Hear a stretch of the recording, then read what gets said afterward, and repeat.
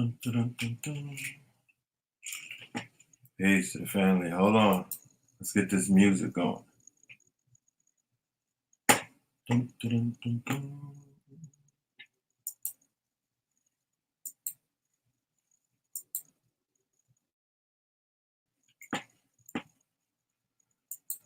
Just here's how to flip a house. It's here's how to have a successful business. It will change your life. Anthem on the track.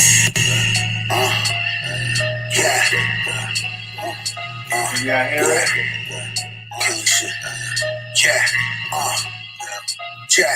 Look. From the city where the bums rich. Skyscrapers block the rays when the sun hits. One time coming, niggas run quick. By the time a baby walk, he got a gun grip. I was made for this. I was made for this. I was made for this. I was made for this. I'm not a product of the cages that they raised us in. Bred to be a king, I'm not a slave to this. I was made for this. I was made for this. I was made for this. I was made for this. I'm not a product of the cages that they raised us in. Bred to be a king, I'm not a slave to this. They don't know fact from fiction. They don't know the blacks is missing. They don't know they trapped in prison. They don't know the path to prison was a decision. They don't know the rap is quitting. They don't know the ass they kissing on the path of mission to put their asses in. They don't know black religion, fact and fiction. They don't know why a nigga leave them niggas half the kitchen with half a chicken.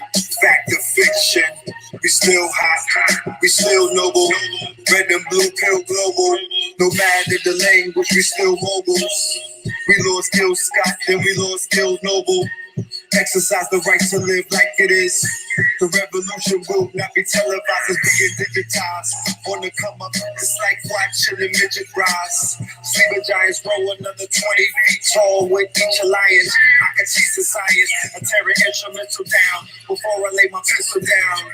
I'm going down to Tinseltown to burn the temples down and cap it up like thistle crowns. And my rights still reserved. Fear of a black Illuminati. I might just feel what you build a bird to come and kill you nerds. I'm shining like a Grammy host on the shores of Miami coast. My Moringa plug looking like Sammy Sosa. The old one when he was well done like Randy's roast. The ancestors sponsor this. I don't know them niggas, all they do is talking conscious shit. We living it, we in the streets like House of Consciousness. ATL in the ATL, MIA, NYC. Multi-dimension like MIB. We are not the same. I am a sovereign. We are not the same. I am a problem. I was made for this. I was made for this. I was made for this. I was made for this. I'm not a product of the cages that they raised us in. Bred to be a king, I'm not a slave to this. I was made for this. I was made for this. I was made for this. I was made for this. I'm not a product of the cages that they raised us in. Bred to be a king, I'm not a slave to this.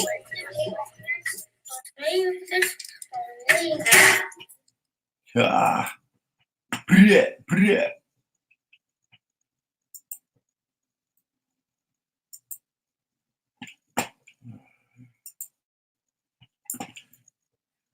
There you have it, my friends.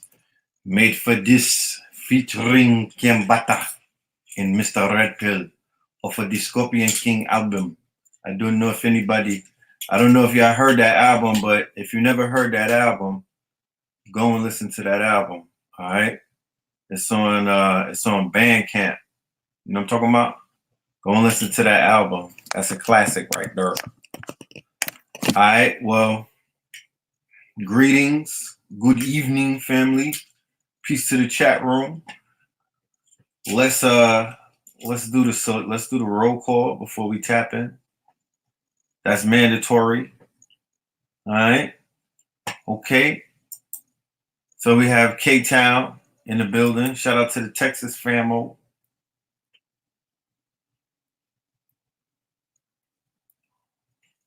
West Texas is in the building. Atlantic City is in the building. All right. West Philly is in the building. You dig? Seminola, Harlem as usual. VA is in the building. The Seminoles are here. Pull up on your horse. You know what I'm talking about? We safe. Texas A&M is in the building. South Carolina's in the building. We're gonna be in the Carolinas. I got the flyer, y'all. I'm gonna show you before the show is over. I will be in the Carolinas. Fort Wayne is in the building. 707 is in the building. The UK in it. Yeah, bump that all day. That music is timeless. That's how you know a classic album when you could play it in 2020. For the 7 billion people that didn't hear that album, if they heard it in the 2020s, it wouldn't be like it's an old album. It would be for right now. Myrtle Beach is in the building. Salute Myrtle Beach. Mars is definitely in the building. Dallas is Triple D. Yeah, that's what's up. Louisville is in the building. 305, stay alive. Money is a major issue. Brooklyn in the building. Maryland in the building. Illinois is in the building. 707, Vallejo is in the building. Yes, NC is in the building. B-More's in the building. Toledo's in the building. MD is in the building. NC is in the building. BK is that the Drillers is in the building.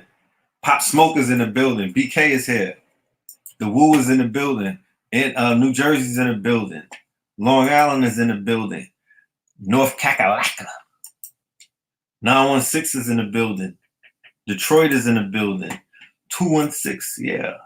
Okay, we deep up in here. DC is in the building. B-More is in the building. 757. Salute to VA. Yo. We're gonna have a day where we're just gonna we looking at where everybody is from. I'm like, that's what's up. It always amazes me. You know what I mean? It always amazes me because it's organic and it's in alignment to what I'm studying. Like everyone who's here tonight, damn near everybody from where you're from, it's the synchronicity is off the chain. The things that I'm studying, I could be studying a million things in this world. There's so much stuff to study. There's so many topics to study. I have so many options. You dig what I'm saying?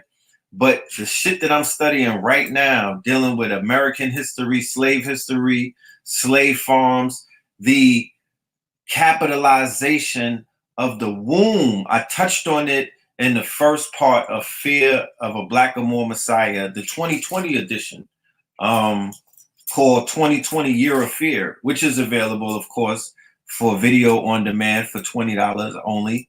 And shout out to everybody who took advantage of the deal that I was offering for the free PDF, and you began to order your pre-sale tickets for part two, which is going to be on March 5th. Okay, I'm going to put it on a Thursday, and I'll explain to you why in a minute, because there's a new schedule that we're going to be introducing in March. I have some good news for the family, not just in New York, but the family around the world, dealing with a weekly class that we will be conducting online the same way that we're conducting these weekly podcasts. I call these podcasts Melanin Monday and Third Eye Thursdays. Those would be considered podcasts. But we're going to turn the podcasts into actual classes where we could really give the information versus what we do when we're doing a podcast. I'm talking about real class, like laid out. So that's what we're going to be getting into, and we'll talk about it later on. I don't want to jump into it this moment, but yeah, somebody says something about this Mercury retrograde. Family, this Mercury retrograde is very real. Yeah, look, this Mercury retrograde ain't playing.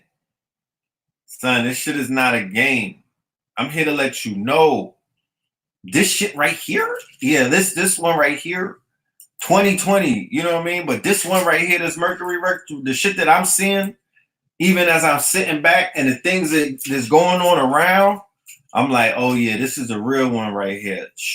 You got to be strapped in like New Jersey Jers, New Jersey twerk, because this thing is finna be a roller coaster ride. I could feel it in my bone marrow, you know. So for everybody who, but it's very Saturn, it's very Pluto, you know. That energy is real, you know. The conjunction that took place in early January, the energy is very dominant right now. You know, it's all over the place. It's all over the place. So it's important. So the fact that we see the documentary coming out right now and is dealing with justice, you know, there's a conversation right now and it's dealing with, you know, the spirit of El Malik Shabazz, the spirit of Malcolm X, the spirit of the one who we say, me included, you know, because I'm a diehard. We say, you know, he's the legend. He's GOAT status. There's nothing, you know, he's an icon. He's a saint. You know, he's the Black Messiah. He is him. If there was one, we've mostly been in agreement to, you know, for the most part, at least in my generation. How about yours? Because all of us are not from the same generation, and I'm cool with that. You feel me? I'm not here to judge you. But my generation, the 70s and the 80s, you know, the seed planters and the ones who are definitely in the driver's seat and the ones who are the architects and a lot of the people who have a hand in culture and a lot of things right now and back in the days, they would agree. You know, they would agree. You know, yeah, Nipsey Hussle's documentary got picked up by Netflix as well. Yeah, Netflix is not, Disney Plus and Netflix is not going anywhere. They're going to air material that will fill a void that a Disney Plus streaming network won't touch, in a sense, or it don't fit the brand. So Netflix is going to give you cocaine, killers, and some rainbow shit. You know what I mean? Some LBGT stuff, because some Roman shit. Let's be clear, because I have to verify, I have to clarify my statements when I'm speaking about something and utilizing technology, because Dr. Valentine told us it's a word war, not a world war, a word war. And we say all of these letters and what. Now, I'm just saying Rome. I'm just saying a Romification of this bitch. And all of these other things that are coming on, people put it in these categories. I'm throwing it in one big pot. I'm throwing it in a wok, my niggas. And I'm saying this is duck Rome. This is Rome sauce. You know what I'm talking about? It's niggas being, you know, there's a bad case of when in Rome, be Roman. And then we all get excited about all of these things. Oh, they're over there trying to sleep with babies of both genders. Oh, Roman. Oh, the government is wild crooked. Roman. Oh, homie is trying to become an emperor. Roman. Oh, they're imperialists. They be just taking land from people. Roman. Oh, the citizens are getting struck down. Roman. Oh, the taxes and all of these other penalties are being levied on the common folk.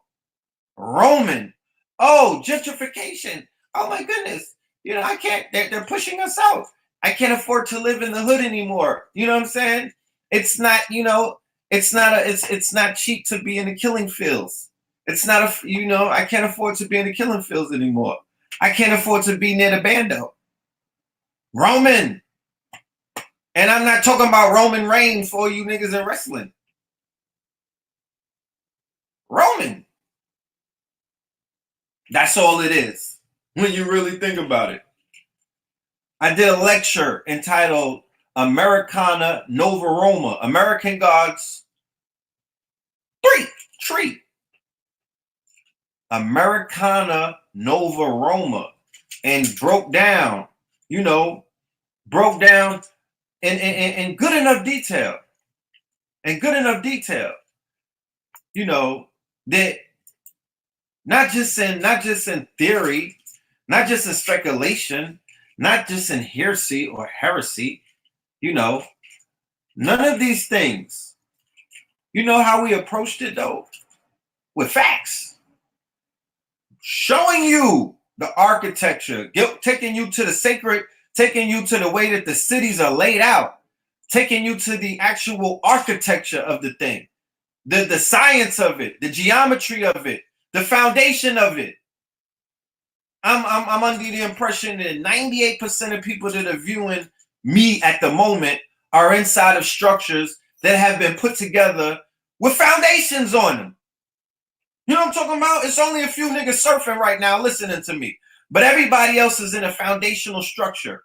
So you understand the concept of foundation. You understand what foundation means to a thing, that you don't get encapsulated with the outer garments or the quote unquote, the fixings that they put on things, but you focus on foundation. What is the frame? What the fuck? What's the platform that these things stand on?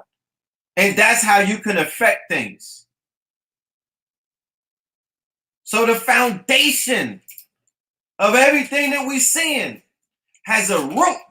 You know what I'm talking about? A root. It has a root. It has a source. And this source is becoming an all-powerful source. It's an elusive source because the tentacles of the source have incorporated itself into all facts of life. When in Rome, be Roman. The shit is Rome. So, you in Sodom, and then you move to Gomorrah. You know what I'm talking about? But then you talking about, you in church talking about the story of Sodom and Gomorrah, not knowing that you live in Atlanta. You know what I'm saying? Not knowing that you live in Sodom or New York for that matter.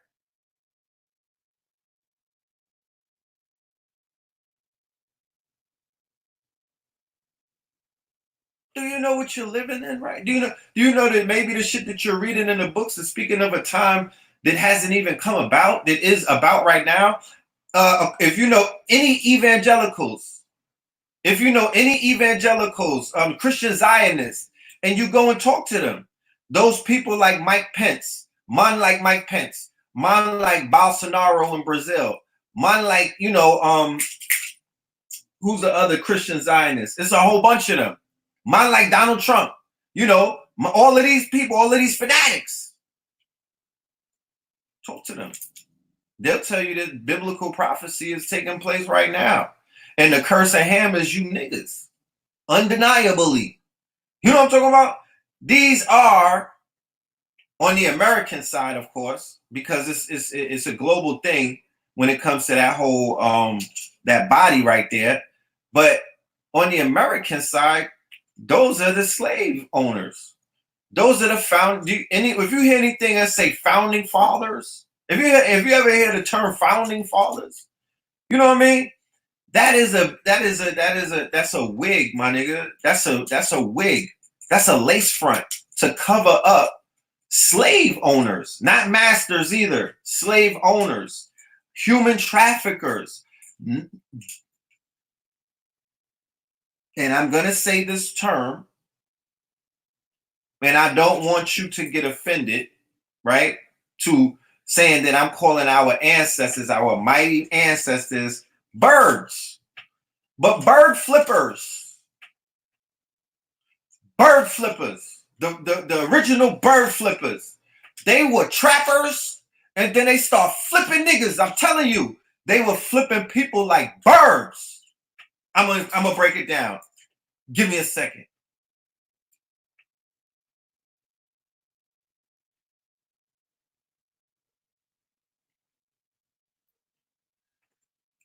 In 1808, right?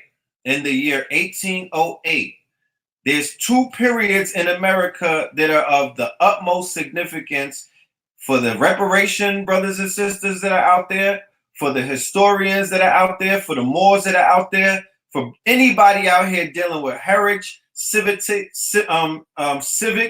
If you're going for sovereignty, if you're going to be a private citizen, all of these things matter. These two dates.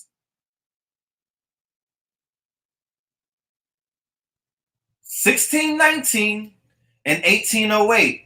Now, in 1808 is when they banned what is known as the importation of Africans from the continent into America. Although it still occurred in piracy, the actual concept that was being enacted was that they were going to switch the business model of buying imported kidnapped Africans, purchasing them.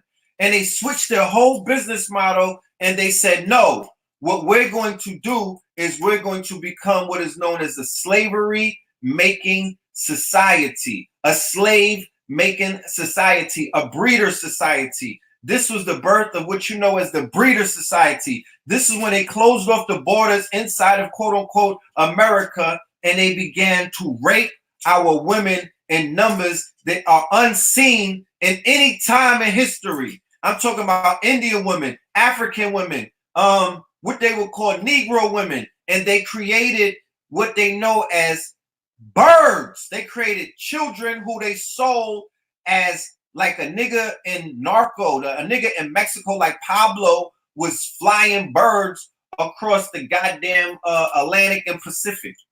Because the children, remember, it's the term that they used was cat. Well, hold on, let me get my notes. Because I want to give you the proper term to go and look up. Natural increase. Okay? Natural increase. That was the term. These are all economic terms, mind you. Keep this in mind. We're discussing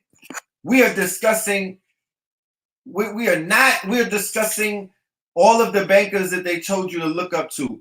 All of these people who created these insurance companies, the first people to get rich in America. It's the same way that like the narcos are getting rich in Mexico, and then generations down the line, their children become power brokers in the states that those crops have created. They create narco states. Georgia was a narco state, okay? The Carolinas were narco states. Virginia, the Chesapeake Valley, narco states. Those were all slavery narco states. They were moving crops, my nigga. It started out tobacco, then it started out sugar, then it started out cotton. Those were crops. But the biggest crop that they could flip like a bird, like if a nigga say, yo, I want 10 racks right now. I need 10 racks. Yo, go and get that little wench from her mother, right? Go and get the little wench. Or that occurred because you had these sales, but on New Year's Day, that was the most dreaded day for people on plantations and people who were enslaved behind the borders in America was New Year's Day, because New Year's Day was the day that all of these people got their books settled. This was the day that you had to cash in on debts. This is the first fiscal day of the year, so you had to get your book settled. So this was the day that even when they lent out slaves, they were lending out slaves or enslaved people, enslaved Africans, right? Like they will lend out tools and like how they will lend out leaf blowers. You know what I'm talking about? Like how they will lend out leaf blowers. Like how they will lend out lawnmowers. Like they will have like a nigga will lend out, you know, the blicky. Yo, go bring, you know what I'm saying? If you know what I mean, bring that back, make sure you know That's how they was lending our people out. But they were not lending, they were lending them out, but if they ever decided that they wanted to sell them, they added them up. Millions of dollars on today's quote unquote, when you take the amount of money that they were receiving for the slaves and you equal it to the amount of money today. They were making millions of dollars by selling off multiple slaves. And these slaves post 1808 is the beginning of what we know as today as the nigger factory. This is the ultimate creation of what you know now as the African American, because at this time in 1808, when they decided to close off the borders, one of the main reasons why they said that we could begin to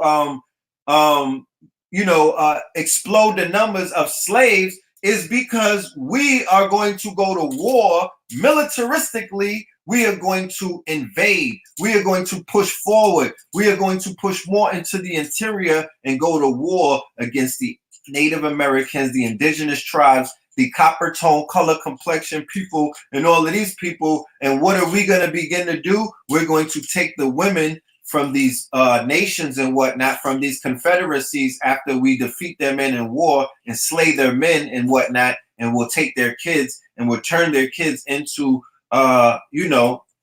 boy toys and things like that, because they were treating them like they were too rambunctious. They said the Indians knew the land and stuff like that, and they couldn't break them like that because they were on their land. It's a different psychology. You can't tell him he's not one of these tribe people, and he's like, nigga, that's what we talking about. You know what I mean? So they began to take those women, put them with the African slaves or the African breeders and whatnot, or they took the Europeans and they would interbreed between the, you know what I mean? There was an interbreeding that was taking place, and the Atlantic Creole was born. The Atlantic Creole, all right? And these so-called mulatto races exploded throughout, the Americas, or it wasn't even called the Americas at a certain point. This is when it was territories and whatnot. But after they became after this declaration and all of that stuff, then yeah, America. And the forward expansion from 1808 going all the way up until they take California, Mexico, and the Mexican American War, is pure slaughter. Pure slaughter from that. I'm talking about pure genocide of all copper tone complexion nations, nation states. Andrew Jackson, Trail of Tears, when they found a gold in the mountain in Georgia, the Blue Mountains, when they found a gold in California, went out there gun crazy, when they was in Texas bodying shit, they were going bonkers. And during a lot of that time, there was all kind of, this is when rape culture was officially embedded and ingrained. You know what I'm talking about? Ingrained. You know what I mean? This is when the quote unquote psychosis, that the mental health issues that Black men and women are still dealing with right now. This is when these seeds are planted. This is that time right here. This is the terror dome. You know what I'm talking about? So you have to visualize what was being done. They got a whole look. This is picture this. They got a whole auction block on some Wall Street shit, right? Because they had auction blocks, the biggest auction blocks, the biggest auction there, the biggest spots for auctioning African bodies, right? And they auctioning niggas today in these same places. It did not stop, yo. That's what I'm saying. Nothing has stopped. And I'm not being facetious. I'm not being pessimistic. I'm being a teacher, and I'm just keeping it. You know what I mean? I'm using my common sense at the end of the day. You don't gotta be, this ain't a deep dive, my niggas. I got this one in shallow, I scooped these up in shallow waters. These pearls was waiting for me when I got in the ocean. This ain't a deep dive. Motherfucking Mississippi, Natchez, Mississippi. That was a port. That was the slavery port. Louisiana. That was a slavery port. Natchez, Mississippi, slave port, and it was a market. Okay. In Tennessee and Nashville, these are frontier towns. It was part of North Carolina, what is now Tennessee and quote unquote Nashville, the home of this country music shit, where these motherfucking cowboy, these Kid Rock niggas and all of them, Nashville and all of that stuff. Cashville. This is where Andrew Jackson This is where most of the Confederates come from. You understand? These are where these cowboys, these outlaws, this is their breeding grounds. Okay? These are the ones who go and ride out, and these are the terror campaign. This is the seat of the KKK. You know what I'm talking about? These frontier towns, Jacksonians, Waxhaw, where Andrew Jackson is born, in Waxhaw. You know, frontier towns. They don't got no culture. They more dealing with snake. They dealing with some whole savage shit, right? So you had Natchez, you had Tennessee, you had the Chesapeake, which was a slave port. That whole Chesapeake waterway and everything. They was moving niggas up and down. So to today. And then South Carolina, right? South Carolina by way of, the ports in South Carolina by way of Barbados, my Bayesian niggas, Wagwan, right? So today, right now, in and now, the 4 main states that feed the prison complex industry is Mississippi, Louisiana, Maryland,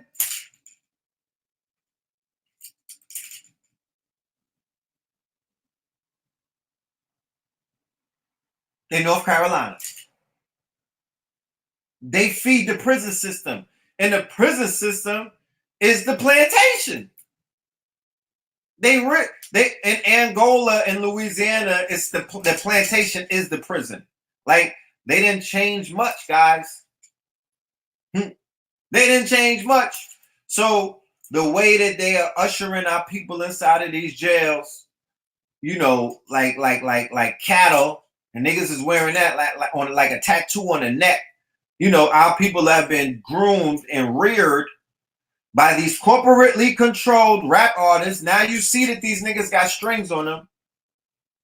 These corporately controlled, don't think that this is the first time that niggas get their buttons pushed. It's the whole thing it's all push button notification.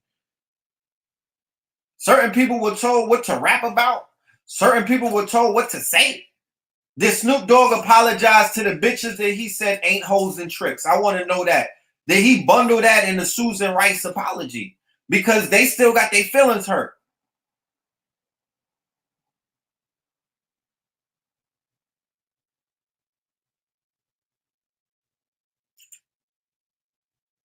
No, Texas and California, yes, they feed the prison system, and they're part of the whole thing too, because Texas features Sam Houston.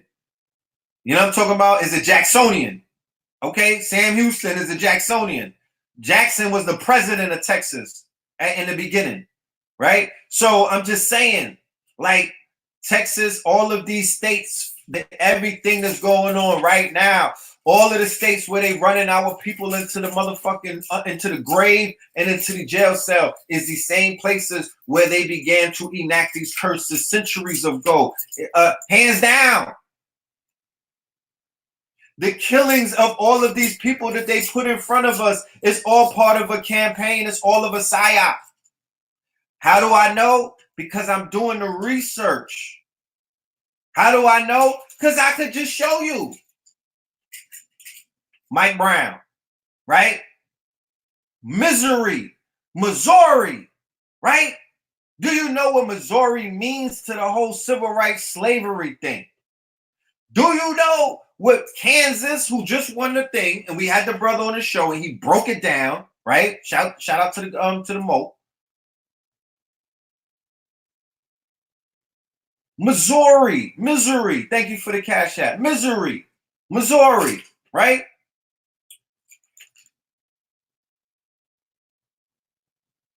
Trayvon Martin.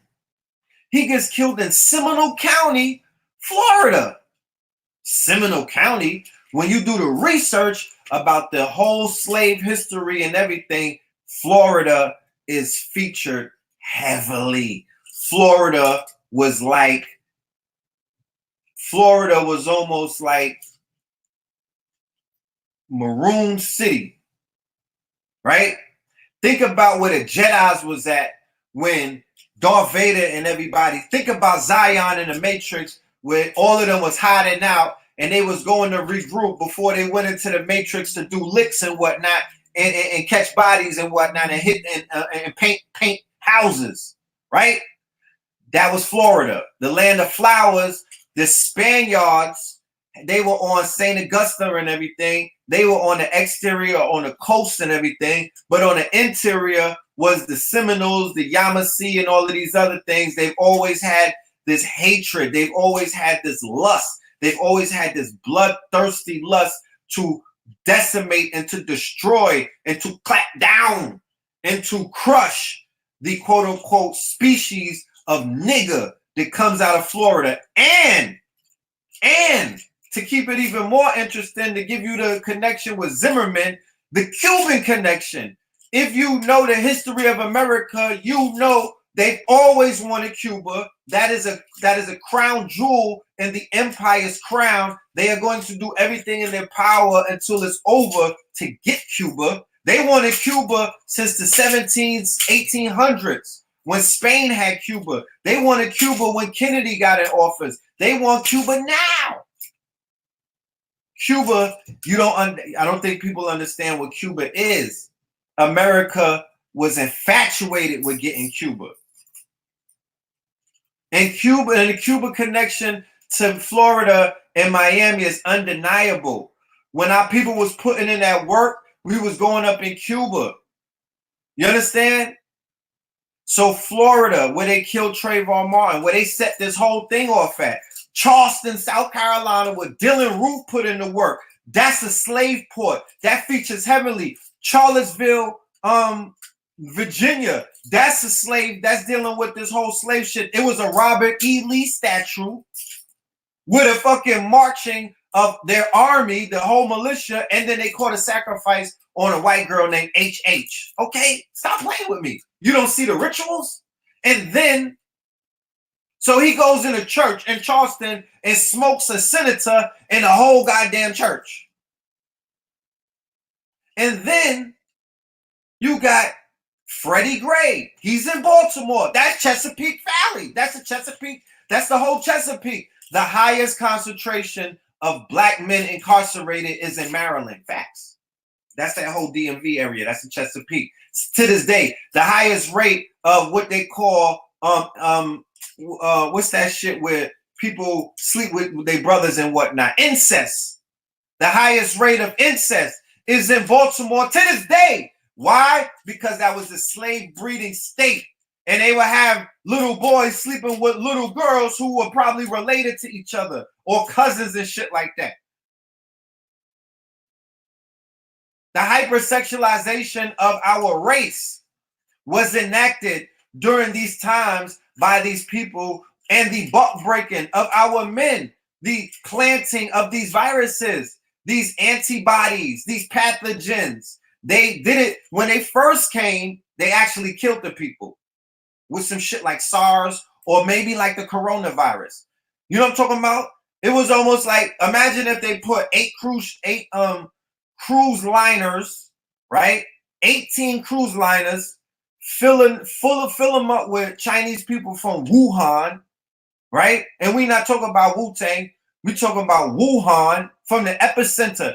Imagine if they fuck that. They loaded up all of the hospitals where people had the coronavirus and was like, nah, get on these cruise liners. We're going to take care of you on the sea, on some Caribbean cruise shit. And then they pulled up to the shores of America, and everybody that had the coronavirus hopped off and started running up in America. That's the same thing. And you might be like, that's impossible. That is exactly what they did coming in from Europe into the Americas. And they turned they was killing people by breathing on them. I can't describe the funk. The funk is the description of the funk is unbearable. You know what I'm talking about? Nigga, the funk was so crazy on these Europeans, the boat was falling apart. In the sea, the wood was like, nah, I can't take it no more. No mas. I give up. He was falling out to the sharks. The wood of the ship. Ship was just falling apart. Nigga, these were walking coronaviruses.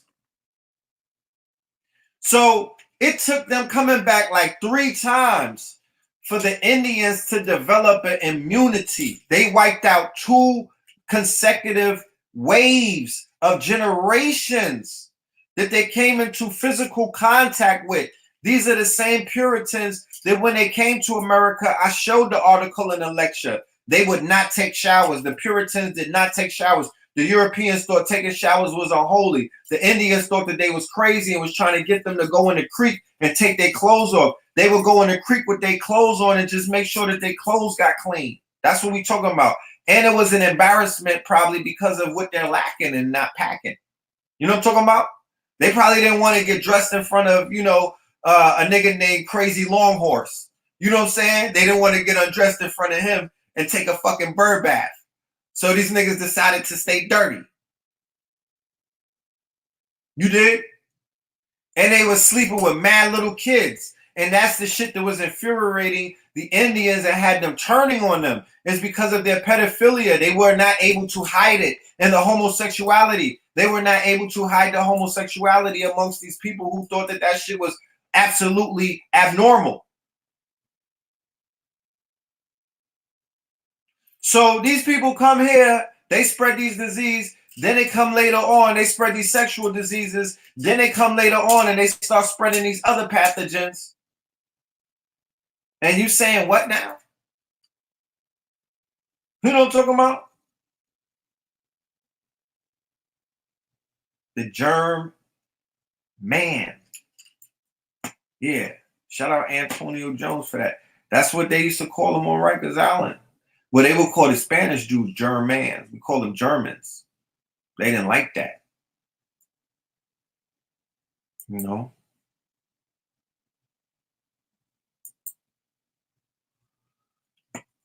Man, the scalping.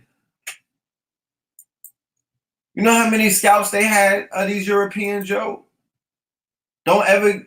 You're not gonna get this. People don't understand. We get the story from the perspective of the people that got scalped. We're not getting the story from the perspective of the scalper. We're not getting the story from the perspective of the lion. You got the hunter telling you the story, and niggas is running around regurgitating and proliferating that version of the story. And my nigga, that's not it. It's deeper than that. It's shit that was going down. People was getting their ass handed to them. People was fighting back. They had to move strategically before they outwitted certain people. But when disease starts to kill some of the stronger people, and when disease starts to, weaken the interior of a people who will serve as a heavy defense and whatnot, and you rely into the same kind of war tactics that you used against the Moors during the quote unquote bubonic plague and whatnot. You implemented germ warfare. That is a tactic that they perfected. And it seems, looking at the whole Wuhan thing, and from where my resources are pointing to, it seems like these Americans have somewhat, even perfected their quote unquote proxy wars by letting biogenetic weapons go off, and then blame it on other people. You know what I'm talking about? Yeah, Castro kicked the gangsters out. Castro kicked remember, he kicked the children of the slavers, the children of the cotton plantations and the candy, the sugar plantations, the families of the rum exporters and whatnot. Yeah, they all had to go.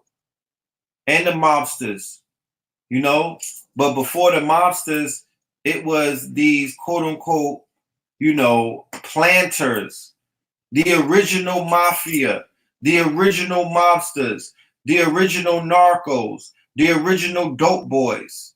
It's the European who came over here and he created an economic system. His foundation, the same foundation that is holding up your house, your hut, your mansion, your skyscraper, whatever you live in, the same concept, the foundation of everything that people say is this American dream. The foundation, the core is capitalism. And what is capitalism? The core is capitalism. And what is capitalism?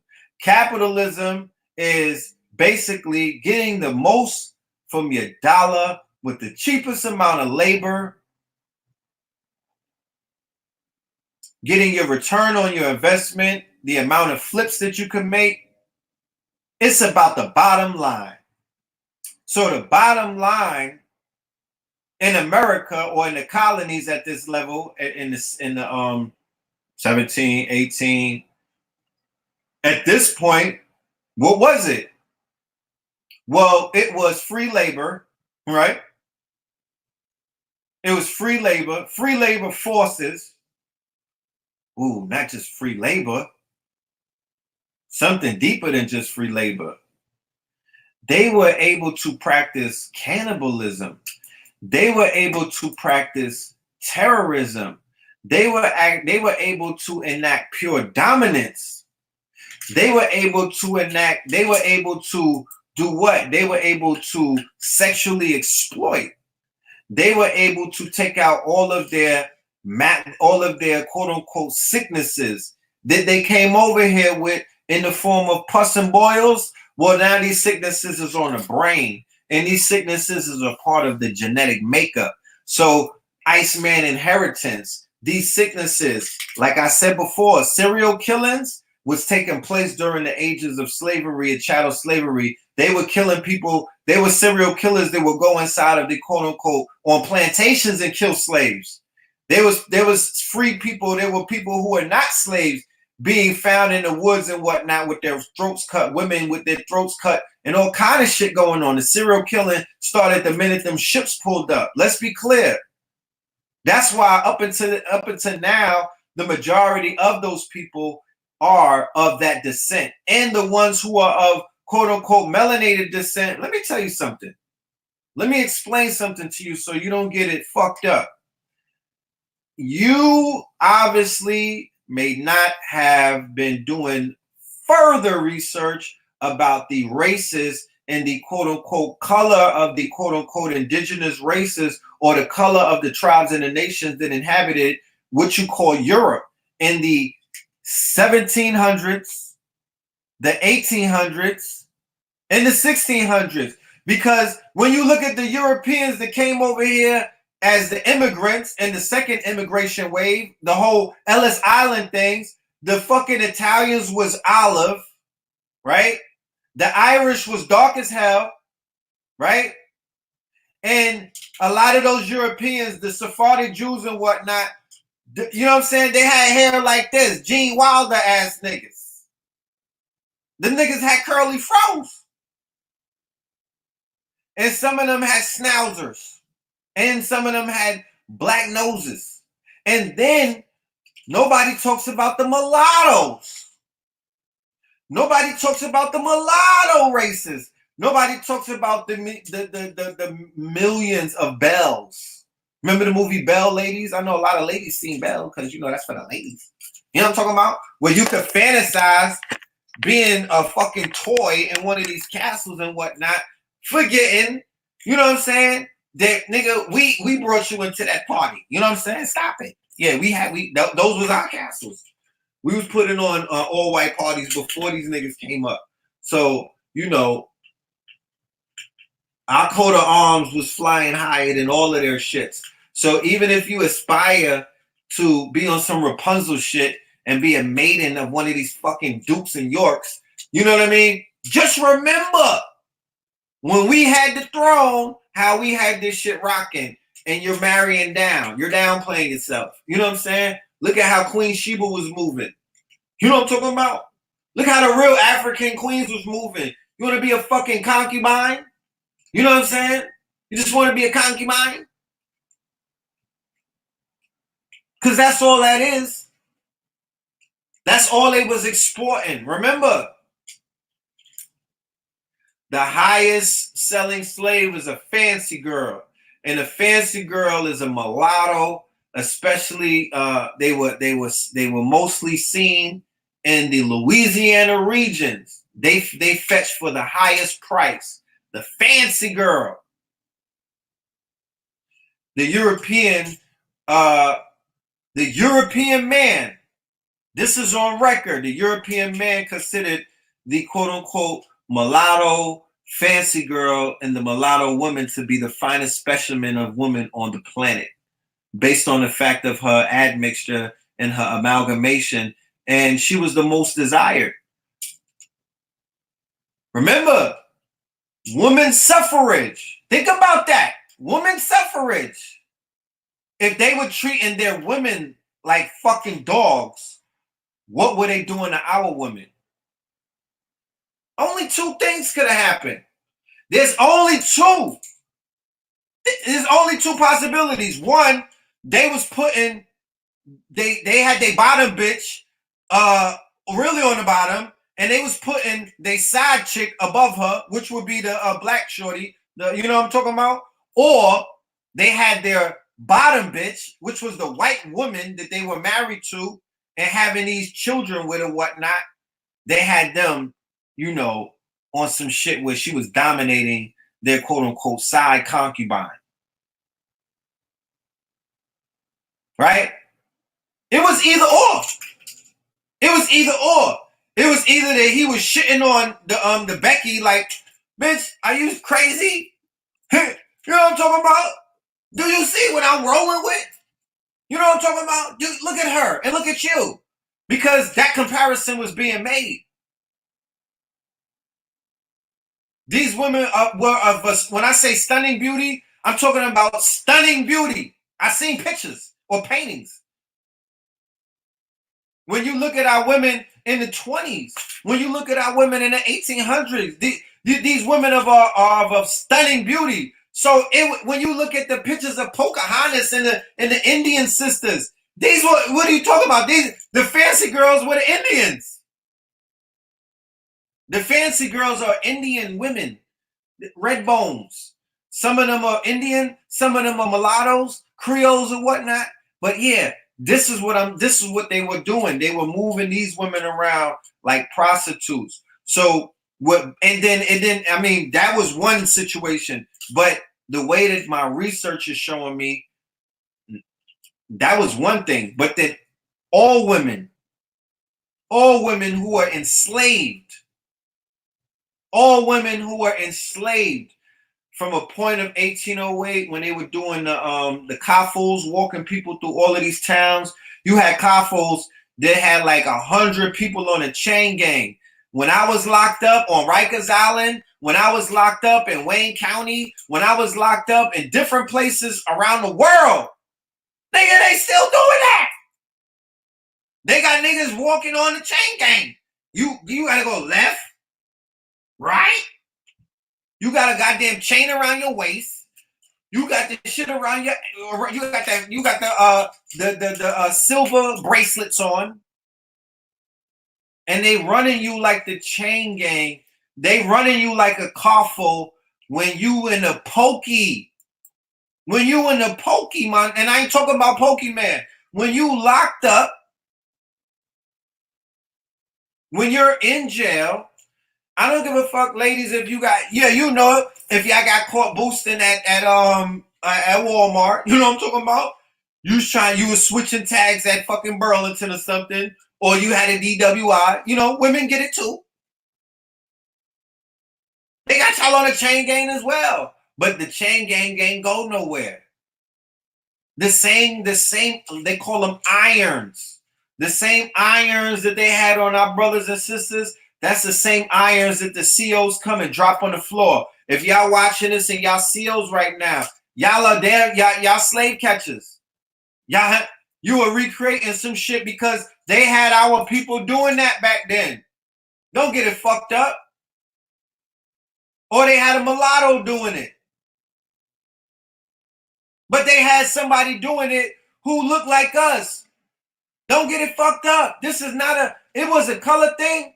But my man, oh man, don't think that them boats of Europeans did not have some niggas on it.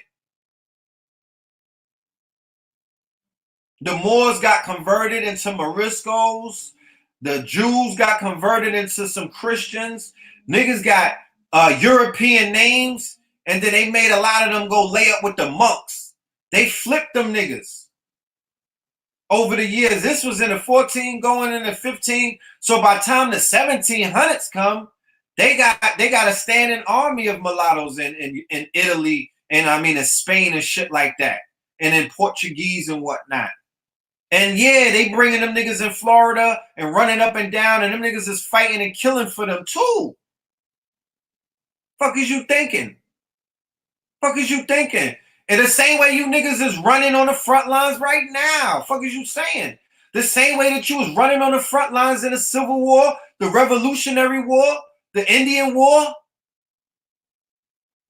You know what I'm saying? They play G.I. Joes all the time with niggas. That's a fact. Ain't it? They've had our people on the front line. Am I making this up? Niggas was in World War I, World War II, the Korean War, Panama War, Secret War, the fucking Avengers War, the Infinity Gauntlet War.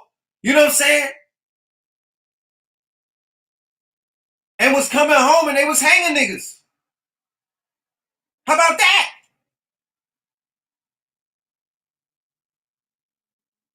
They was coming home and getting hung, bro. They were coming home and people were treating them worse than the Nazis were treating, you know, quote unquote Jews over there in Europe. So think about the mentality that was forming in the subconsciousness of the African American, because this title holds validity when you think about it right now. When you think about what was the stock, what was the pedigree that was created in the sex farm. We got to talk about this. They breeded out the pure African. They breeded out the quote unquote Indians. They interbreeded them. They intermingled them, and then they dropped their blood in there too. Do you know how many generations it takes to whiten up a fucking person? Do you know you can achieve that in 2 generations? They call it genetic bleaching. Go and look up genetic bleaching. Somebody give me an amen. Genetic bleaching.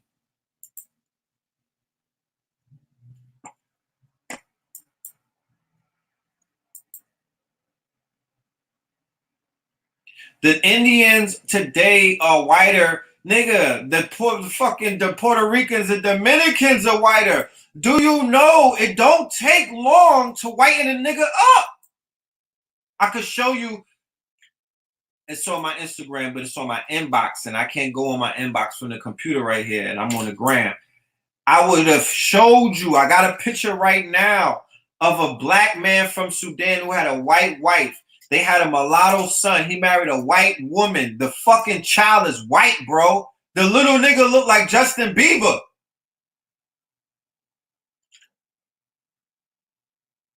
So you could, it's called genetic bleaching. You could genetically bleach yourself back into a fucking European in 2 generations. And please believe niggas is on that train right now. Stop playing with me. Stop playing with me. How many Barbies is out here playing with their silky Hawaii, and they will get with a fucking European so little Barquisha could have a fucking shot at having some original silky Hawaiian hair. Shit, dumb shit like that. Oh, maybe we could shoot for Blue Eyes because she could be the new Blue Ivy. Come on.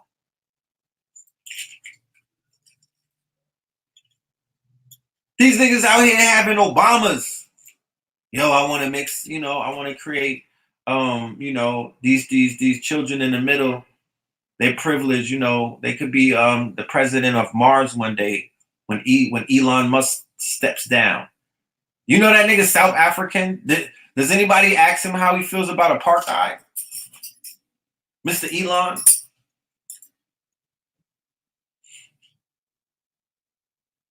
Yeah, the girl Tamara from Sister Sister. Her son look like he's European. And then they have a talk with the progeny. They tell the progeny, look, we got mad money on that. We got mad inheritance off of cotton money, little nigga. We got tobacco money. You know what I'm saying? Little nigga, you. And if you bring a Meghan Markle through these colonial doors, you won't get none of this inheritance. You could play with it if you want, but the plan is to flatten the motherfucking those little non-ethers that's in your head to be trying to rise up. We trying to do away with that shit. So they tell the child with, you know, probably 96% of RH Remus, you know, in his blood. They're like, yo, go and get you a Becky and procreate. You know what I'm saying? And then, you know, little Brandon and whatnot, he'll be the fucking breadwinner of the family. We'll put all kind of shit in his name. We will crown him. But come back home. And they doing that shit. You know what I'm talking about? They got arranged marriages, bro. What you talking about?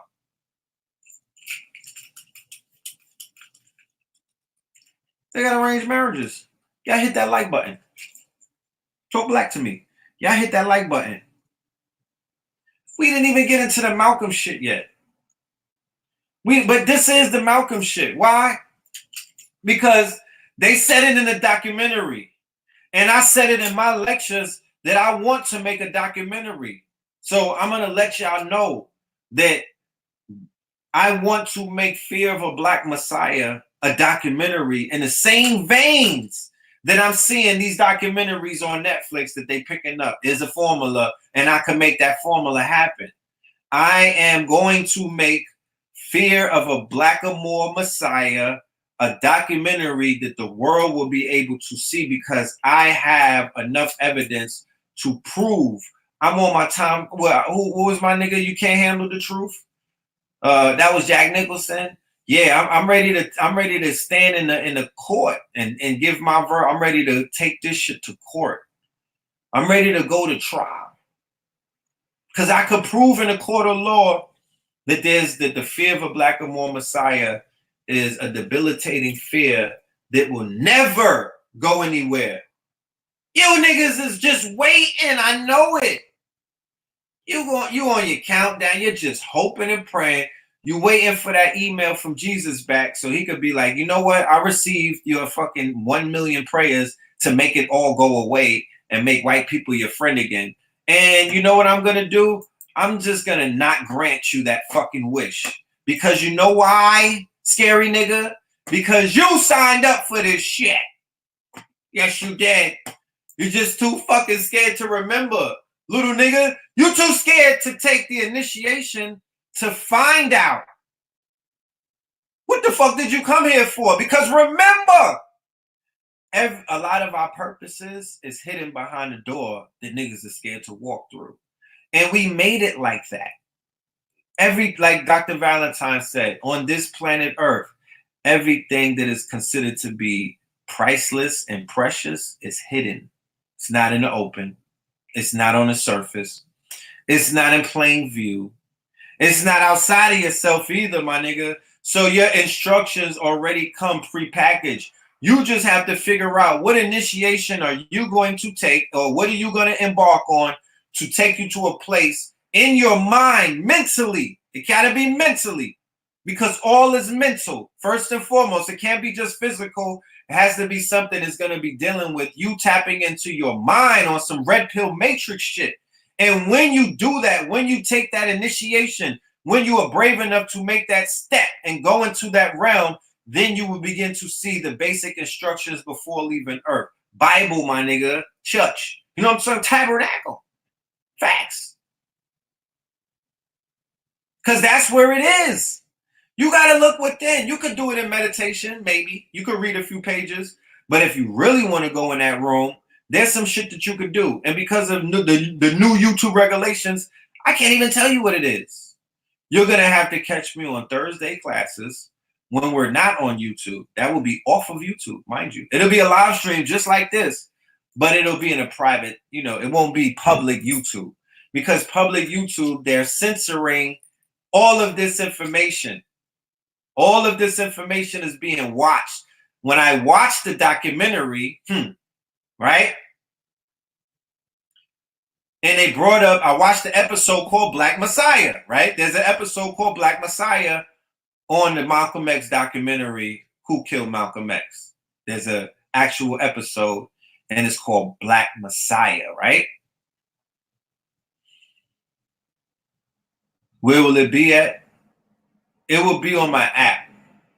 The classes will be on our app. So just and that will be, the classes are going to start the first week of March, and it will be on the app. So I want everybody to sign up to facts2020.org. Everybody give me your information. I want your email. I want your data. You know what I'm talking about? That's the best way to repay me back for whatever I may give to you in the form of information. Just give me an email.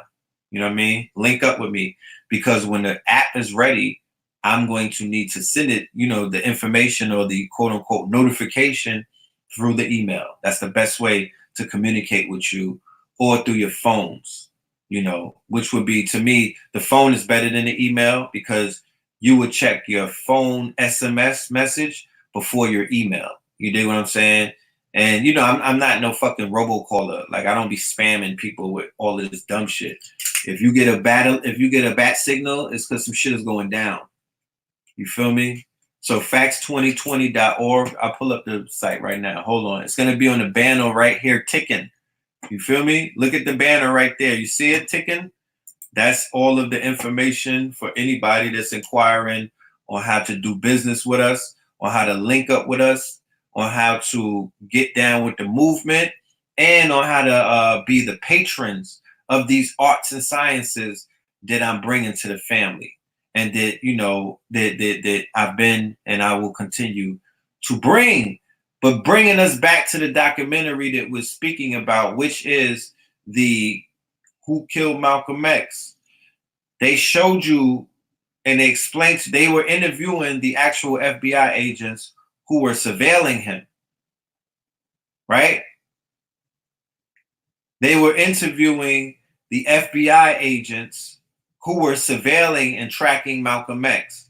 And they were saying that they were happy, they were elated when he fell out with Elijah Muhammad, because they said that Elijah Muhammad was losing the most important chess piece in the game that he was playing in his organization, because at that point the organization was too strong, too influential, it was too powerful, you understand?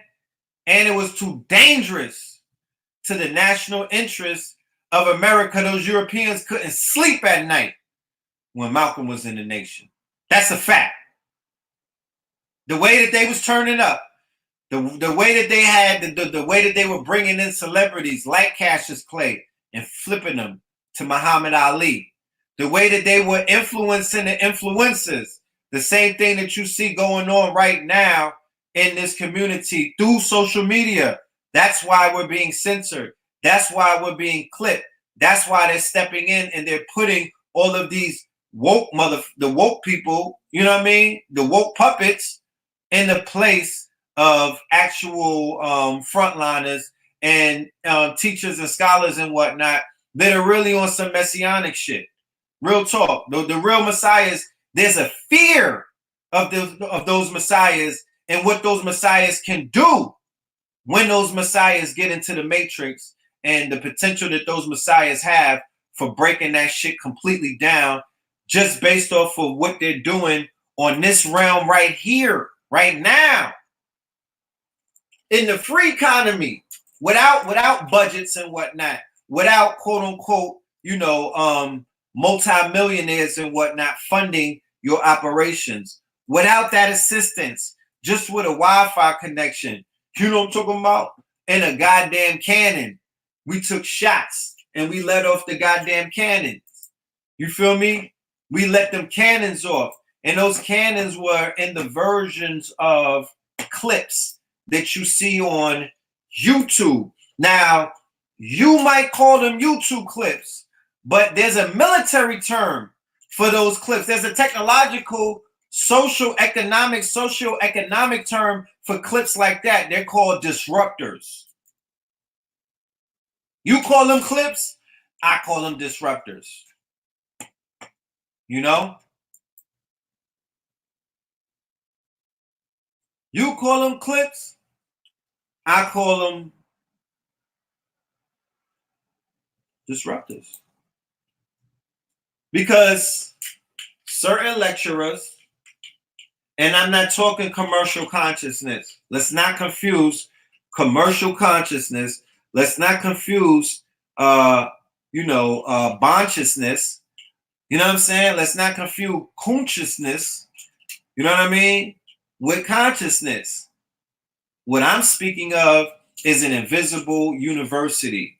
All right. What I'm speaking of is the invisible university of brothers and sisters that are scattered around the world, the quote unquote invisible empire of brothers and sisters who are receiving information at the same time on the same frequency from some of the same teachers who are pushing similar narratives, waking up similar different parts of your brain, rejuvenating sleeping giants that are lying, they're snoring inside of you, right?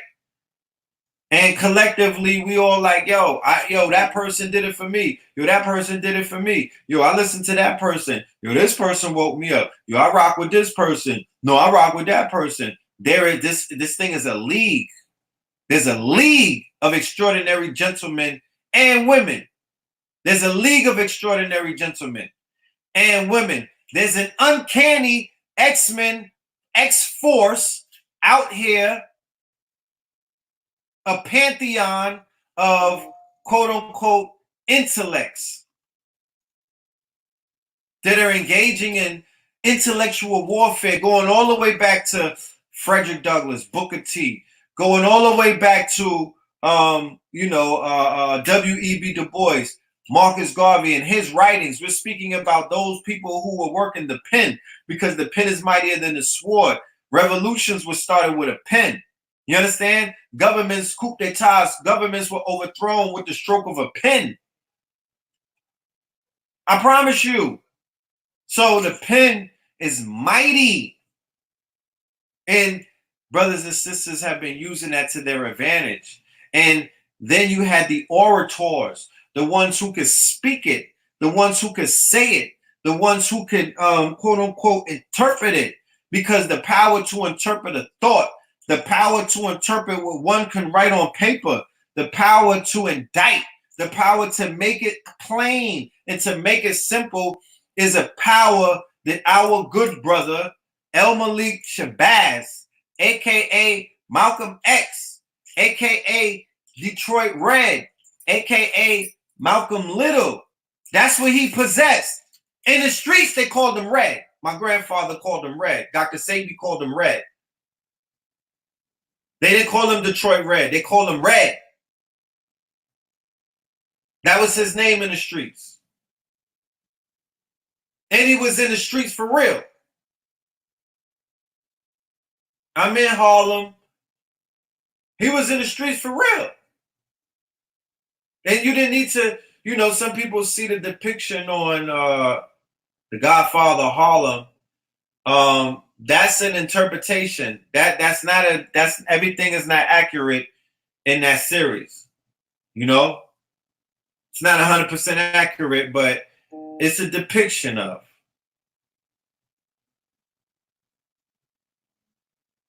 So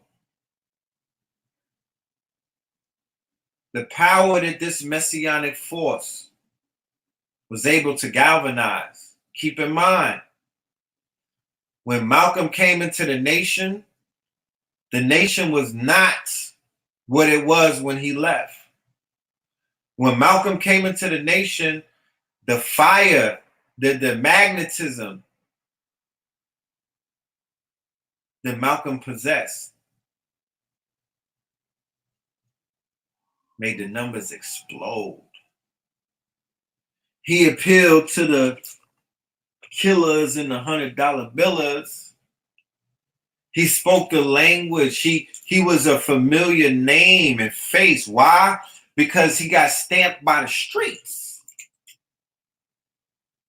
He got stamped by the streets. Shout out to Black Dot in the building.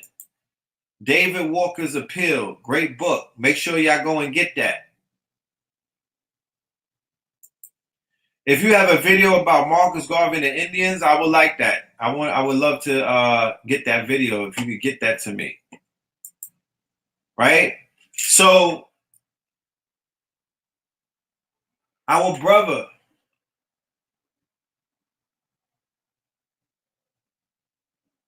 was extremely influential. And as we see in the documentary, his influence was being surveilled. So when you're on this front line and you're doing this work and you are out here and you getting caught up in social media dopamines and whatnot, because you getting likes and whatnot, niggas is like, go in. You see a lot of fire emojis, you got followers, your fucking hands and your ears be itching because people are talking about you, right? But on the flip side of that, you know what I'm talking about? When you smoke a little marijuana or you're by yourself sometimes and you get time to think, you say to yourself, damn, I hope the feds didn't get that clip from earlier this morning when I was going in on Shorty, because, that right there, you know what I'm talking about? You know what I mean? That birdie comes, that voice comes in your ear and reminds you, nigga, you're under a fucking microscope. Okay? Carry yourself accordingly. Put on a fucking show if need be. But nigga, you're being watched by the watchmen. And we're not talking about Angela Abar either. To come to the realization, being in this movement, that you are being watched, that you are being surveilled, because do you know what the Federal Bureau of Investigation means? It means that they're investigating. So for them to admit in the documentary that they were watching this nigga for 24 hours a day, people are like, oh my goodness, I couldn't believe it. Nigga, it's called the surveillance for a reason. They were doing their job. They're surveilling the niggas. So if you don't think, thank you, Kevin, for the Cash App. If you don't think that we that are in this community who are on this front line where our names are mentioned amongst these top names, these top 10 names that are usually mentioned when people throw names, or if your name gets caught up in any kind of drama or fuckery, then everybody knows your name. If you want to get known, just get caught up in some beef, nigga, or just start, just do some tomfoolery. Niggas will find that, they'll know who you are in a minute. So everybody who name gets out there, you got a jacket. And if they were watching Malcolm X and these brothers in the 60s, okay, before the age of the digital shit, in the 60s, before cameras was the size of a fucking a nanobyte, if they were putting so much emphasis on following these brothers, then we have to understand that that is being done in our midst. Right? 9 FBI informants and one quote unquote one NYPD informant was at the ballroom. Like they were saying in the documentary.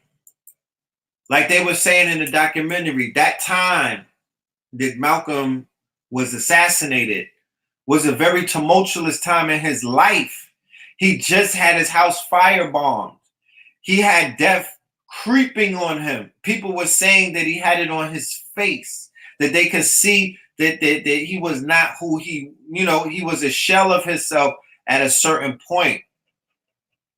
That 1 year after him leaving the nation was a very bumpy, very toxic, very tumultuous, very up and down, paranoid, real fucking, it was a real heavy year for the God. It was real heavy on the God. And they killed that man in front of his fucking daughter, bro. That shit made me cry when I saw it. They shot that man, they shot the guard down like they was in a fucking like they was in a shooting gallery. They killed that nigga in front, they killed the guard. They killed the guard in front of his babies and his wife. Come on, B. Come on, B.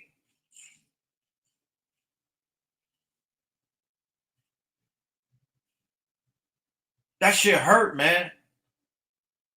I don't wish that on nobody, bro. That wasn't right.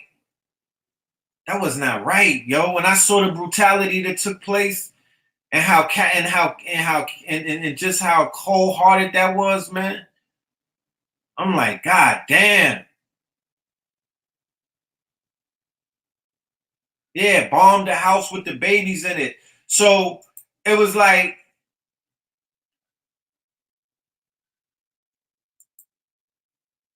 pregnant wife.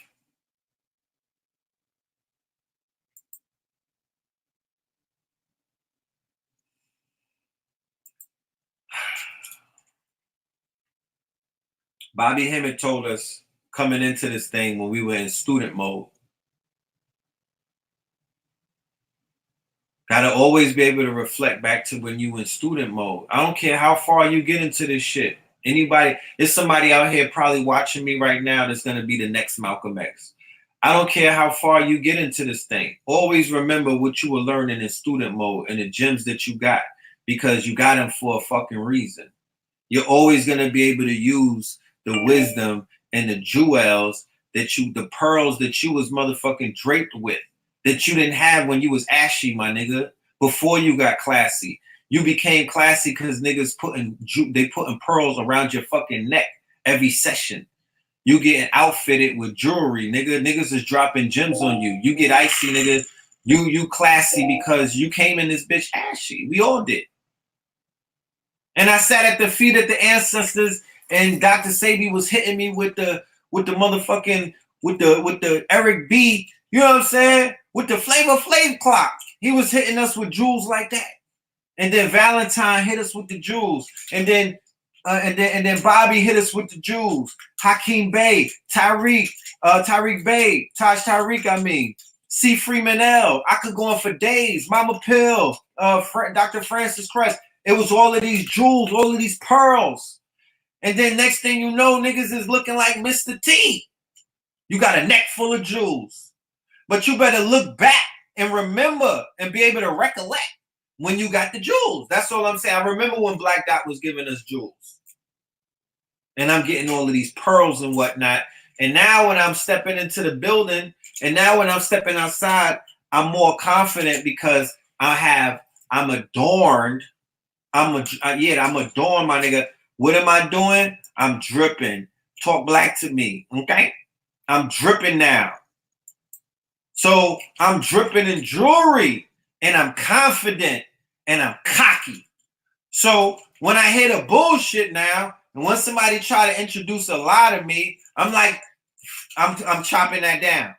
I'm able to firebomb that right there. I'm able to fire burn that. I'm like, get that out of here. I could shred that. I'm like the nigga in Mortal Kombat. And then when people come with other things, now that you got this jewelry, it just hit differently. You not ashy, nigga. You classy. And you carry yourself differently. You dignified now. Have some fucking consideration, Benny. Not the butcher, nigga. The Blanco. Have some consideration. That's all I'm saying. Because niggas is out here, niggas is like Elliot Jura. Niggas is giving you niggas the Jacob treatment. All kind of jewelry. So when my master teachers was giving me the game, Bobby Hemmett said, don't fuck with no organization. Fuck with yourself. You know what I'm talking about? And he reiterated that a few times. He was like, fam, you can't do organization. Why? Because we in an age where the gods have come back. How you going to be in a god in an organization? Is it an organization of gods? You know what I'm talking about? Is it? Because an organization in the motherfucking Aquarian age might hinder you from going full god mode. Shit might hinder you from turning into Osiris Omega Bay, nigga. Because that's what your name on Twitter and Facebook is. But guess what? This shit is so ill that you live in this quantum time, time zone then you just might could be that nigga. You just might could be Osiris, you know what I mean? Quasicodo, Sekhmet Bey. You might be able to be all of that if you stay on it. You just could be that, because I'm seeing people who they gave themselves an attribute, and I'm seeing them become their attribute. So why can't you? Your name is just longer than the niggas that started out this thing. But you might be the next version. You might be the next generation. You're gonna be what's the whoever's coming behind us. Y'all gonna have to do double the fucking the decoding and the work and the motherfucking the content creating and the talents and all of these things. You're gonna have to go super duper hard, triple hard. So yeah.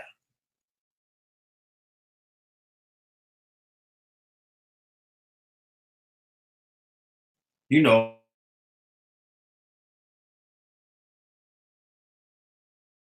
all organizations, be a diplomat, be a statesman. You are living in times of war. Understand this. If you are able to understand this concept and grasp this concept and not be afraid to hold it, you know what I'm saying? Be able to hold it, be able to grab it, be able to grip it, be able to put it in front of you and look at it and examine it and say that there is an active level of warfare in my environment right now. It doesn't have to be white people. Keep in mind, like I've said before, we live on a planet of killers. The fungus is trying to kill. The birds are trying to kill. The snakes are trying to kill. The toads could kill you. The hawks could kill you. The sharks could kill you. The whales could kill you. It's a lot of things, and they're killing each other as well. So this is an active planet that we're living on. This is a planet of carnivores, a planet of dualities. This is what is considered to be a prison planet. You know what I'm talking about? And this is a planet of death, and this is Malkuth. So we don't gotta waste time and energy, and because we don't have a lot of time. So we need to fast forward through the one-on-one lessons and get past trying to convince people that you have natural born enemies running around this bitch.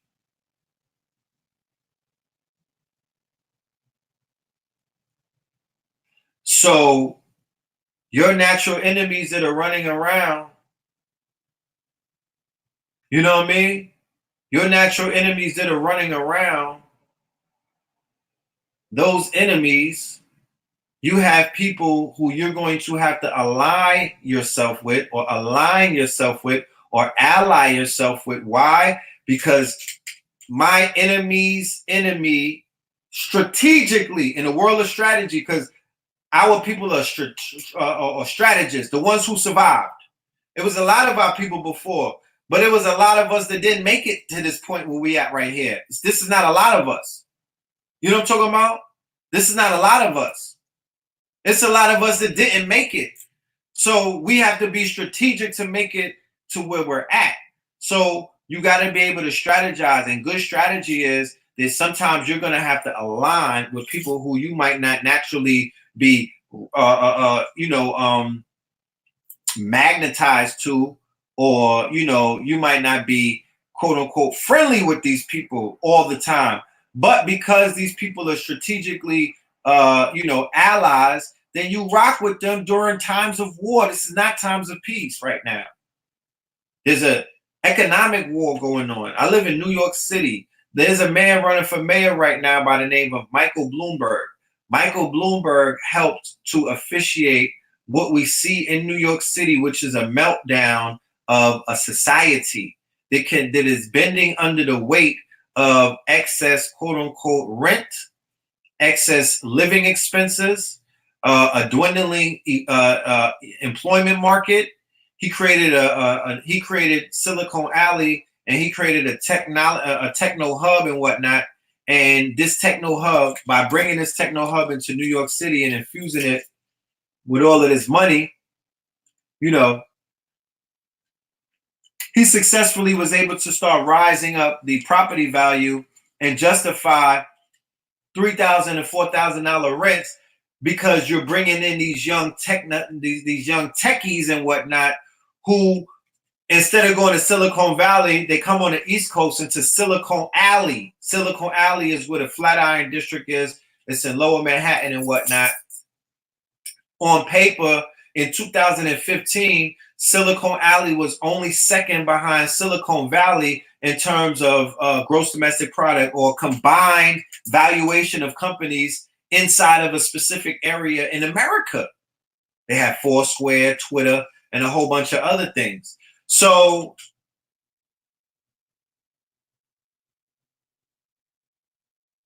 New York has become unlivable. This man, Mike Bloomberg, because this is a result, this is not the cause, right? So the cause, one of the causes between the mass exodus that you see in New York City, one of the causes between the rise in gang violence, there's gang wars going on in New York. New York is a gang city now. You know what I'm talking about? On record, you talk to any of your gang niggas, they're saying New York is on the gang map. New York has the numbers. They got the hitters. They got the rappers. They got the movements. They got the motherfucking woos and the chews. I showed you that on the show Perceived Threat. I think that was on Thursday, right? Third Eye Thursday. And I also showed you when we did the recap for the quote-unquote The Fear of a Black Planet 2. I showed you the article where they were signaling out the woos and the chews. And for anybody that's out there, shout out to everybody that sent me the $20 for the PDF for the lecture, Fear of a Blackamoor Messiah, 2020 Year of Fear, Part 1. I sent everybody their PDFs. If anybody else wants a PDF, you already know what it is. Your email plus $20 to the Cash App. I'm only doing this up into Thursday. That book is $100, okay? But it's Black History Month, and I just did that lecture, and everybody didn't see that lecture. We had a few hundred people see it, but I got thousands of people watching. So at least I need you to get this study guide so you could get this information, because me having the information, it don't do me no good. What does me having the information do? If I got it and you don't got it, then we don't have it. I got it. We don't have it. And we need this shit, because the understanding that I was able to get about this slave system because I'm studying for this documentary called Buck Breaking. Okay? I want to go to buck breaking with bars. You know what I'm talking about? You know, this will be my big screen debut outside of the Sadie doc. You know, I'm going to be on a documentary role and whatnot. So I'm getting my bars together. So in the research for Fear of a Blackamoor Messiah, the last lecture, I dived into the slave, the nigger machine, the nigger factory is what they call it. Taj Tariq Bey gave it that name, the nigger factory, the buck breaking, slave making regime, which is Southern and yeah, mostly Southern America, the South. Okay. The South, where these people are still running crazy on our people because they're hiding the information. The information, not no nigga, not no Messiah, not no man, not no movement is gonna set you free. The information is gonna set you free. And you'll see in the figure of man the actions in which you could partake in, or you could mimic and whatnot, or you could utilize as an invigoration for you to get up off your ass and do something. But no man is going to save you. Nobody's going to fucking run. We are not all on the same team. So even if somebody crosses the motherfucking touchdown line, you didn't get the chip. He did. Let's be clear. Let's be clear. Until we form a confederacy, or until we come together as a standing nation, or until we consolidate all of these different cliques and form Voltron, then we can have talks like that. Until then, we can't have talks like that. So I'm dealing with the now. And the now is like, nigga, we not together. You know what I'm talking about? I love you niggas, but we not together. Your win ain't my win. When you score one and you start doing the woo, nigga, I don't get nothing from that. My win is not your win. You know what I'm saying? When I score the touchdown and do my Odin Beckham, it's you could identify it because we all might be wearing each other's jerseys, but it's different. Somebody said build a team. Fam, that team shit got me shook, bro. I'm telling you, man. I'm a loner. I'm a loner. I'm a lone wolf person these days. I'm running around by myself for right now. How about it? I don't want to be in no, I'm chilling because think about the concept. If you join an organization and you ain't and you not the one who started the organization, you'll never be number one at the organization. If you come into my organization, I'll let you know from the door. My peace, beloved. Guess what? Let's just be clear. You'll never be number one, nigga. You'll always be number two, and I'll give you Mace's jersey. You know what I'm saying? Because there's always going to be competition. There's always going to be sabotage. There's always going to be some form of envy, bro. Somebody always going to want to stand in your place. Somebody always going to want to sit at your seat at the table. Somebody always going to want to walk in your Balenciagas. And that's understandable. But if I come into an organization and the organization saved my life and the organization builds me up into the God that I know that I am because I knew it, but I didn't know how to become it. So he who gives me the tools to forge me into the God that I am, do I owe that person my life?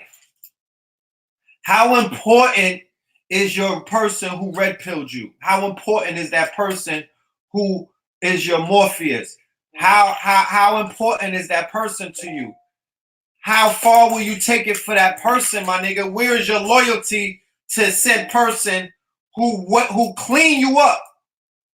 What level, what is the line that you will not cross for that person? Because either you're going to have to kill for that person or you got to understand that that person will be able to kill you because of what that person did by saving your life in a sense. If a person saves your life, do they own your life now? Or do they have a percentage? Do they have a share? Do they have a stake? Do they have a share? Do they have a percentage in your life? I'm not saying that they do, but niggas is going to churches, they pulling that on them. Just being born again. And some other people, yeah, they're getting over on them with that one. They're like, fam, you owe me a parcel of your life. Right now, I'm going to cash in on some booty stocks. How about that? Come in, yeah, that's right. Yeah, Tatiana, that's what I'm saying. Yeah. That's what they doing. In the church, the preacher doing it to the little boys. The preacher doing it to the little girls. The conquistadors was doing it to the little girls. The friars was doing it to the little boys. They was getting busy in the Central America with all of my people, Guadalupe and the family and everything, running around genetically bleached.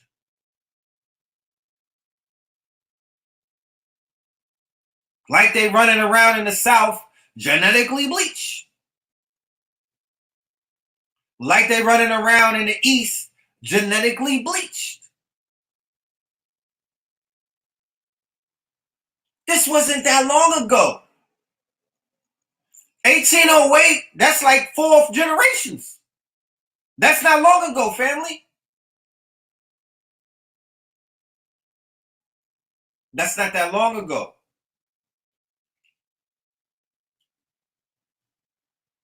So here you go into an organization and you start this organization and you fire it up because you are the Messiah.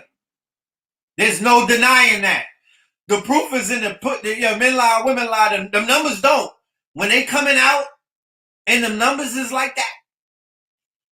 You know what I'm saying? There's something about your message. MLK had a messianic force. He was a Messiah. There's not one Messiah amongst us. We've been through so they brought so many great ones across this goddamn ocean out of Africa. Africa is a vast land. They was kidnapping progeny of kings, They was taking royal bloodlines. You know what I mean? They was over here running down on the chiefs, beheading the chiefs, scalping the chiefs, and then taking their progeny, turning them out, flipping them. You know what I mean? They was, you know, breaking them, giving them names like you know, Alejandro, you know what I'm saying? Or, you know, Brian and whatnot, you know, O'Reilly and shit like that. Whatever they were doing. Whatever they were doing. There was vampiring a lot of people, meaning that they were biting a lot of people and spreading disease. The kind of disease is a sexual lust demon. Those diseases. It's different kinds. But that one right there, that sexually transmitted, that spiritually transmitted disease called a lust demon that they're able to give to people through quote unquote dominant sex, domination. Domination. And y'all call it agape. But it's a Roman military tactic. It's a Roman war tactic. It's a Roman war tactic. It's called domination. That's Roman. And they would dominate you through the phallus, through rape. Okay? It's a form of warfare. It's called, and that's where buck breaking comes from. And that's where the quote unquote what they were doing to women. This is Rome. And the Romanification of this land is going on to is heightening at this level in this time period that we're in right now, in this epoch where things have been repeated because nothing got corrected from those days. Nobody got held accountable. Nothing has changed. Nothing will change until something is done. The people have to wake up. The people have to rise up mentally. The people have to rise up in their intelligence and their intellect as to the reality that they live in. You have to correct your narrative because your perception of reality is completely off. It's off. The shit is completely off. So we suffer because of that. Because all is mental. And this is a holographic universe, and the shit is going to reflect on how we feel, and the people are still hurting because we did not get justice. We at least deserve justice in the form of truth. At least. And we deserve justice in the form of truth given and delivered to us by a messenger or messengers. And the reason why our community is so backwards and so stagnant at this point is because you put your messengers in a wrestling ring. You put your fucking messengers in a Mandingo wrestling ring. You want to see your messengers wrestle. So amongst you, they sent multiple messengers, but these niggas wanted to wrestle. You didn't do it. I'm not blaming you. Not you personally. I'm blaming the people that put these niggas in a ring. And I'm blaming them per se. But the messengers turned into wrestlers. Okay? The messengers turned into goofies. The messengers turned into cartoon characters. And they not even on Netflix. How fucked up is that? They didn't even get picked up on Disney Plus. But they damn sure turned into the peanut gallery. So he sent amongst you 1 or 2 Neos, or 3, or 4, or 5, or 6. You might get 10. But it ain't a lot of them. It's not a lot of them. You got a whole bunch of fake prophets and false prophets and what they call charlatans. You got those because we live in those days as well. So the art of discernment, being able to utilize a filter system, being able to feel with a different, being able to see with a different eye other than your 2 eyes, that is very important because this is a grown man's game that we are in right now. Do not think if you're playing inside of this arena that you stepped into an arena where this is for the lighthearted or this is for quote unquote children. My friend, you in the wrong building. You know what I'm talking about? You should be going to the romper room. This for grown folk over here. This is some real shit going on right here. This is global. This is a galactical platform that you're standing on. This is not just a global stage. This stage is affecting realities and universes and in places that you could not fathom. And because of this digital world, because we're tapped in to a digital world where you cannot tell me where that digital world is housed. You cannot tell me where cyberspace, where the hell does cyberspace exist? What server is holding cyberspace? Let me know. Where is it being broadcasted to? And where the hell is it at? Where is it? Let me know. Is there a server that all of this stuff is coming from? Or is this what is known as the digital? Is this the light realm? Is this the quote unquote energized light realm that people speak of? If this is this another dimension that this whole thing is tapped into?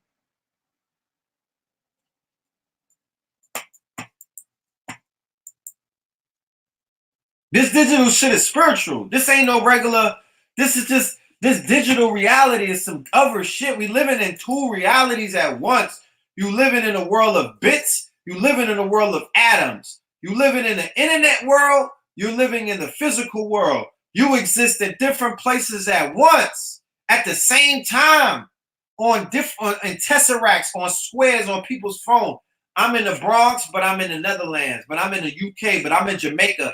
I'm in all these different places on somebody's phone right now. When I go to sleep, when I'm counting sheep, when I'm counting black sheep, I'm somewhere on somebody's computer or on a phone doing damage, putting in work, teaching. You know, they watching the videos. This is unprecedented. We didn't have this before. You know what I'm saying? This is unprecedented. This is different. This is a different time that we're in. So the power and the potential that this time represents, it's not being tapped into. Don't fall for the salt peanuts, my nigga. Do not fall for the salt peanuts. This the only thing that we've seen in our community at this point to 2020 is the peanuts that this thing has to offer us. We have not tapped into the oil. We have not found gold. We have not broken through yet. This ain't it. We on the way. Don't get excited. This is just a warm-up. We did not break through the motherfucking ceiling because I promise you, beyond that is the infinite. There's abundance waiting for us. Okay? There is abundance out here, and there is all of the reparations that you niggas is looking for. Where's the explorers amongst us? Because niggas, they bump their lips about what they want and the shit that they looking for and what they wish that they had. How many of you niggas is ready to explore like these crackers explored and took America? How many of you are willing to go into the unknown like the crackers did and the pilgrims and the Puritans and the Spaniards and the French and all of these people who were explorers and to pillage and to steal and to sell men and women like Pablo Escobar was selling kilos? I'm about to go watch the new Narcos season because that's my team. Narcos in Mexico. But that concept is not too far away from the human traffickers named Thomas Jefferson, the human traffickers named what's my dude in Alabama? The piece of work. He's the worst. And nobody says his name. Well, Sam Houston, let's just get to Sam. Andrew Jackson. These are the highest levels of demonic forces that the American land or Mexum saw. These were demonic forces on this land. These were malefic demonic forces. These are not people. These are entities. They had to be. These are vampires. I'm telling you, bro. I ain't even gonna say it. I'll let that go for the lecture part 2. I gotta keep some gems for the lecture. That's gonna be on March 5th. The link for the next Fear of a Black and More Messiah will be in the description, along with the instructions on how to get a copy of the lecture that we just did last week, the 4.5 hour part 1, Fear of a Black and More Messiah, Year of Fear 2020. Okay. What is it? Jefferson? The dude from is his name Jefferson? Not Rob, yeah, Robert Lee. But it's Jefferson out of they celebrate his thing on in Charlottesville. The worst. I'm talking about the worst. I'm talking about mass rapists These are cannibals. I know that they were eating the slaves. I know that they were eating the slaves. It was too many. Jefferson Davis. Oh my goodness. Yo, banish that. Yo, that's fire bun. Whenever y'all want to put an altar together, King Leopold, Jefferson Davis, Robert Lee. That's why the power. That's why that's the power source that is not being tapped into. Jefferson Davis, y'all.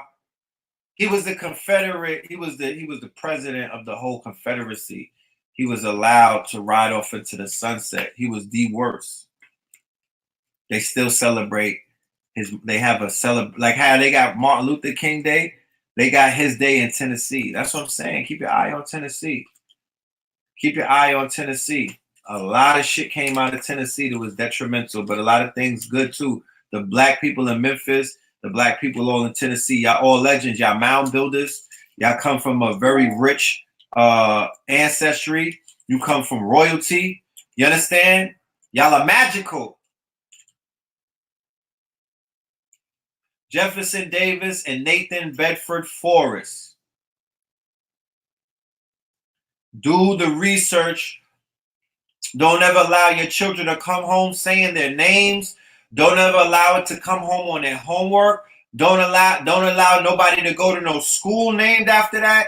Don't do none of that, because all of that is consecrated against you.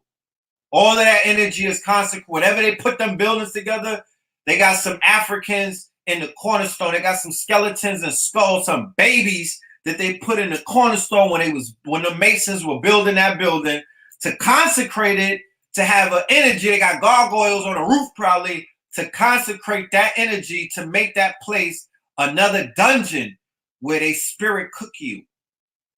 Where they spirit cook you. Like how they got in their courthouses and whatnot.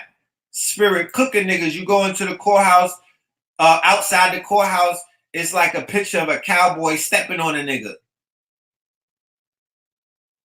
So yeah, let's get back to the Malcolm thing. We talking about Malcolm.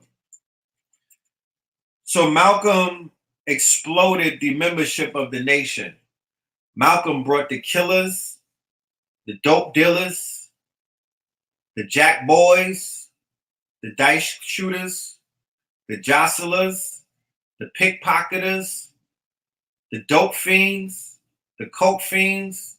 He brought them all into the fold of Islam, or what they would call Hislam in America, an Africanized version of Islamic practices that were being put forth by the Nation of Islam, the MSTA, and other groups that were in America at that time. But nobody was as big as the Nation. And Malcolm had the Nation on his back. So Malcolm understood the pedigree of the brothers that he was dealing with. And he knew that they put in work. He knew that they weren't no pushovers. He knew they weren't no suckers. And he knew that, he knew that there was a line that was crossed. And it was just sad just seeing the last year of his life, how disheveled he became and how fearful he was in his last days, in his last moments, in the last months of his life, because there were attempts on his life being made in many different angles and whatnot, right?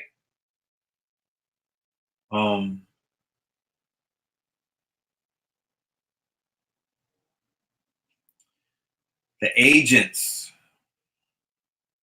the informants, the government informants, the revelation about how close the government informants were to him, the revelations about how many four high-ranking members of the NOI, 4 high-ranking members were all informants who were giving information to the boys. 4! At 4 inside of your inner circle, then the whole thing is done. I mean, it's all a federal, everything is, if 4 people are working with the boys, then the whole organization is damn near being run by, the whole shit is being sabotaged. There's a level of sabotaging that has to take place.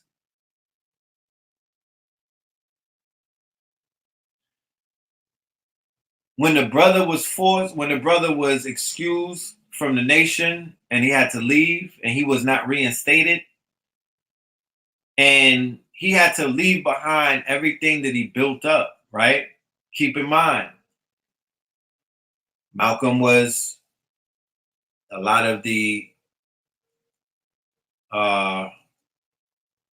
entities, right? A lot of the entities, a lot of the stores, the newspapers, the bean pies, and stuff like that. Our brother Malcolm was behind a lot of that stuff. So our brother Malcolm was bringing progress economically to the table.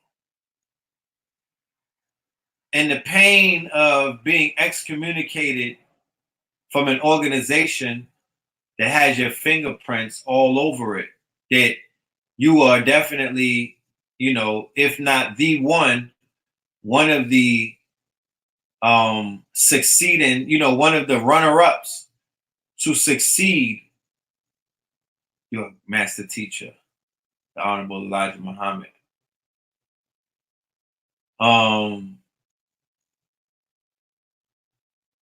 I know that hurt. I know that yeah. And I want to talk about that too. We're gonna get into that because I picked up on some stuff in the documentary that I didn't enjoy, and it kind of made me uneasy. And that was the people that they were choosing to speak about Malcolm X in the documentary. And they had LBGT historians. And the LBGT historian brought up the name of the author of the book that slandered Malcolm X and accused him of being a homosexual. I believe the author's name is Marable, and that author died right before the book came out. But the LBGT historian, right? I didn't never went to any of his lectures, and I never heard of him. You know what I'm talking about? I don't know who this brother is, but here he goes.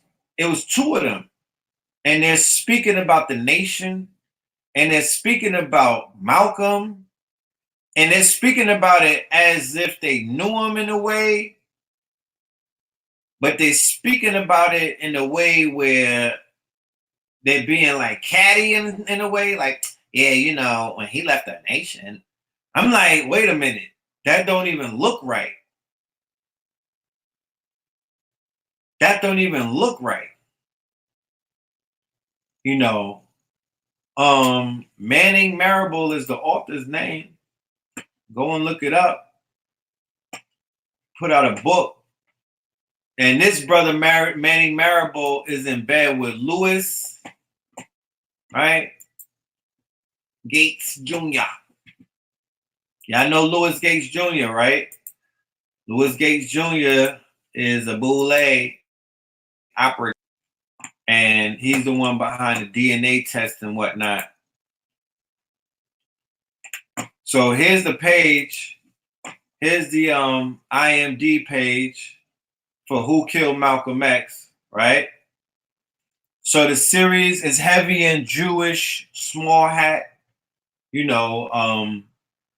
I guess they loved the brother Malcolm, right? I guess they were looking out for Malcolm because they are in they are invested. They are the ones who are invested. Whenever you want to see who's behind anything, and especially in entertainment, especially quote unquote documentaries dealing with our people, black people, and you want to know what if there's an angle, right? If there's an angle, okay, because there's always an angle. So if you want to know if there's an angle, what do? Oh, you just say, you know what?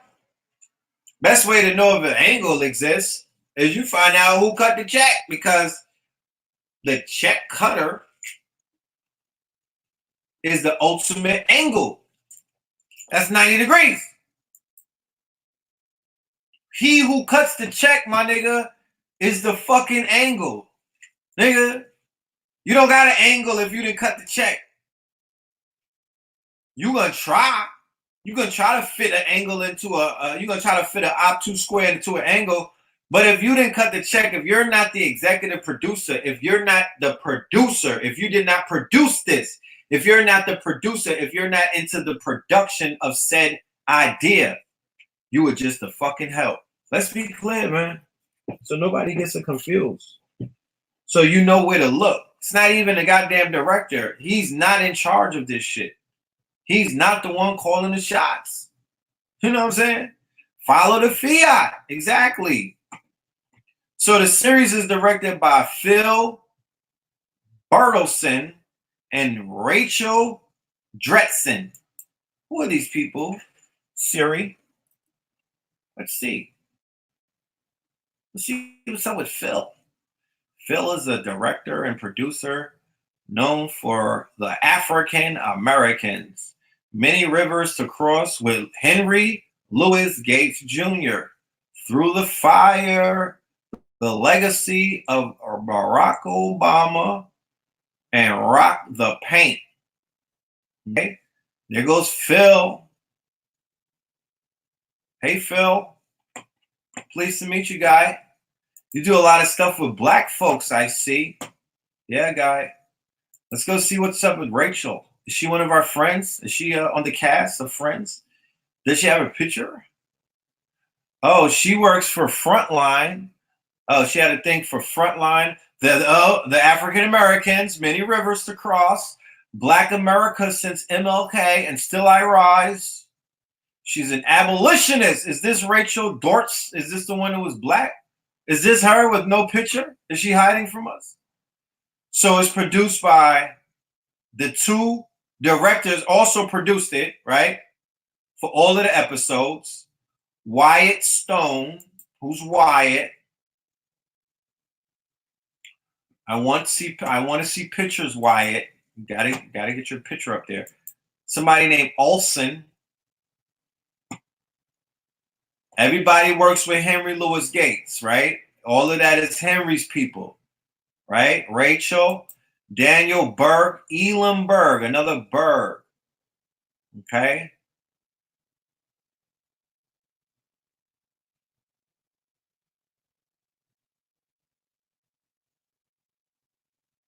Okay.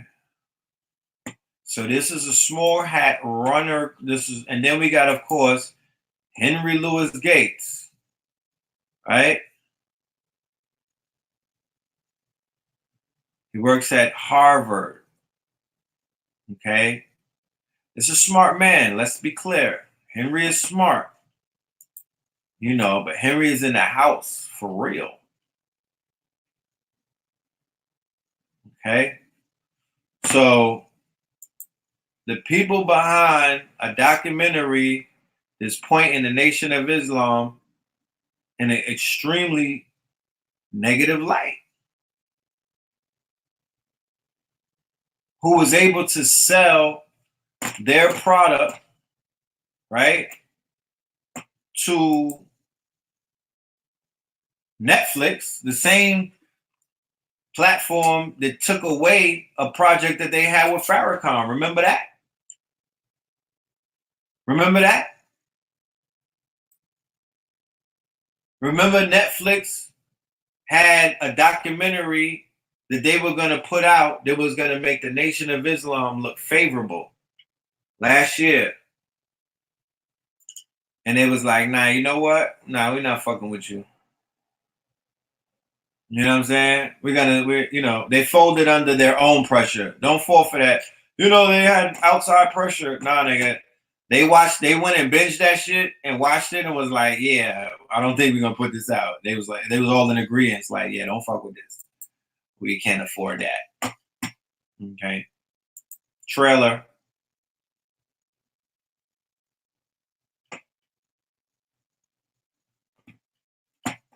Mr. Fisher, are you lying to me now regarding what happened to your mother? No. Yeah, Henry did got the cops call. Henry is a lame. Remember, Obama had to get involved, and the cop never apologized. Obama had to go and drink beer with him.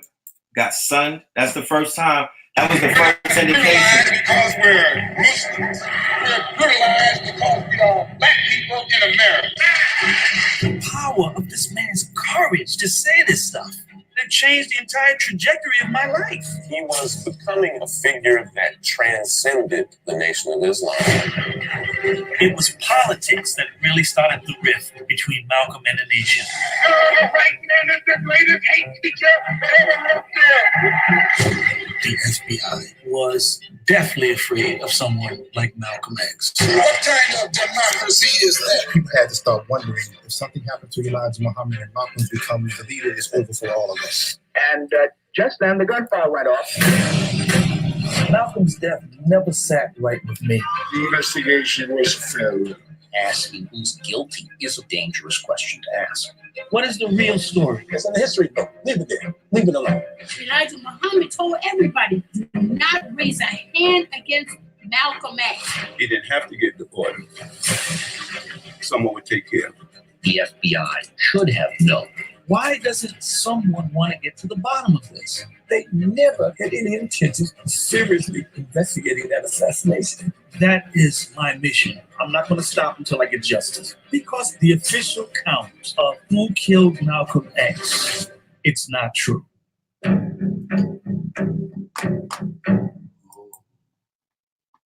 To be honest with you, they really didn't say who killed. I mean, they did say who killed them in the series. They did get to that, but it wasn't a lot. But look, they said that they're gonna reopen the case. They may reopen the case, right? So the brother that's in Newark who killed them, he might have to pay for that.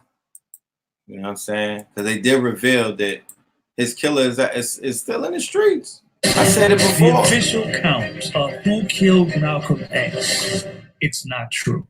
An explosive new Netflix documentary casts doubt on the assassination of Malcolm X 55 years ago this month. Now, the Manhattan DA's office says it will begin a preliminary review of the matter, something that will determine what further investigative steps may be undertaken. Malcolm's family has always wanted to know more. It's important to get answers about who gunned down my father. In a brazen attack, Malcolm X was gunned down in front of his wife and children while giving a speech in Harlem. We're brutalized because we are black people in America. Malcolm became an even more controversial figure after his public falling out with the Nation of Islam. I do believe there'll be attempts on my life. 3 members of the Nation of Islam were arrested and convicted of Malcolm's assassination in a case that raised questions from the start. One confessed and maintained the other 2 were innocent. Historian Abdur Rahman Muhammad says the alibis of 2 of those convicted were ignored. And the thing is, 2 of them weren't even in the Autobahn ballroom that day. One of them died in 2009, maintaining his innocence. Another, Muhammad Aziz, released after 20 years, is now 81 years old. His lawyer and the Innocence Project say they're grateful the DA is taking another look at one of the most high-profile murders in U.S. history. Rahima Ellis, NBC News, New York. Yeah, man. Interesting. So y'all saying in the thing that he died, the one who they said killed him died? The main gunman with the shotgun. Oh, Bradley X, yeah. Yeah, he died? Okay. Well, before he died, he was in the streets. And the elders knew. Elder for council, youth for war. The elders knew. Niggas in Jersey knew. That's what they said. And when I was in Harlem years ago, I said the same thing. Because they was marching on Malcolm X Day, closing down the stores and everything. And I said, well, goddamn it. The way that my mind works, if somebody killed me, the way that my spirit is set up, I ain't jacking you niggas marching around. I'm spray painting my name on the wall. If the nigga who killed me and all of the co-conspirators is still out here in these streets. There's only one justice on this animal planet, all right? Let's stop playing games. So if you love him so much, if that's your man's like that, it needs to reflect in the actions. Homie that bodied him and admitted that he bodied him, he did a bid and he wasn't in PC. How about it? He wasn't in PC.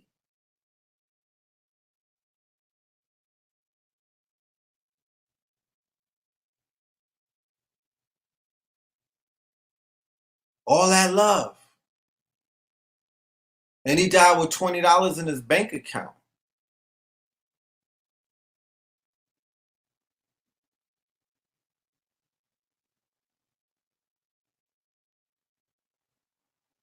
You know? Who passed? Oh, he passed from natural causes? Yeah.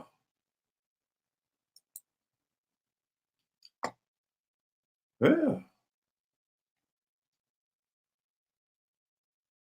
Nobody killed nobody after the fact. The only person that got killed is Malcolm X. Everybody else who died, died. There was one brother who went to jail innocently. He died. And then there was a brother who they said killed them, and he was still living. He just died, though. He died of natural causes, what they saying.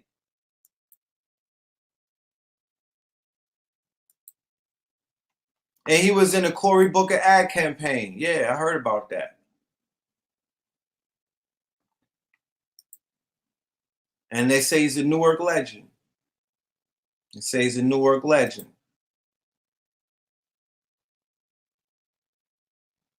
You know?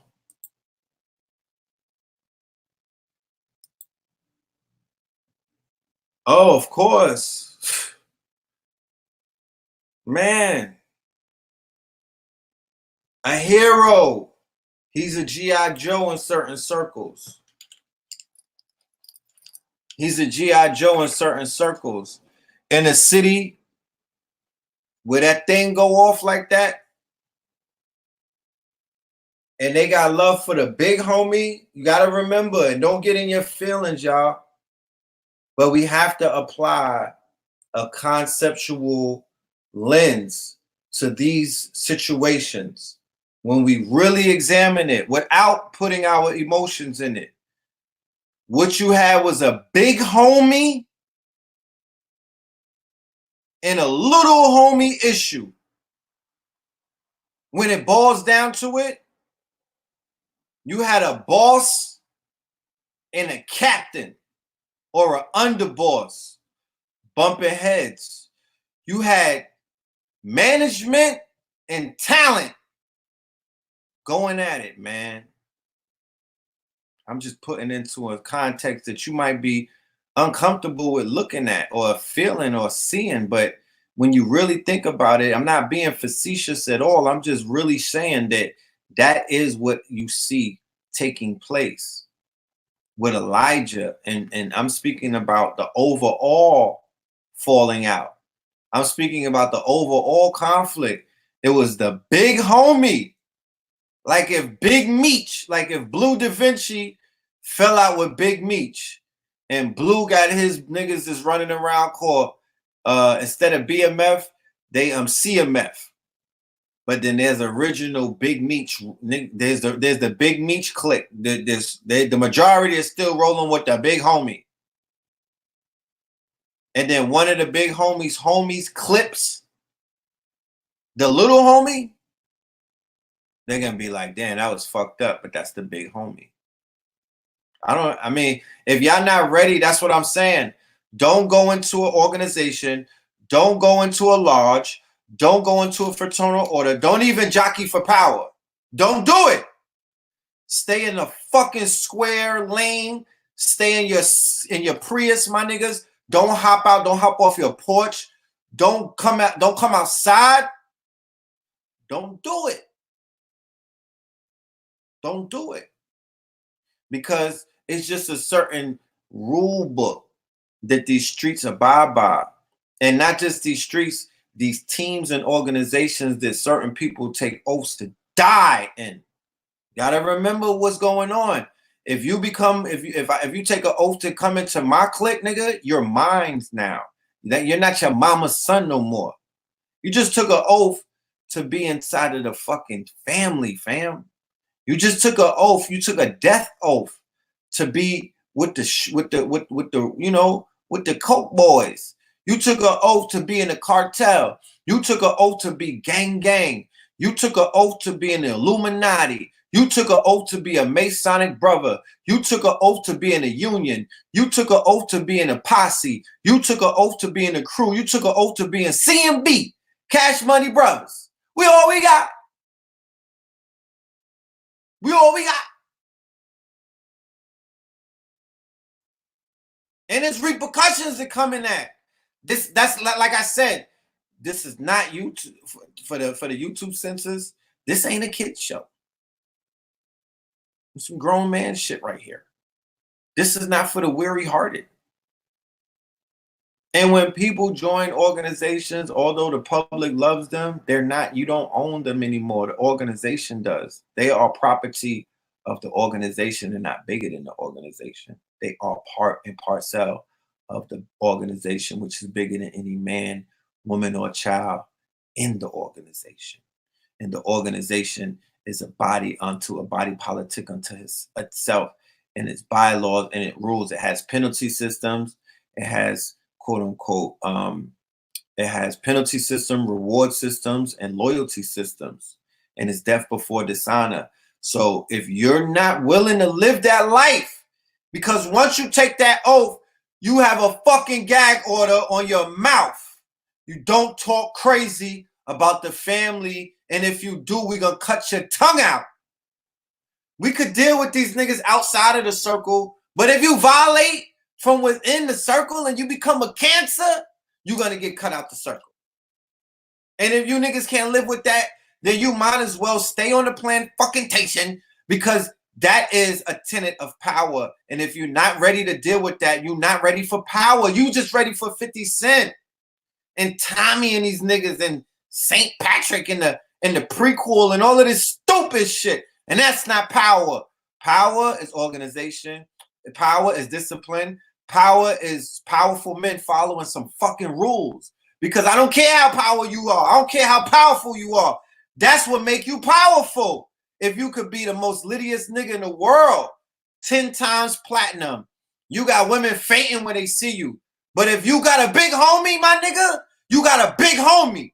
And nothing changes. You still got a boss. And that boss helped make you litty. That boss helped make you who you are. You owe something to that boss. You might owe your life depending on what organization you in. I don't know the oath inside of the NOI. I don't know the oath inside of the FOI. I don't know. I learned about things like you learn about them on Netflix. And when they make movies like Goodfellas and shit like that, when niggas start snitching, then I learn. When somebody go on Vlad, nigga, I'm learning. Oh, word, that's what they do. That's what they about. Oh, that's what happens if you leave. They'll cut your head off. Oh, shit, I didn't know that. That's not them. That was a gang that's some shit. I think it was Latin Kings or one of these gangs. They was like, if you want to leave, you can leave. But you're going to leave in a body bag, though. No, no cap. Literally, with no cap. Why? Because it's gang, nigga. So if you drop your flag, you can't live in this world around us. That's how they see it. And you can say what you want.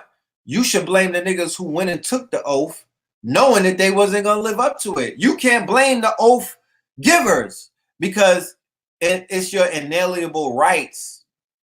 If you form a body of men and women, if you form a social society, it is your right to set whatever laws and bylaws that you deem to be law. And you deal with whatever repercussions come with that. Because if you become a mafioso You can't unbecome that shit. If they give you the motherfucking, if you get a button, if you become a made man, the only way you become unmade is in your grave. If you get down with one of these street gangs, you're taking an oath. You cannot drop your flag like that. Nipsey couldn't not die a Crip. He's an immortal and he's a legend because he didn't drop his flag. How about that? How about if he dropped his flag and homie killed them, niggas would have been like, and?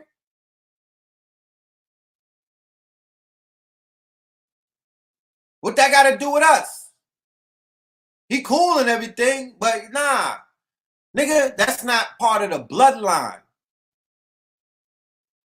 And people don't like to hear shit like that. And they'll be like, nah, we love them, but you wasn't his family. That's two different things. You not gonna slide in the Buick with the nigga.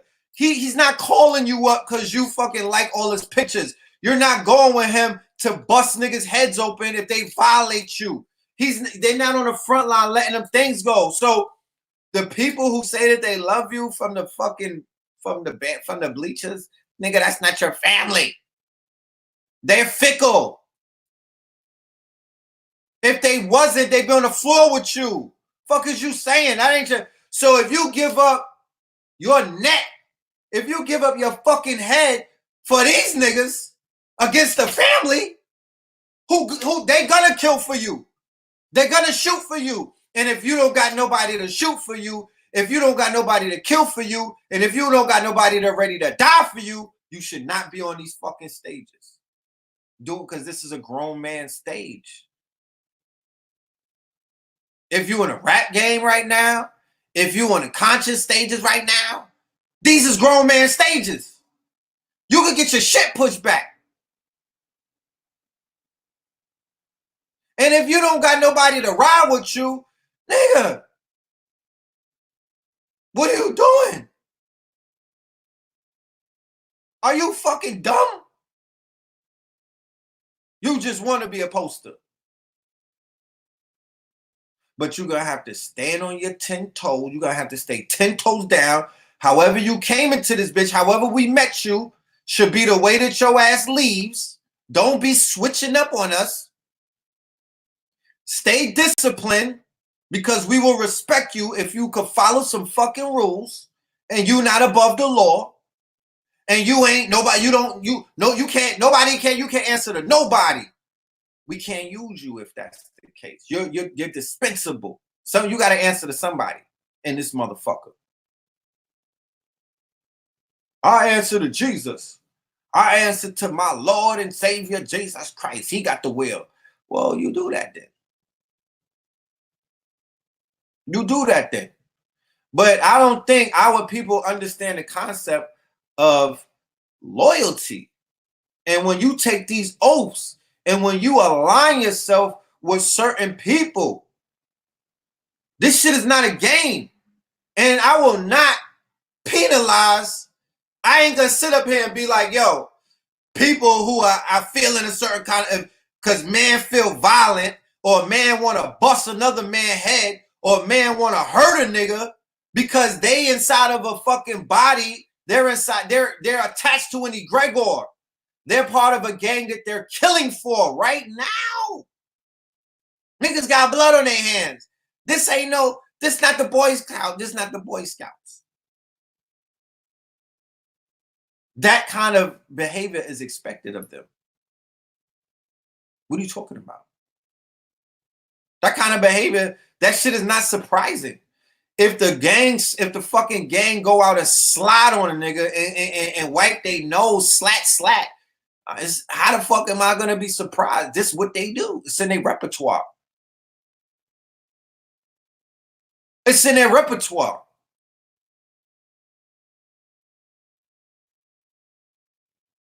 We gotta move better, man. We setting bad examples for these children coming behind us, bro.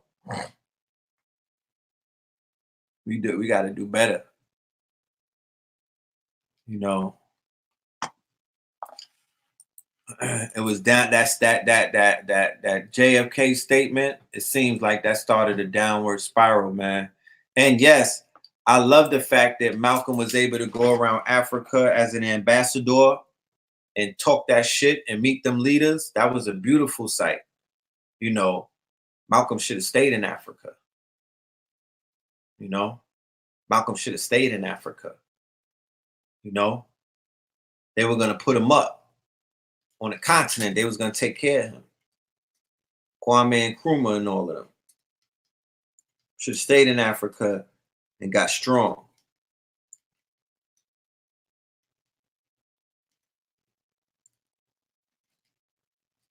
You know?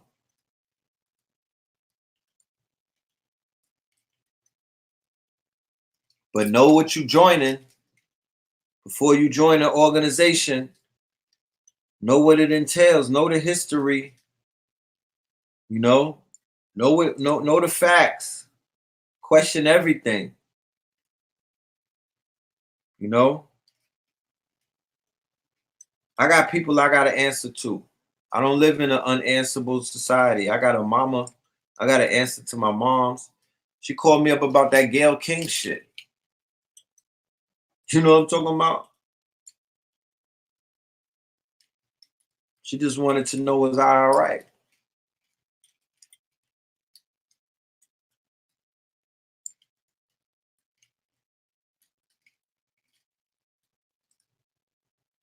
You know?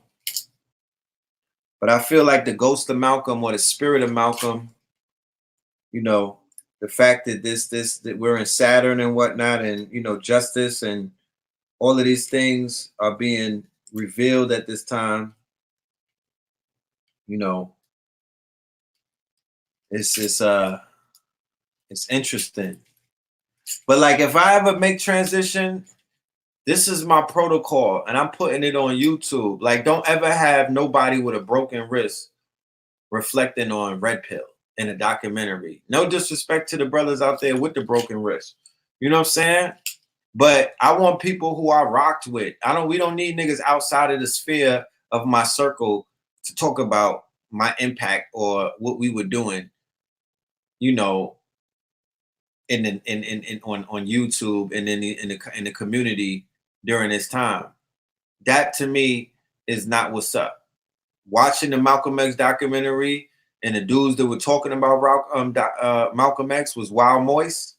That wasn't good. That didn't sit right with me. I was like, what the fuck is this? And the fact that they had a white detective on there that didn't even know how to say the nigga's name. He was saying ramen noodles. You know, ramen. He was saying the name of the black guy. It was like, yeah, this guy Ramen, he's a good detective.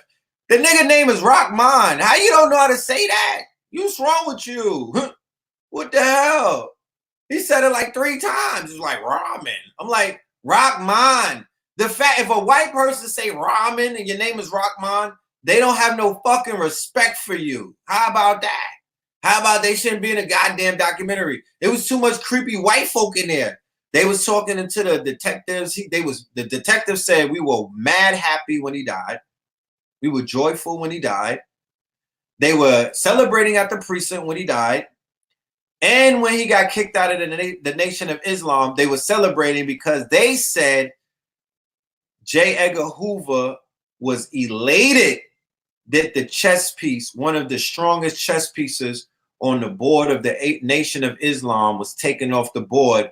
Now, with that chink in the armor, divide and conquer could take place. And what did they do? They did what? They botched the case. They botched the crime scene. They let a party take place that night at 7 o'clock. He died at 3 o'clock on Sunday, and at 7 o'clock, there was a dance in the Audubon Ballroom where Malcolm X, the prophet, the Black Messiah, was killed in cold blood. The goddamn Messiah in front of his fucking daughters, and they had a party that night.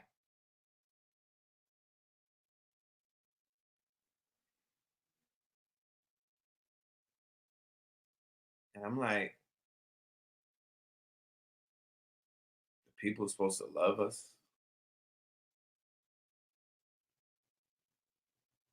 Yeah, the racists. But one thing about them white folk that they had in the documentary, as uncomfortable as it was, niggas needed to see that. You needed to see the agents keep it a buck. He was like, we was excited that he died. Yes. He said, I was watching him. We couldn't not break. We were that nigga, we were scared of him. They was like, look, man, we was scared of him, bro. I ain't gonna lie. The nigga had us on our toes. That's what they said. But they said when we saw the chink in the armor, when we got word that there was some kind of power struggle going on within, what do they do? What does the European always do in war? Warfare is what they're always in warfare mode, because pale skin around melanin is war. Why? Because you might take the Becky and dick her down. That's why. To keep it 1,000 with you without no Vaseline. That's why. Because you got something that they don't have, and then you could bleach, the same way that they could genetically bleach, you could basically brown them out of existence. They feel inferior around you. You set off a certain kind of reaction within. White fragility, it causes rashes, bumps, and hives. If your melanin, if your fucking frequency is too strong around certain Europeans, they start breaking out in hives. You know what I'm talking about? So the divide and conquer that they've always used against our people is a war tactic. They're always in warfare. They're always on war mode. And they're always utilizing military tactics against people who they deem to be programmable. And they said that we are easy to figure out. It was like, niggas are simple to figure out. We push their buttons all of the time. What are you talking about? They're reactionary people. They're like, this is not that hard. But the shit that Malcolm was doing to them on a global scale by telling the truth on them, the way that Malcolm X was articulating the indictment against the American industrialists, right? The American power structure that was fighting against Mother Russia in the Cold War, or the communists for that nature, over a quote unquote, they wanted the world to see them as, they wanted democracy to be seen as a favorable alternative to communism. And here comes Malcolm X, mad articulate in Harvard and Oxford. He's going around meeting with these African presidents and stuff like that, leaders of state. And he could actually sit down with a European of all backgrounds, of all nationalities, and successfully articulate itself void of emotion, without being quote unquote condescending, and without being fearful in his approach. And that was unprecedented at that time. That was a disruptor. It was a huge disruptor. It disrupted Black bodies, melanated minds, hidden spirits, hidden colors inside of niggas. Niggas had hidden colors. They had warrior spirits. They were neatly tucked away in a Pandora's box by their mamas and whatnot, who were like, look, when you see them white folk, you say hi. And to their daughters, when that white folk tell you to go, you go. When that white folk tell you what to do, you say, yes, ma'am, yes, sir. You know, they were scared, some of them, and they programmed some of us. And once they got their hands on us, right? Preachers, they sent us to the preacher. Go to the preacher. Go sit on his, go to the preacher. Go to his house. Go stay with the preacher. Go pray with the preacher. You know, go to the pastor. You know, go, you bad. Go to the pastor. He'll straighten you out. So that the pastor got the babies. Then the planters got the babies. Then when we got integrated into their society, those same people just fell into different places of employment, into European society that we were melting into. We were being absorbed into their society. We did not have a roadmap on how to move to their society. We were alien to their society because they kept us from outside of their society for so long that when they let us into their kingdom, when they let us into their dungeon, when they let us into corporate America, when they let us into their stores, when they let us into their restaurants, when they let us into their schools and all of these institutions and whatnot, it was still being done from a subservient, a master slave position. You didn't go in there as the master. You know what I'm talking about? You wasn't going in there to teach them some shit, even though I'm sure that you had something to teach them. You wasn't going in there as in a power position. You were going in there as a student. You were going in there as somebody subservient. You were going in there as the help, as the, you know, that's how you were going amongst them. And they were able to manipulate. They were able to implant their ideals. And the baby boomer generation, the civil rights generation, they were softening them up. They were giving them these liberal thoughts and concepts and these socio-economic devised ways of life, like the LBGT explosion, what they call counter-revolution. Counter-revolution. Counter-revolution started in the 60s. When you see the Europeans snap out of that Pleasantville type of way of life in the 50s, right? That Leave It to Beaver type of shit. And then they pop out when the Beatles come with the Beatle invasion. And then they start growing their hair long. And then they having free sex. They start thotting and whatnot. And then they start experimenting with free sex and open sex. And they're letting their hair grow. They're taking their clothes off. They're ripping away all of these old, quote unquote, tenets that their parents and their ancestors basically imbued. Basically the lie, the matrix, the mask. We're going to wear these suits, guys. We're cold-blooded killers, though. You know, we're cold-blooded killers. You know, we're still hanging people, but we're going to wear these top hats. You know what I mean? We're going to wear these three-piece suits. You know, we're going to look like we're up to good. And at the same time, these people are sadistic murderers. These are American psychos and whatnot. So we get absorbed into their reality. We get manipulated into their reality. We get sucked into their bedrooms. We get sucked into their churches. We get sucked into their mental institutions. We get sucked into all of the places where these people they're able to abuse us. They're nursing homes now. So now they're able to abuse us. Gotta fix the drip. They're able to abuse us with psychotropics, the drugs that they were experimenting on our people with, the syphilis test, AIDS, HIV, other diseases that were basically given to us through experimentation. Yeah, this is all what they're doing when we begin to incorporate and absorb into their societies. And then they build up the prisons. They build up the quote unquote prison complex industry. And then you would sit back and be like, well, it happened because of this. And it happened because of that. And it happened because of that.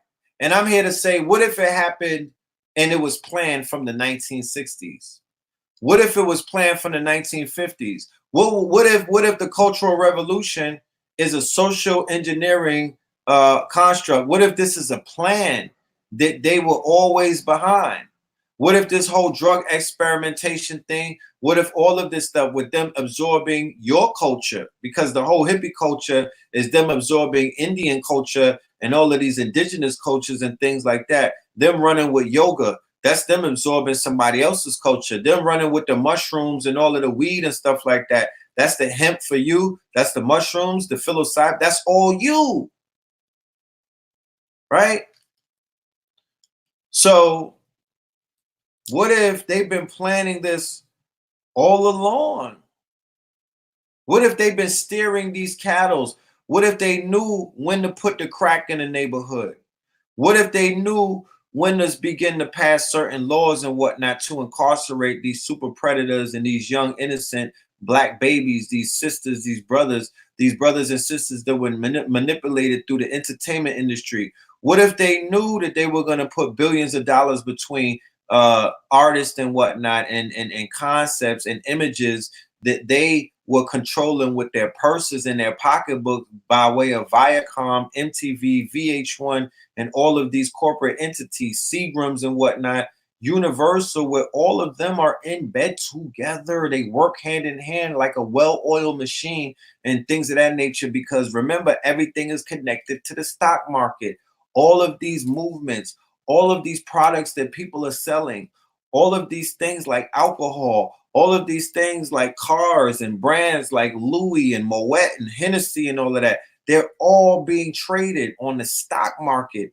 DKNY, Versace, Gucci, all of these things. So all of these different multi-millionaires and stuff like that who work in Hollywood, they work in the music industry, they work in Madison Avenue through the ad agencies, the magazines and everything, they all are in tandem because they're all stock owners of those said stocks and all of these other things that these artists are promoting. And one of the things that they help perpetuate and they get their kickback from is the trafficking of human bodies into the prison complex industry, which translates to slavery, because they get money from your human body like 8 different ways. The same way that they was eating off, they perfected the slavery shit, and they get more money off of you now. And if they put you in the NBA, and if they put you in the NFL, they're gonna make money off of you as if you was on a plantation picking a motherfucking crop that they could turn over, and they could be like, you know what, we're gonna pay you these amounts of coins and silver, and then all of the skins that you give them and the cotton that you picked and the wheat that you cut down, they're gonna make about mad coins in gold. They're gonna make a whole thing of gold, and they gave you some silver, and you was good with that because you didn't eat in a very long time. Nigga, you was ashy. This is the Ashy the Classy Chronicles. You know what I'm saying? The haves and the have-nots. And niggas be thinking that these people don't know what fucking position that they in. Like they wake up. You think white people is that naive and dumb. They rock you to sleep with this passive shit. They rock-a-bye, they lullaby niggas with this, I don't know much. Somebody help me. Nigga, they know. They know. They know who the fuck they are. They know their position. They know their role. And they know where they stand. And they know what they have to do to stay in that stance. You think they're going to let you stand in their place? Would you let somebody stand in your place? I don't think so. So there's something else behind it. Let's get into this thing right here. These people are very interesting because the agendas are in full swing. And to be honest with you, the shit is swinging so much that they don't take a break. We be having to take a day off and whatnot. It seems to me like, bro, they don't take a break because they're on this shit daily. I thought I was active. They active, y'all. So here's this new narrative that they're pushing. Look at the artwork and what's being said. Now understand that the Atlantic is a magazine that is a standard in liberal America. This is a magazine that is the standard, one of the standards in literature amongst the European white Anglo-Saxon Protestants and things that, and the Jews and whatnot. This is a very respected publication right there with New Yorker and all of that. Right? So there's 2 covers, right? There's this article, and then there's another article. I had put it on my Instagram. Let me show you that one. Well, I'll show you it afterwards. And this is the narrative that's being pushed. And you have to understand the semantics behind a magazine like The Atlantic, the importance of the journalistic importance of a magazine like that. It's almost like when the New York Times puts out an op-ed or the Washington Post, but this is a higher level. So these articles are somewhat canon law in a sense, being that they're signaling the quote unquote, it's a very loud statement. The nuclear family was a mistake. Who are you to say that? Who gave you the Who gave you the motherfucking unmitigated gall to make that statement, first and foremost? But when they make these statements and they get into their propaganda, right? I'm going to play the video because we're not going to be up here all night reading this shit. You could go to the Atlantic and do the reading. Okay? You could do the reading. This is a briefing of it in this video when this shit finally pulls up. This is the author of the article. His name is David Brooks, and he'll be talking in the video about the article at hand.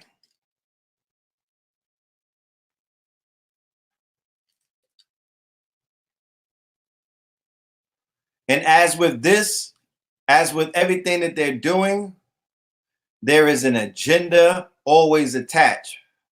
This agenda, of course, is an LBGT agenda. Why? I mean, what else would it be? So they're basically saying that the nuclear family broke down and the new family is a different type. They have a new name for it. I'll get to it. He'll get to it and I'll go over it as soon as he gives it up. Shout out to all of my supporters on Cash App. It's an image that has been etched in our minds. A family is a married couple with 2.5 kids. Oh, great, Dad. Yeah, oh, great, Dad. But today, only a minority of American families are traditional 2-parent nuclear families. We're in a moment of cultural lag. We have an old, archaic idea of what family is. It existed in this one freakish moment of history between 1950 and 1965. So how did the nuclear family fail? And what do modern families actually look like?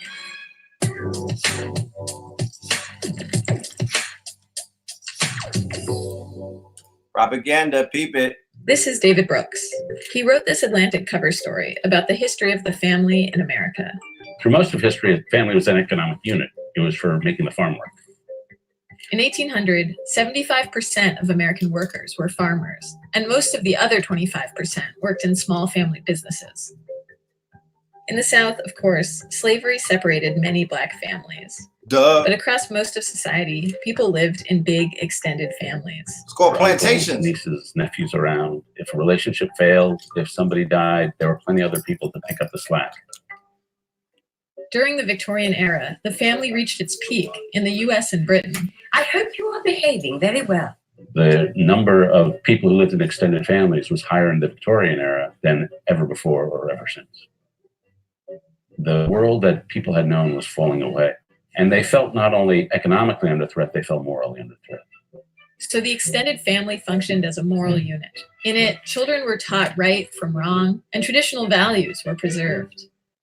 Then, as factories opened in big US cities in the late 19th and early 20th centuries, young people left home to chase the American dream. The families they started were nuclear families. By 1960, the nuclear family dominated. Nearly 78% of children were living in one. You had what they called a cult of togetherness. So there was tremendous social pressure to live in one of these nuclear families. But the conditions for its success were very particular to the post-war era. Everything conspired to make the nuclear family stable and possible. Wages went way up, so you had men who could have a single earning household. Women were relegated to household. You had high union membership, high church attendance, high social trust. These independent people spend the profit from their labor to maintain the highest standard of living in the nation. By 1965, that was over. And the stable, cultish nuclear families of the 1950s have been replaced by the distressed families of every decade since.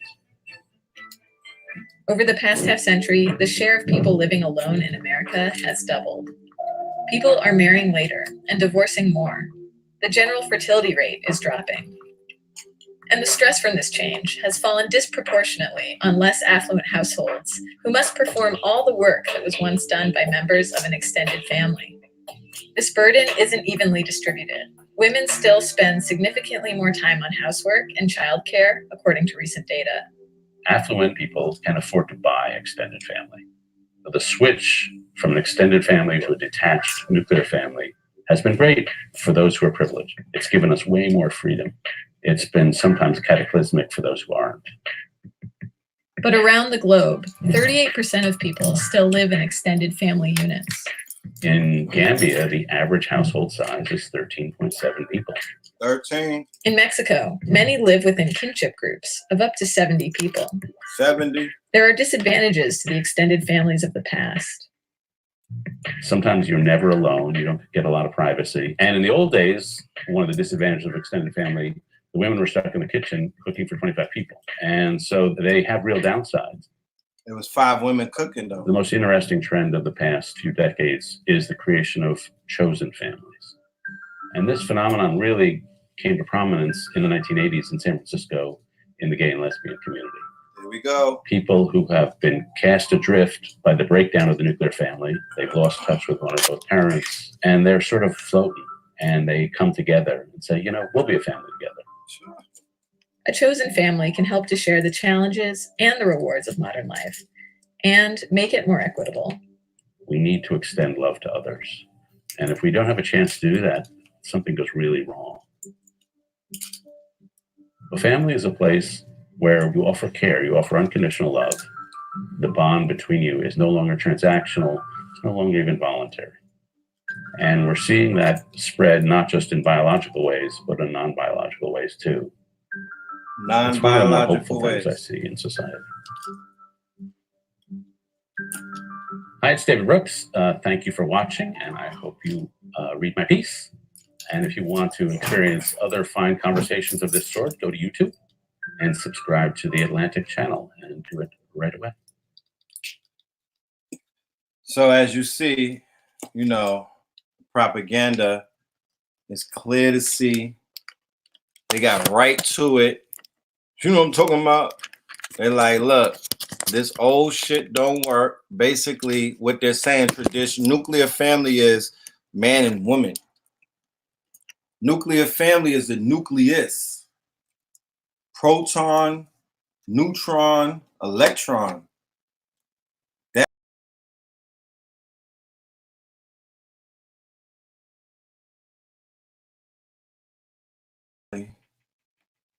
Not this, so they like, yo, you heard them say the biological version of a family is not the future. That don't work. We need to go with this new version, chosen. Look at the words.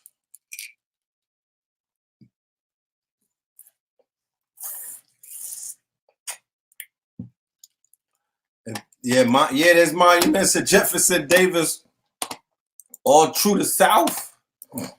Imagine what that energy is, though. Imagine why the city is cursed. Imagine why young black boys is dying in the streets. It's because them statues are standing. What are you talking about? The monuments is still up. That means the energy is still there. That means that people are still falling and being this energy, this demonic egregor. It's a cloud.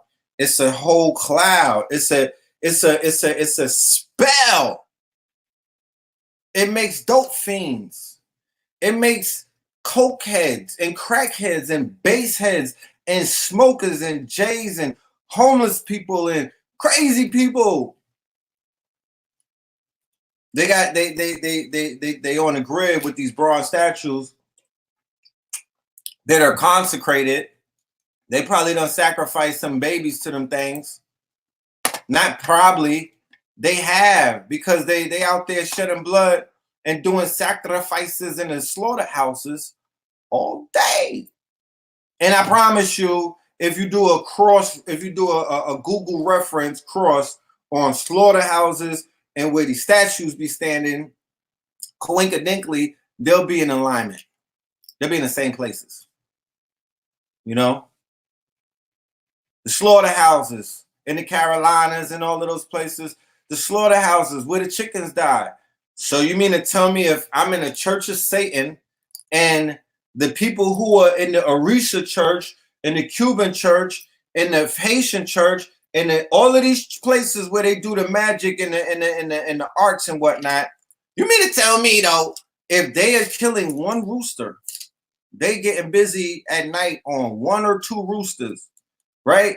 Chasing down one chicken and giving it the business, right?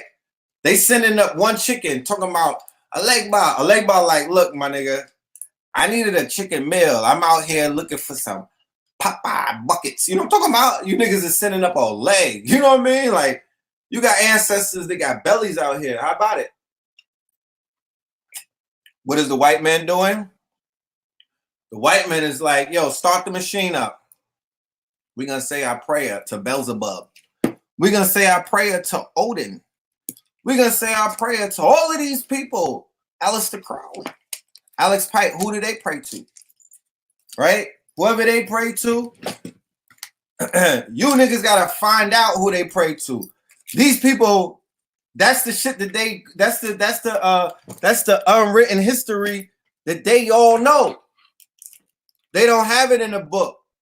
That's the shit that they pass down from mouth to ear. That's why some of them grab their ankles so they could get in. They mad. A lot of niggas that grab their ankles in the 80s is mad that Google came because they was out there grabbing their ankle for Google answers for shit that Siri could just answer on your phone right now. So niggas was doing a whole bunch of shit to get in lodges to get information, and then came Google. So who lost that one? Who lost that war? You might have thought you won the battle, but you lost the war. So now that information is available everywhere. I know niggas 3-year-olds that got all of that shit on cap. You know what I'm saying? They got the whole they be having information on cap at 3 about the whole thing. They'll give you dates and everything. So they go into a slaughterhouse and they'll slaughter 10,000 chickens. It's only you that's so naive that don't think that these people who own these places where they do animal sacrifice and then they monetize the consecrated corpses and sell it to you as a meat. But they've done rituals and all kind of stuff sometimes over all of these birds. They sending up a whole Kentucky Fried Chicken to their ancestors, to their demons, to their demiurges and their demigods, to their entities. But they might even be feeding your entities because that's how they doing it. They going up into your systems, learning that shit, getting into that info, and then they going out there feeding them gods buckets of blood.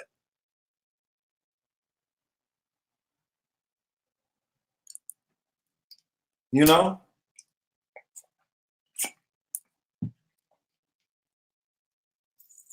Just know who you're dealing with certain people, even though it's not on your doorstep or it's not in your face, and it's something that you don't feel like it'll affect you or whatnot. Just know, just have a knowledge of the people that, you know, not everybody, but somebody, you know, not everybody, but somebody.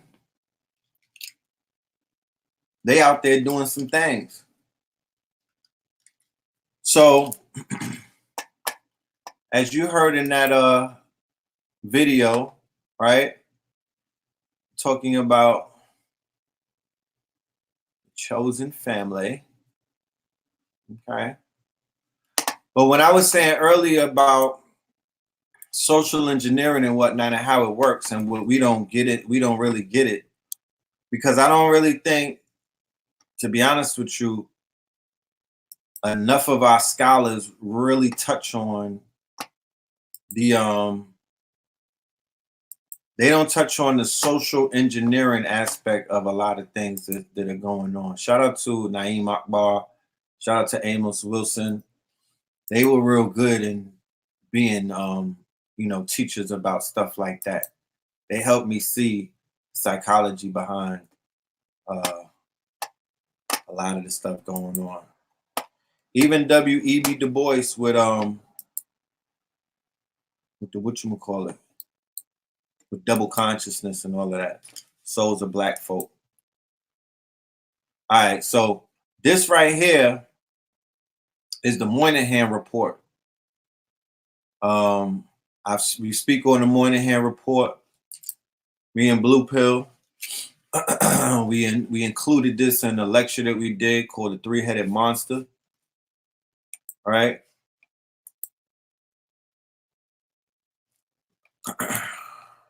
And we were explaining the importance of the Moynihan Report in the realm of social engineering in America and the turn that Black people, the social engineering, the turn that the social engineering train made in the direction of Black people as a result of this report right here. I'm going to read it to you. I'm not going to read the whole report because I'm giving you the name of the report, and you're going to read the whole report because it's going to sound better when you read it to yourself in your voice. But the Moynihan Report, I'm going to give you, we'll go through some tidbits of it. Okay, this is the annotated edition. A historian unpacks the Negro family, the case for national action on its 50th anniversary. So what I want to attempt to do, family that's out there, it's about 1,000 of us right now. What I want to attempt to do with the family right now is I want us to be able to conceptualize how social engineering actually works. They put out reports, they put out white papers, they put out certain kind of books. There's scholars amongst them, the Nietzsche's, the the Sigmund Freuds, they recommend certain books to read, or they come out with reports. These reports are instrumental because they steer policy, and this policy affects, this policy is predictable, this policy is a formula, this policy has an extension, usually 40 to 50 years. So here we are on the 50th of this policy, or this quote unquote article that this European put out that had a humongous impact on our people in America. When we begin to ask ourselves, why did these things deteriorate after they assassinated Martin Luther King and Malcolm X, and why did our people descend into what we descended into, even considering how we were in the 30s and the 40s and the 50s and the 60s, and even up into the 70s? What happened? How did our households fall to pieces to where that article is saying that the nuclear family is dead, and the pillars of the nuclear family, the pillars of the nucleus, the strongest nucleus that they were seeing in the Americas was the quote unquote Black family, even when that family was enslaved. Because the lengths that the mothers and fathers would go to basically escape from plantations and take their lives because they did not have their children in their lives and whatnot. And when those families were working together as a nuclear family and a nuclear unit on the farms as commodity, as a fucking machine. You know what I'm talking about? Conway the machine. They was working out people like niggas is working washing machines and goddamn lawnmowers. But when they were a family unit, oh, they worked better. They were more effective. And then when we were able to get out of the chains of this quote unquote beast and that nightmare of being prisoners of war, and we began, and even when they saw how the Aboriginal indigenous families inside of the confederacies and whatnot, how they interacted with their babies and their children and their tribes and things that in their family, their concepts of family and group and whatnot. And then the Africans brought that over from the continent as well, that concept of group and the village and the community, and forming posses and gangs and confederacies and groups and organizations. You know what I mean? That's something that we do. So, all right, here we go. The Moynihan Report. I'm going to read this out because you might not be able to read those letters. So I'll narrate it as I go along. Okay.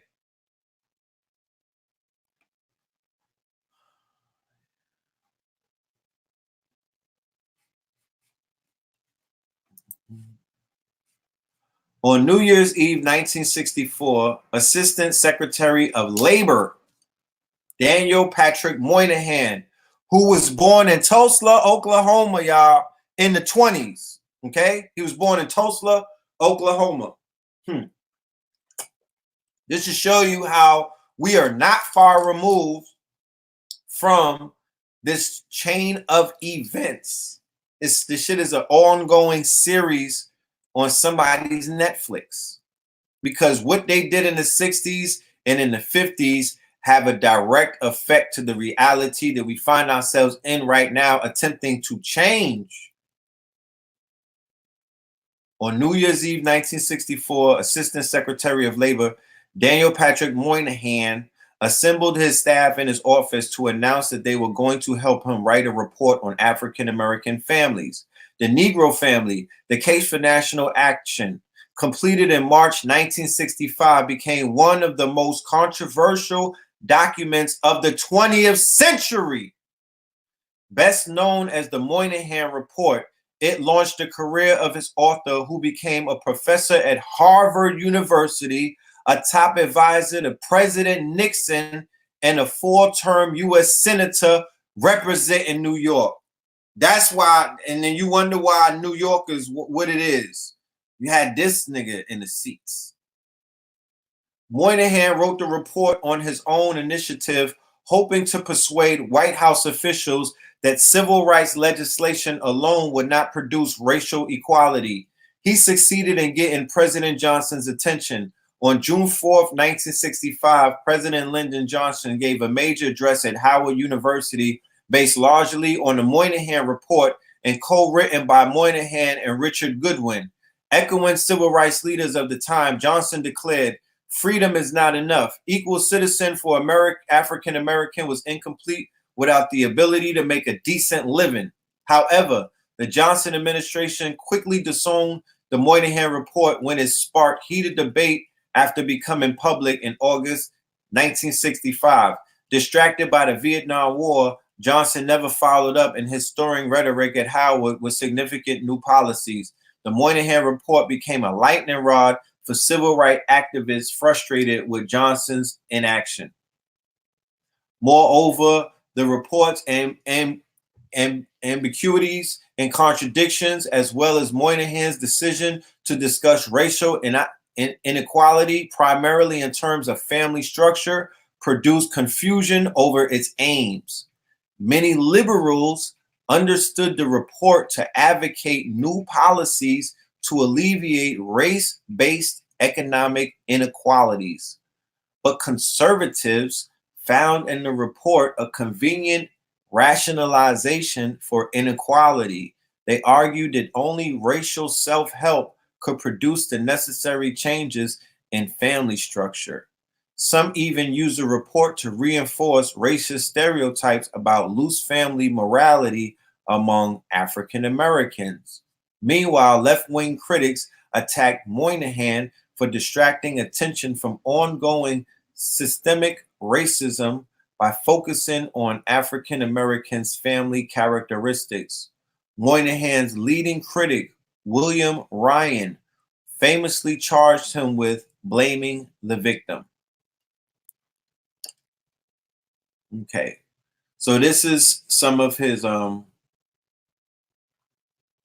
on. The Moynihan Report is a historical artifact best understood in the context of its time, yet it remains relevant today amidst current discussion of why racial inequality persists despite the passage of civil rights legislation. Even those who do not see the report's analysis as pertinent to the present can learn how it shaped contemporary discourse. 50 years later, the Moynihan Report is still a contested symbol among American thinkers and policy makers, cited by everyone from Barack Obama to Paul Ryan. Earlier this month, New York City's police commissioner and mayor publicly sparred over the report, with the former calling it prescient and the latter dismissing it as outdated. Liberals and conservatives alike praise the report's analysis, but it is still an enigma to many on the left. To aid readers interested in exploring the report and issues it raises, The Atlantic is publishing this annotated form of the Negro family. Please note that this version differs from the original and that many of the report's tables and charts are not reproduced. So this is not even the whole version of it. This is a version that they presented. But as you can see, you know, they go into depth about the Black family structure. They go into a scientific approach. They go into a socio-economic, psychological, deep dive, unpacking, genome breakdown of the nucleus of the nuclear family, okay? And it's masked in a report that's basically giving out, this is all metadata. This is big data, all right? But from a standpoint and from a vantage point of somebody who is very condescending in their analysis. They're not unbiased, okay? This is not done by one of us. The United States is approaching a new crisis in race relations, okay?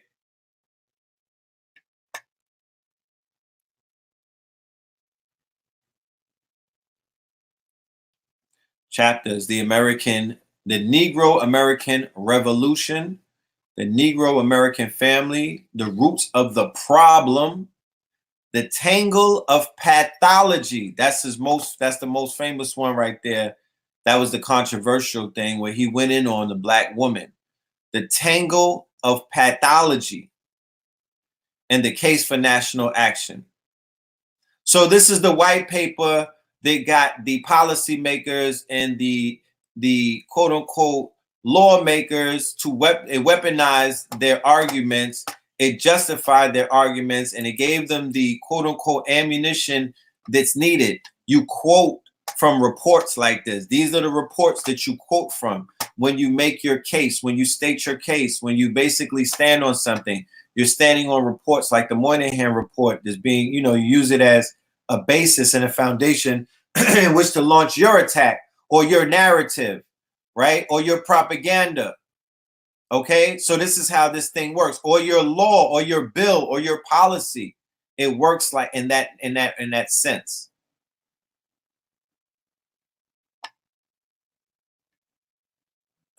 In the decade that began with the school desegregation decision of the Supreme Court and ended with the passage of the Civil Rights Act of 1964, the demand of Negro Americans for full recognition of their civil rights was finally met. The effort, no matter how savage and brutal of some state and local governments to thwart the exercise of those rights, is doomed. The nation will not put up with it, least of all the Negroes. The present moment will pass. In the meantime, a new period is beginning. In this new period, the expectations of the American Negro will go beyond civil rights. Being Americans, they will now expect that in the near future, equal opportunities for them as a group will produce roughly equal results as compared with other groups. This is not going to happen, nor will it happen for generations to come unless a new and special effort is made. There are two reasons. First, the racist virus in the American bloodstream still afflicts us. Negroes will encounter serious group at the present time in terms of ability to win out in the competitions of American life. They are not equal to most of those groups with which they will be competing. Individually, Negro Americans reach the highest peaks of achievement, but collectively, in the spectrum of American ethnic and religious and regional groups, where some get plenty and some get none, where some send 80% of their children to college and others pull them out of school at the 8th grade, Negroes are among the weakest. The most difficult fact for white Americans to understand is that in these terms, the circumstances of the Negro American community in recent years has probably been getting worse, not better. Indices of dollars of income, standards of living, and years of education deceive. The gap between the Negro and most other groups in American society is widening. The fundamental problem in which this is most clearly the case is that of family structure. The evidence, not final, but powerfully persuasive, is that the Negro family in the urban ghetto is crumbling. A middle-class group has managed to save itself, but for vast numbers of the unskilled, poorly educated city working class, the fabric of conventional social relationship has all but disintegrated. There are indications that the situation may have been arrested in the past few years, but the general post-war trend is unmistakable. So long as this situation persists, the cycle of poverty and disadvantage will continue to repeat itself. Skirt, skirt. Let me just add on real quick and interject. This is how government works. This is how social engineering works. This is how this shit works. So now, every single politician, let you niggas see my face when I talk to you.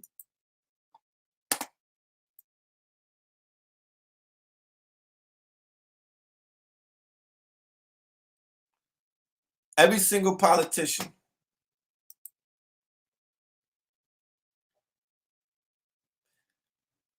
the LGBT people, the immigrant people,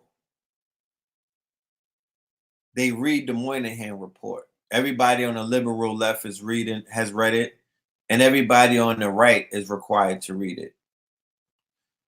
When you're drafting legislation to punish us and to break us, you have a report that's going to help you in your weaponization of whatever these quote unquote laws or whatever these quote unquote traps that you create in policy or in social media engineering and things of that nature, because they're giving you the blueprint on the even what he's writing has been taken. What he wrote was taken by Republicans and Democrats and weaponized. That's where that's when crack comes in. That's when all of these fucking bombs, these quiet is silent weapons for quiet wars.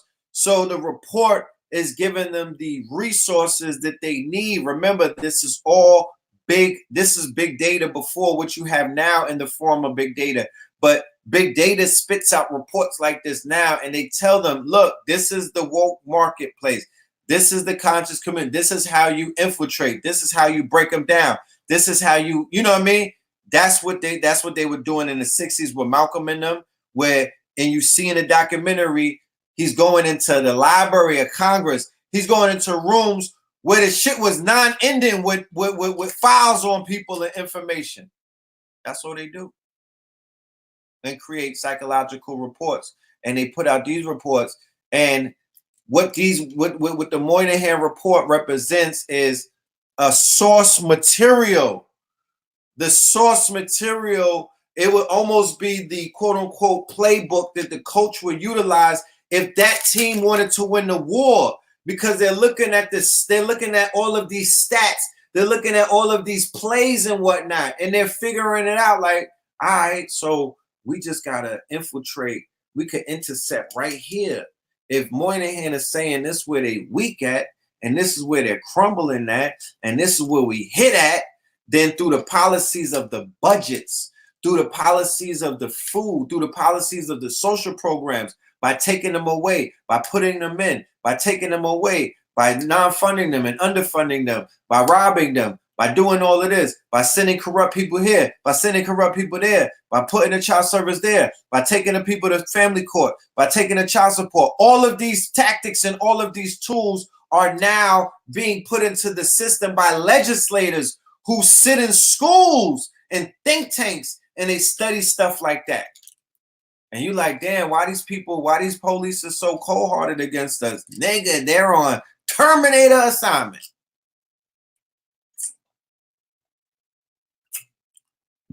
They've been charged. Their pastors done charged them. They pastors is gangsters. You understand? I don't know if people understand this. The highest level of gangster is in the church. Yeah, we in school tonight. You damn right.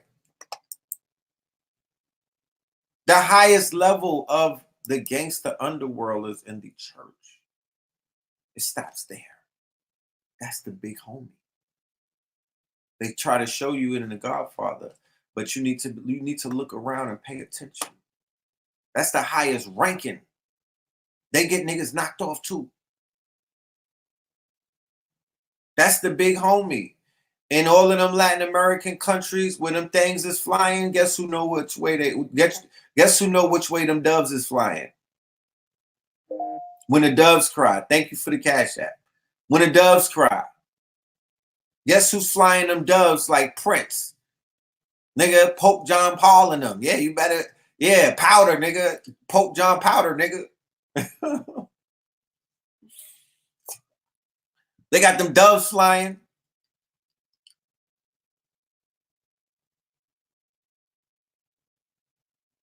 But let's continue reading this report. I don't want to get all excited and shit.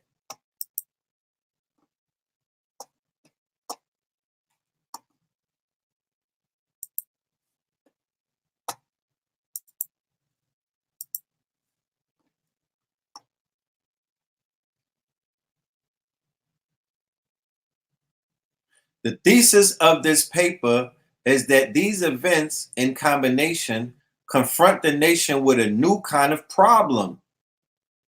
Measures that have worked in the past or would work for most groups in the present will not work here. A national effort is required that will give a unity of purpose to the many activities of the federal government in this area, directed to a new kind of national goal, the establishment of a stable Negro family structure. This will be a new departure for federal policy and a difficult one, but it is almost certainly offers the only possibility of resolving in our time what is, after all, the nation's oldest and most intransigent and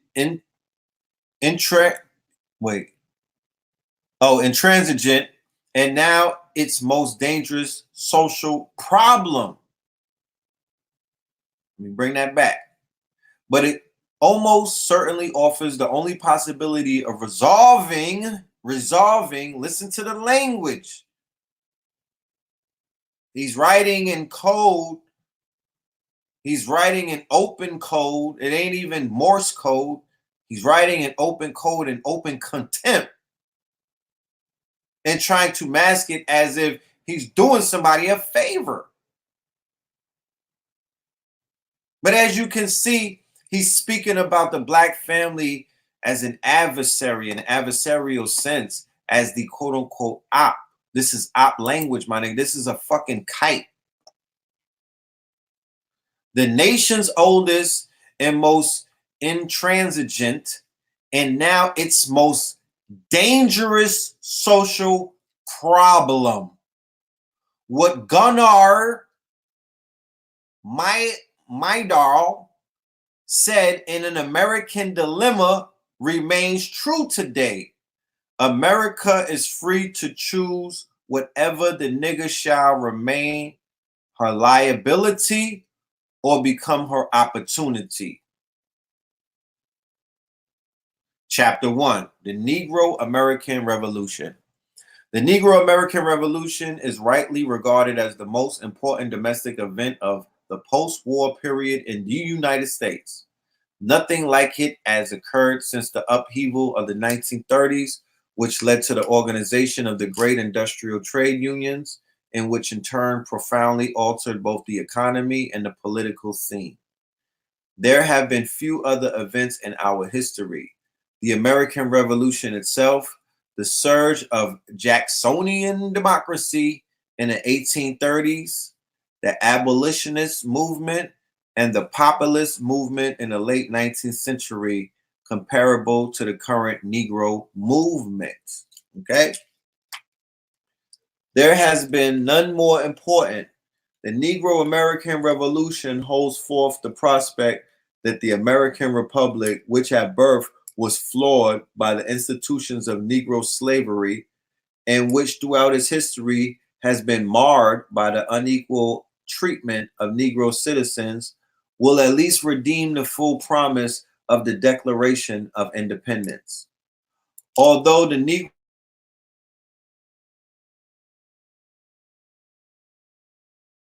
only as American citizens asserting their rights within the framework of the American political system, it is no less clear that the movement has profound international implications. It was in no way a matter of chance that the nonviolent tactics and philosophy of the movement, as it began in the South, were consciously adapted from the techniques by which the Congress Party undertook to free the Indian nation from British colonial rule. It was not a matter of chance that the Negro movement caught fire in America at just that moment when the nations of Africa were gaining their freedom.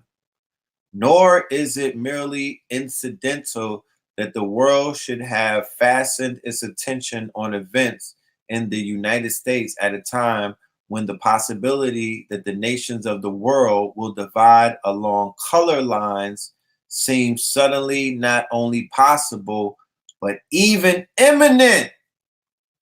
God damn it.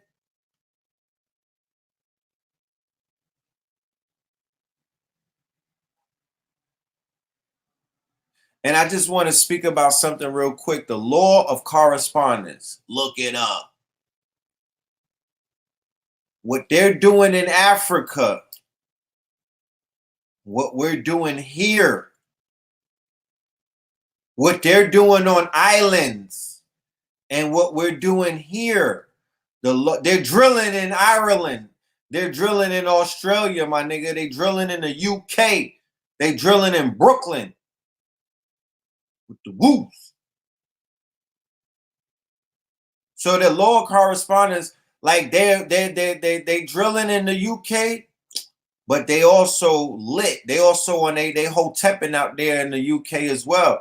They building in the UK as well. They woke in the UK as well. They, you know, they melanin is popping in the UK. What you talking? I was in a room with 2,000 plus, and they knew who the God was.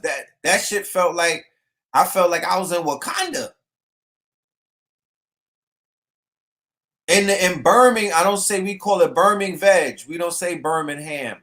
We call it Birmingham veg. I was in Birmingham veg, my genius, in it with the blokes them or with the roadman them. You know what I'm talking about? Not the top boys, the top guards. We took the museum and all of that. We took the parliament over. It was the right. We lit that grid up. The home of all of this stuff, the home of these Europeans. This is their home. I don't know if y'all ever been to somebody's home, because we be rubbing shoulders with these Europeans in America. Nigga, you ain't been in their home yet. Go to where they come from, and you'll understand who you dealing with. They owe black people and these motherfucking Indians over here a lot of thanks, because these niggas helped evolve their weird ass fucking chromosomes and all of the shit that they had that made them look like Igor and Shrek, like they look in the fucking London right now. They was looking crazy. And they don't look like that. They look different over here because of the admixture.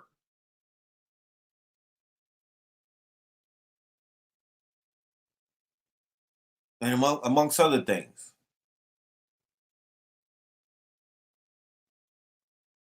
So let me continue reading. It was in no way a matter of chance that the nonviolent tactics. Oh yeah, I read that. Mm-hmm. Such racist views have made progress within the Negro American community itself, which can hardly be expected to be immune to a virus that is endemic in the white community. The Black Muslim doctrines, based on total alienation from the white world, exert a powerful influence.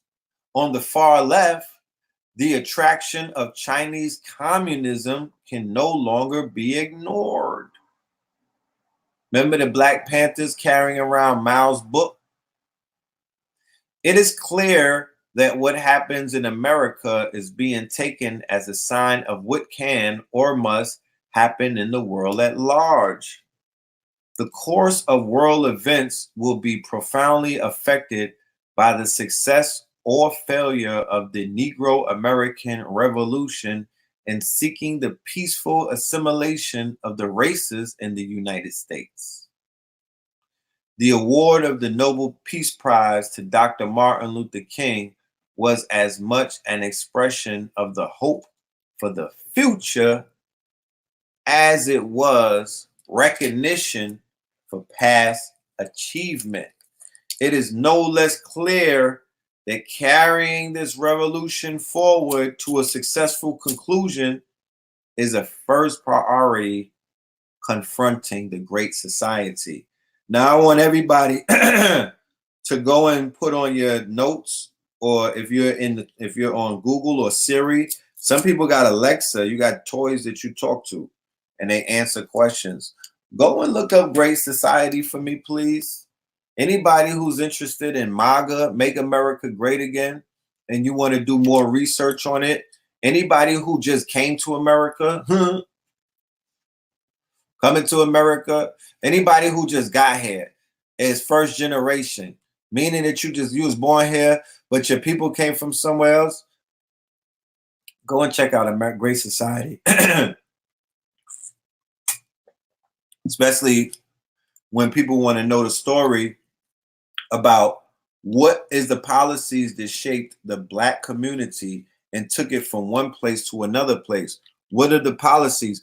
What was the breakdown? What was the quote unquote social engineering that was taking place from a domestic and a foreign policy standpoint, and affecting it through law, affecting it through policy, affecting it through programs? The Great Society is what Lyndon Johnson ushered in after the death of JFK.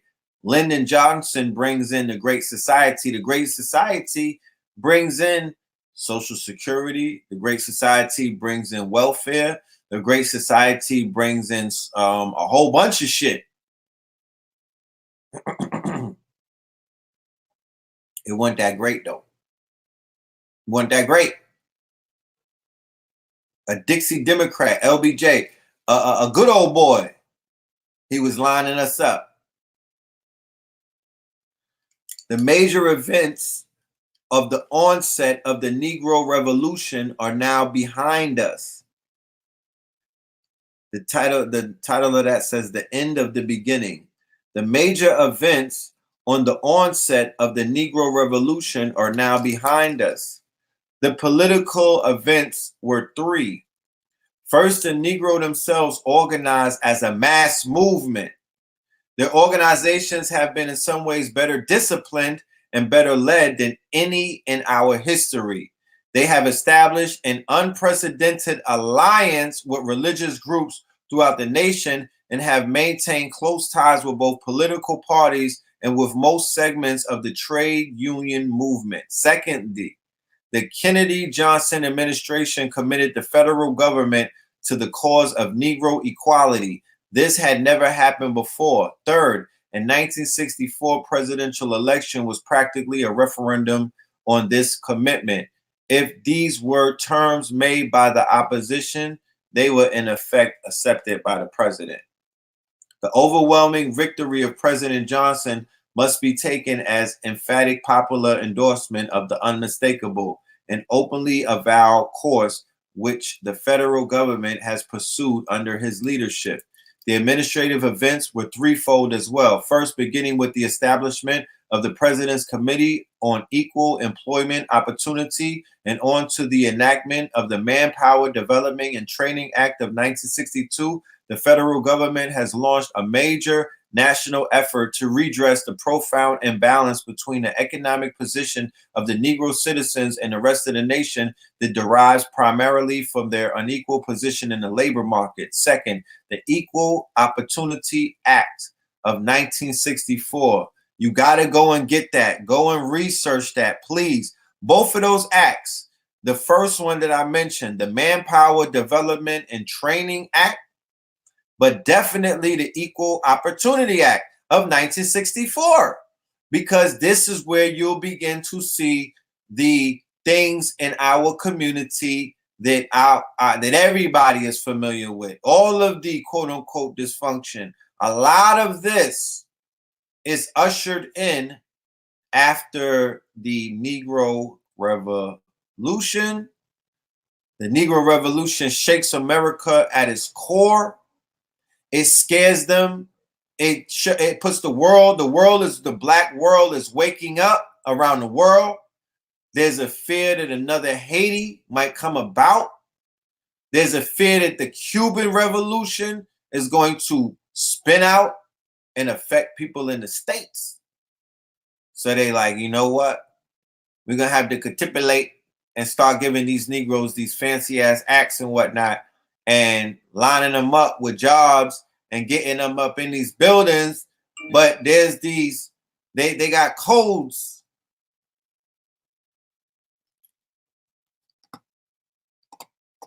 They got codes, right? They got codes. Whatchamacallit, that they're following. You know, when people say stay on code, right? You hear what Tariq Nasheed say, stay on code. Well, the codes that they're following are white papers. The codes that they're following are certain authors that are handpicked and given to them because these authors speak of the plan. These authors are laying out the quote unquote, like I said, Anne Rand, Atlas Shrugged, right? Atlas Shrugged. That whole Edward Bernays, Sigmund Freud, Nietzsche. You know, these are their thinkers. These are the people who are, you know, they're the ones who allow them to sleep at night with the debauchery and all of the craziness that they're doing and whatnot. They were people who were intellectualizing slavery and human trafficking and whatnot, and basically the demonic treatment of human beings. The quote, the total, the disenrollment, you know, the stripping down of the souls of human beings, yo. Human beings. Of some powerful people at that. Some dignified people. And they broke a whole bunch of people's spirits. And they destroyed a whole bunch of bloodlines and legacies and all kind of shit. And I'm like, yo, you know, that's something that should be definitely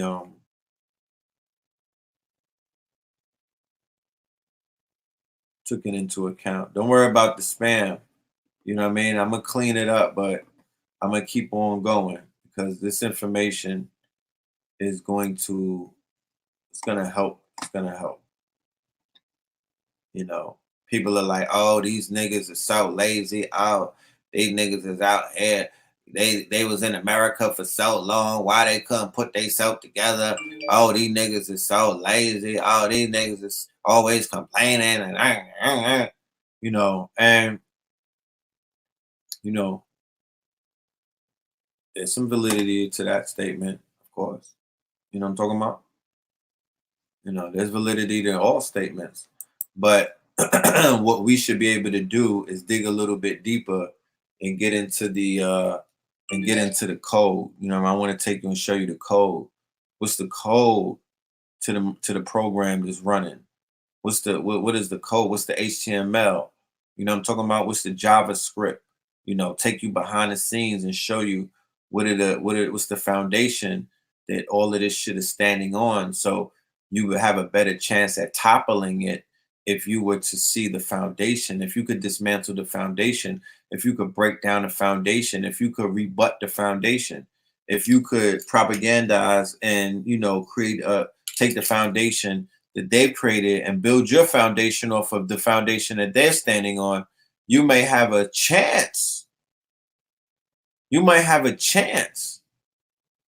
But if you just out here swinging like Trey and Boys in the Hood, just hoping that you could connect, you know, you just might. But if you don't, my nigga, you know the results. World star. So let's continue. Third, the Civil Rights Act of 1964 marked the end of the era of legal and formal discrimination against Negroes and created important new machinery for combating covert discrimination and unequal treatment. Did that machinery work?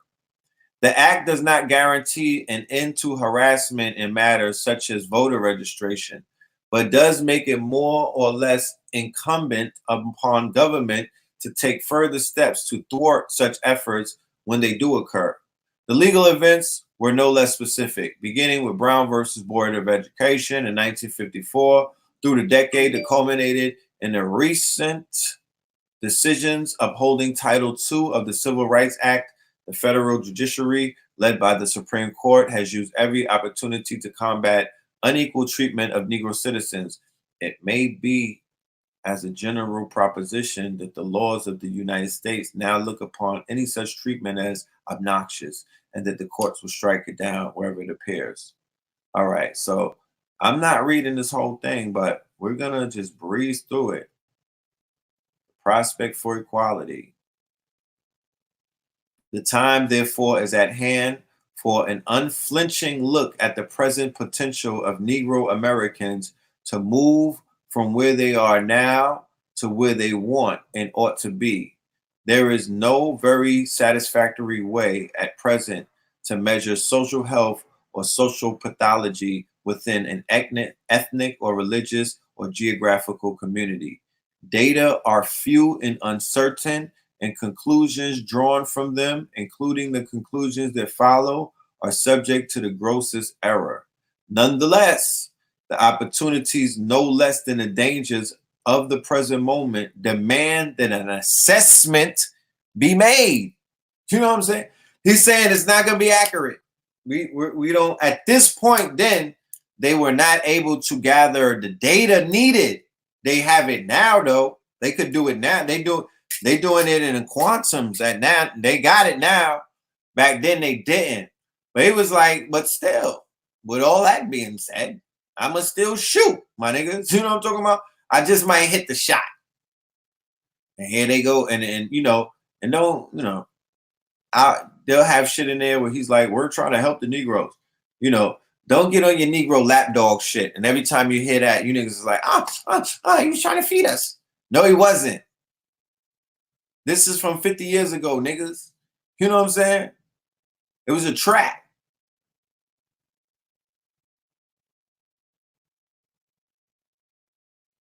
After an extensive study of the life of Central Harlem, the board of directors of Harlem Youth Opportunities Unlimited, Inc. summed up their findings in one statement: massive deterioration of the fabric of society and its institutions. It is the conclusion of this survey of the available national data that what is of true Central Harlem can be said to be true of the Negro American world in general. So he said because of because an intense study,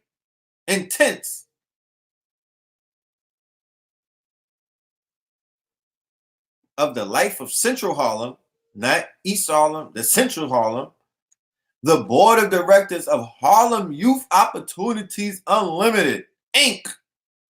So a non-for-profit, Inc. in the hood for Youth Opportunities Unlimited.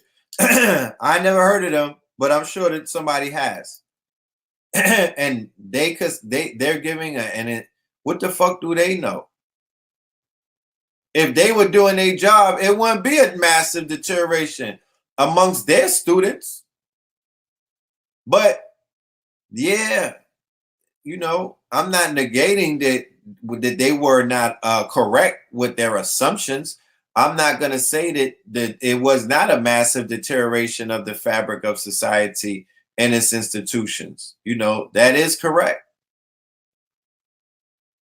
It is the conclusion of this survey, but the fact that they took the information from this one survey, though, you don't have to do a survey and just walk through Harlem back in those days, I guess, after certain drugs was hitting it, like heroin. That this is some bleak looking shit right here.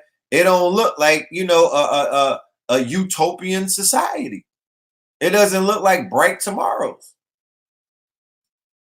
But the fact that they took that study and applied it to the rest of the black world, that's kind of crazy.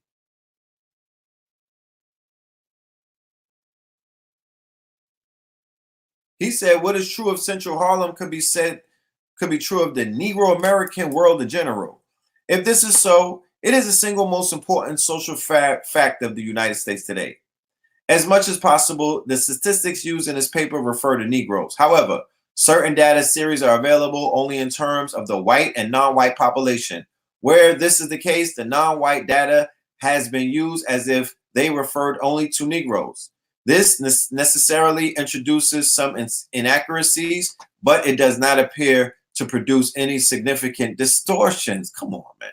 In 1960, Negroes were 92.1% of all non-whites. The remaining 7.9% is made up largely of Indians, Japanese, and Chinese. The combined male unemployment rates of these groups is lower than that of the Negroes.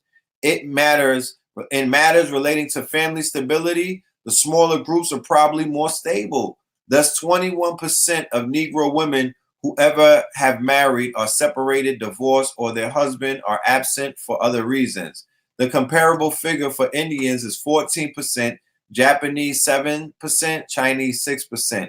Therefore, the statistics on non-whites generally understate the degree of disorganization of the Negro family and underemployment of Negro men.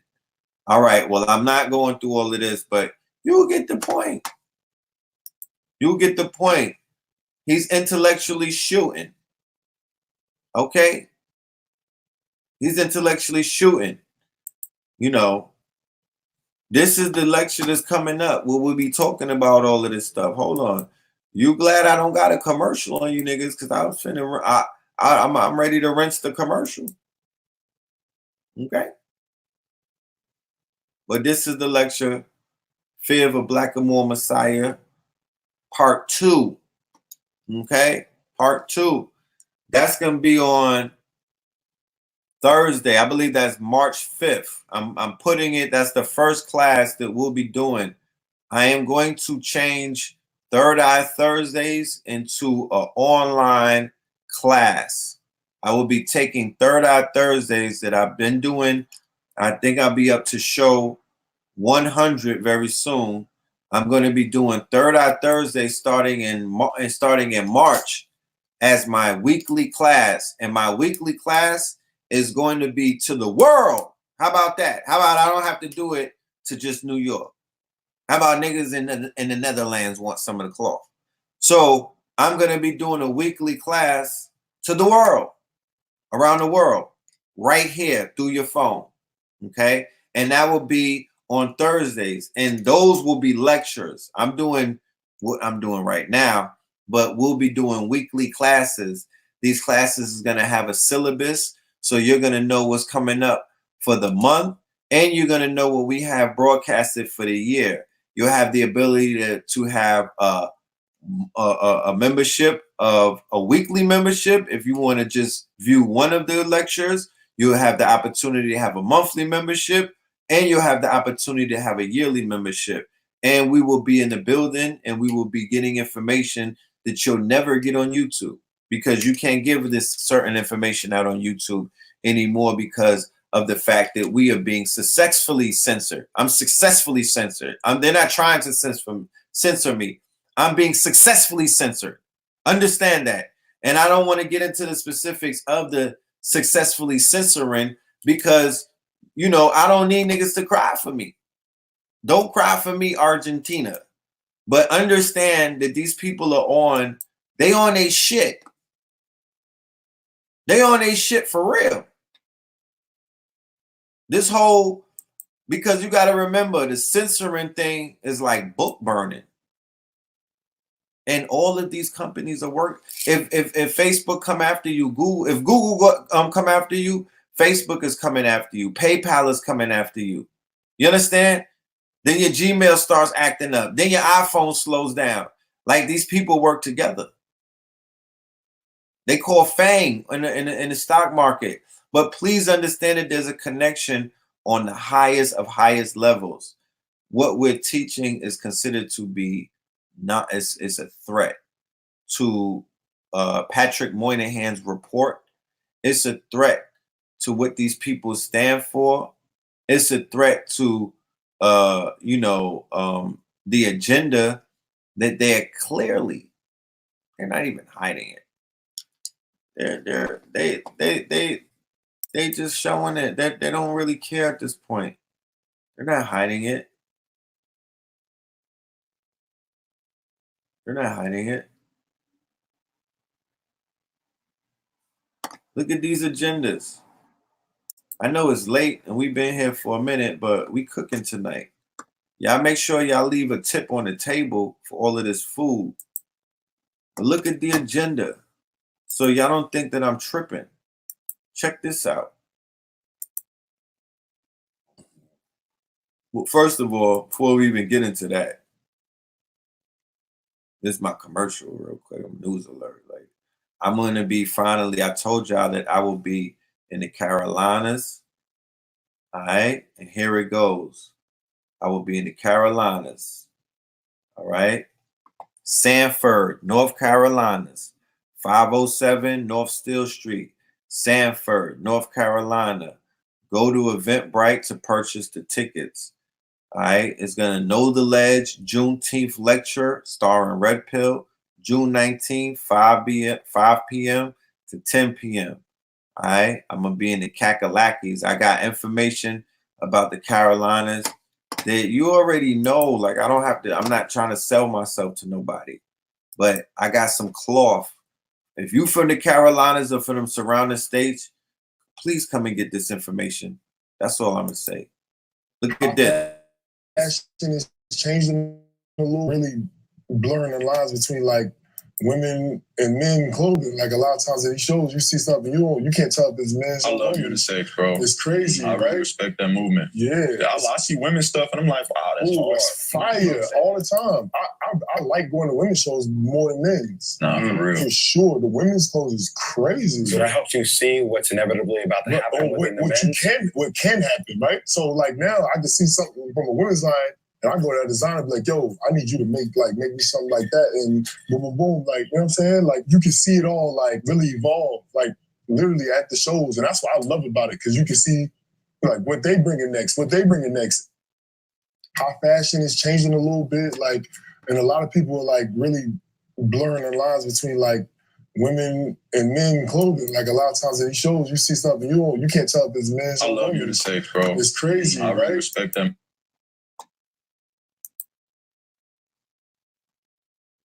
Was y'all able to see that video?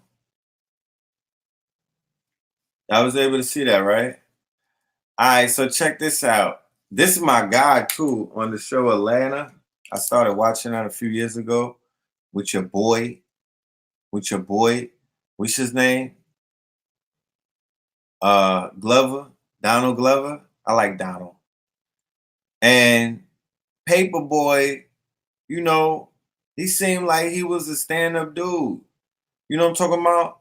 I like his character, you know. He's an interesting character. He just cool. He remind me of niggas in the hood. Now, here you go. The Marvel Universe picked them up for Phase 4. The new phase of Phase 4 Marvel is going to introduce LBGT superheroes like you've never seen before. This new phase that they're going into, they're going to unleash about 4 different LBGTQ superheroes. And we ain't even talking about the gay superhero that Lee what's his name? What's that dude? Lee Daniels is gonna come out with. This some whole nother shit through Marvel. The female Thor, she's gonna be a lesbian, and there's a whole bunch of other things. But my dude, Paperboy, right? Yeah, how you doing? Paperboy, he out here. He gonna be out here working the thing. He got, you know, he kissed somebody on screen. There's an on-screen kiss in a Marvel movie, and Paperboy is out here, you know, locking lips with niggas. And somebody told me that he was moist in real life. I don't know. Yeah, Paperboy. I know it's Marvel and everything, but god damn it, bro. What we doing? What are we doing? That's what we doing? I didn't know that's what we were doing. You know? Can I even watch the fucking new season in peace? And then here we have this shit. See, I don't want to. I'm just trying to show you that there's an agenda, family. There's some shit going on in Harvey Weinstein's backyard. You know? There's some things going on in Harvey's backyard, bro. Like highly weird. It's still weird as hell. And nobody's gonna tell me any different. They don't just snatch your soul out there. They body snatching niggas. All right, I'm gonna get right back to this. This is the Morris Summit. I'm gonna need y'all to be in the building for that too. Yeah, check. This is Snoop's son. So they leaked pictures of Snoop's son, right? Somebody said that he was doing a photo shoot for a child that didn't make it, right? A child that died prior to, you know, I don't know. And they were saying that he was paying homage to her with the outfit, you know what I mean? By dressing up like a young girl or like a female. You know, that man looks hurt right there. Talk black to me. You know what I mean? They were saying that by wearing this stuff, he was paying homage, you know. But I'm like, I don't know about that. You know what I'm saying? I don't know about that. I mean, I be buying in other things, but I don't know about that. I don't. He would have to say it. I would have to hear him say that. I'm not going to take a third party's excuse for that behavior because I don't know about that. I don't know if people do that. That's not snoopish of him. Is this the son that Snoop never hugged and he told him that he loved him? I want to know. Is this the son that Snoop never hugged and told him that he loved him? Because I heard that there was a problem with Snoop expressing his love to his children that had came up before. You know? And if that's the case, I might be able to understand some things. You know? Morris Summits, Metaphysics and Me, March 20th. Mark that on your calendar. And I'll be speaking on March 21st. We have our brother Taj Tariq Bey speaking on the 20th. And I'll be speaking on the 21st in the morning at 10 a.m. I'm going to be dealing with metaphysics. There's going to be a lineup of some powerful teachers, information that you've never heard before. You know, just laid out, you know. So bring your notebook, bring your thinking cap. We're going to be in Wilmington, Delaware, 1801 Lancaster Avenue, Wilmington, Delaware. Go to Moorish Metaphysics and me.eventbrite. So you could go to Eventbrite and put Moorish, metaphysics, and me. If you're in the Philly area, DC area, DMV area, New York area, Delaware is right there. Remember, come and witness history. Don't watch history only. Yeah, we got streaming services on the way, and you'll be able to do all of that. But you should be there. You should be there live. You know what I mean? I want you to witness the greatness of Taj Tariq. I want you to see him physically. I want you to have him sign something. This is a master teacher that they will write about in the future. I want you to pull up and get something from me to sign, or buy something, an article of clothing from me and my table, or some herbs or whatever is being offered, because it's only right. You know what I mean? I'm here to build with the people. I'm not just here to talk on the internet, even though that is, that's a medium. You know what I'm saying? It's a very effective medium. Look at this. Sad tale of a black reverend who was killed by 6 white thugs stealing his 270-acre land. This frequently happened. This happened all over the South during the Jim Crow area. These were all, a lot of this land was passed down. A lot of this land was fought for. A lot of this land was purchased. A lot of this land was indigenous. A lot of this land was protected for centuries and years. And then, during this terrorism campaign, they was out here snatching land and bodying. And that's where a lot of lynchings were coming from, kidnappings, and, all kind of terroristic activity from those Jacksonian Democrats coming out of that era. Those Jacksonians, the ones behind the Civil War and knocking the damn president off.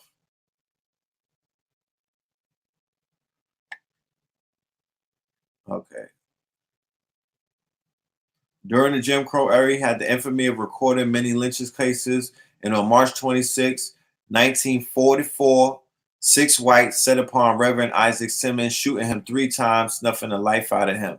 While racism and poverty was the bane of black families in the South, where slavery had thrived at their expense, Reverend Simmons' family since 1887 controlled more than 270 acres of debt-free Amite country land. He, as a farmer and minister, worked the land with his children and grandchildren, producing crops and selling the property's lumber. In 1941, rumors spread that there was oil in Southwest Mississippi. A group of 6 white men decided they wanted the Simmons land and warned Reverend Simmons, right? Reverend Run is Reverend Simmons, to stop cutting lumber. Reverend Simmons consulted a lawyer to work out the dispute and ensure his children would be the sole heirs to the property. For consulting a lawyer as a law-abiding citizens, the thugs vented that the Simmons family thought that they were smart niggas. They picked Reverend Simmons' eldest son, Eldridge, and gave him a beating. They then dragged Reverend Simmons from his home about a mile away and began beating him too. They then killed him brutally, shooting him 3 times and cutting out his tongue.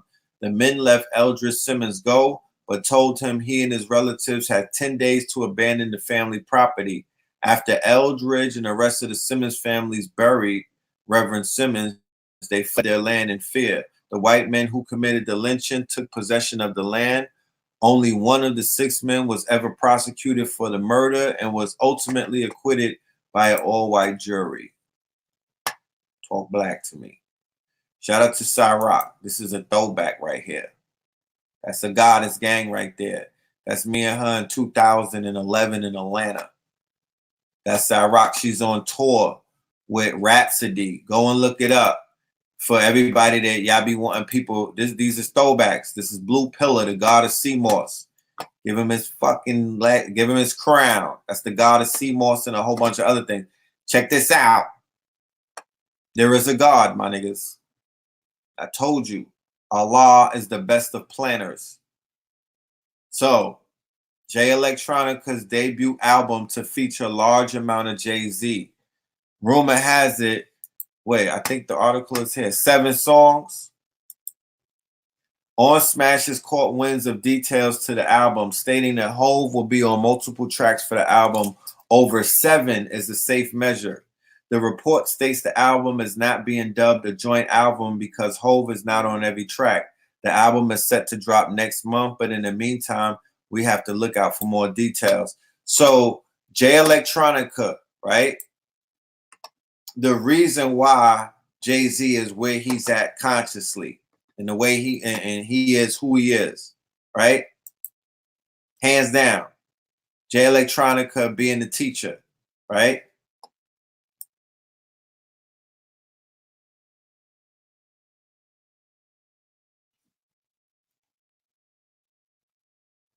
And Jay Electronica being a student of Ali Muhammad, Jay Electronica being a student of Wesley Muhammad, Jay Electronica being a student of the Allah Squad, and a few other people who he gets information from. Because he's a student. Let's be clear. He's a student. The same way that Yassine Bey and a few other people are students. We're all learning. We're all students. People learning from each other. I learn from Jay Electronica. He learns from people that I've learned from and learn from me, and it's all a circle. So anyway,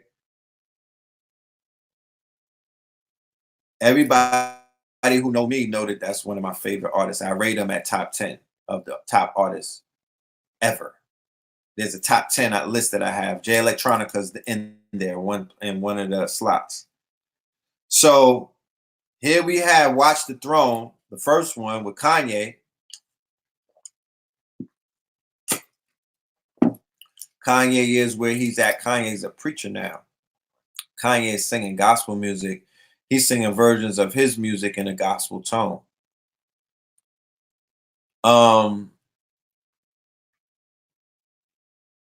So the person that he did Watch the Throne with, Sean Carter, in the album Watch the Throne, Sean Carter was exhibiting more conscious thought in his lyrics. I'm a lyricist, so I don't skim through it. I'm going into the lyrics. There was way more conscious thought in the quote-unquote rhythmatic delivery that Jay-Z was offering in Watch the Throne than what we expected Kanye to deliver. We thought Kanye was Mr. Woke. He was the woke God. He was the woke God. But he was on some materialistic shit on Watch the Throne, talking about sniffing coke off of white girls and some other stuff. He was trying to floss. He was getting caught up in the materialism. Jay tapped into some spiritual shit. Listen to Watch the Throne. You would count about 5 songs where Jay is going in on some woke shit. Yeah, Why I Love You. He was going in on, listen to that shit. He was going in. It's reality rap. It don't gotta be, it's not, you cannot require tree hugger rap or Diggable Planet rap. No offense. I love all of them. You can't, you know what I mean? He's gonna give you Jay-Z's version of consciousness. And I dig shit like my nigga, he's the best, that's the best version of him. Everybody got room on this stage, bro. That's the best version. When Jay-Z tap into a conscious part of himself and he's spitting he's spitting pain on some reality shit, that's the best version of him. It's a non-judgmental place when you approach music. So, I'm looking at the artwork. Looking at the artwork. Shiny Suit Theory. Yeah, I didn't like that too tough. I hope they don't come. I like Nigga We Made It. I like Nigga We Made It. Yeah, No Church in a While was deep as well.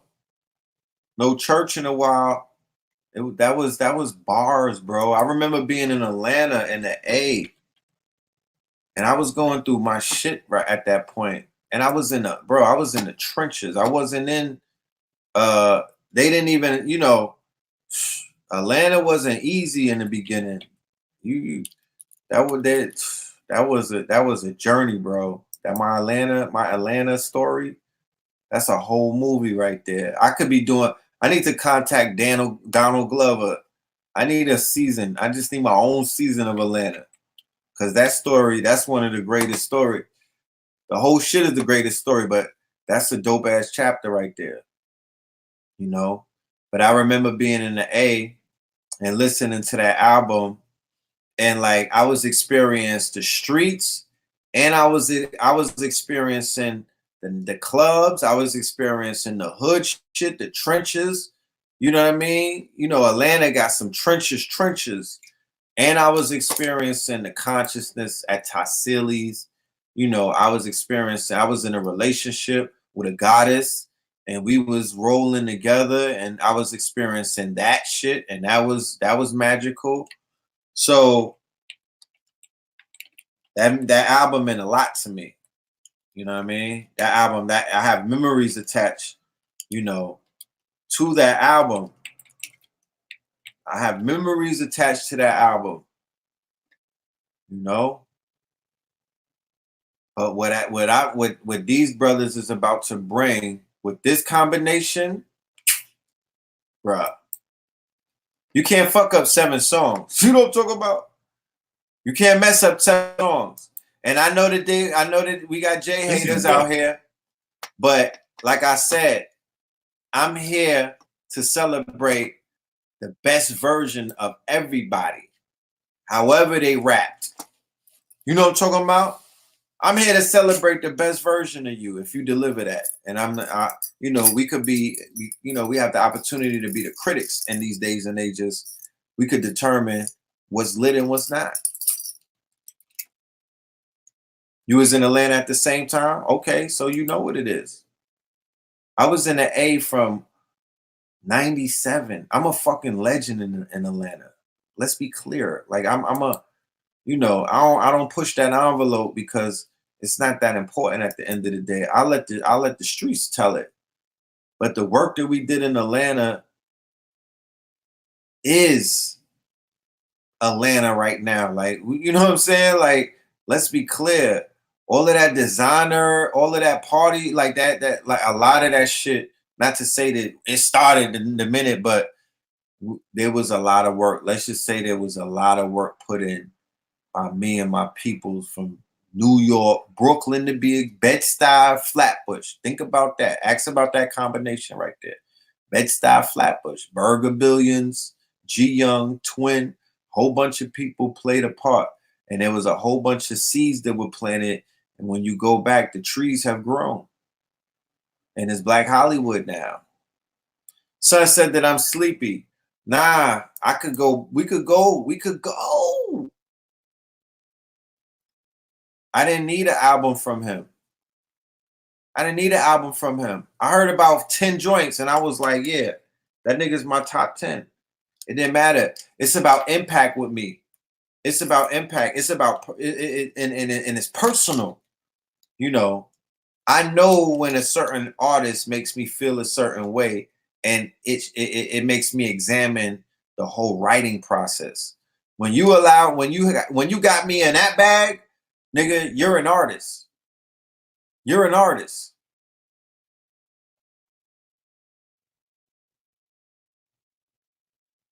You know? You're an artist. So he's one of those artists. He came in 2010. I'm not approaching this from a mundane level. I'm on an elevated level, even in the J Electronica debate. I'm looking at this shit as a cycle, bro. His emergence in 2010 shifted me as an artist. It shifted my consciousness, and it gave me the lens to look at consciousness. That it allowed me to look at the lens of consciousness being coddled and accepted by what I knew as the quote unquote kings of materialistic rap. And that was Puff Daddy and Jay-Z, because they had a bidding war over J Electronica. And this is in 2010. This is the beginning of their wokeness. This is who pushed that envelope. This is the one. He's the harbinger of what we may see right now as mainstream woke culture. He was one of the seed planters. The bars that nigga was coming with, we can't be greedy. Because people always, especially conscious people, niggas be wanting to own shit. Because, niggas have to go through those preliminary schools about learning about somebody took some shit that you had, I guess. So you always feel like somebody owes you something. But then as you go later on down the line, you realize that's a crock of shit. So I skipped too many legends for a guy with no discography. There are many legends out there, but I have a top 10. I got a top 100. He got a discography.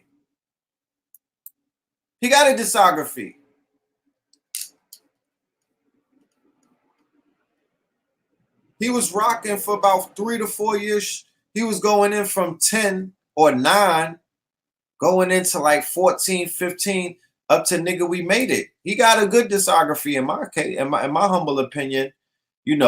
It's and the fact that he don't got 100 remixes with the Migos and he's not all over the place with mad material. In a sense, that's cool with me because I don't want you to be spread thin. Some things should remain exclusive.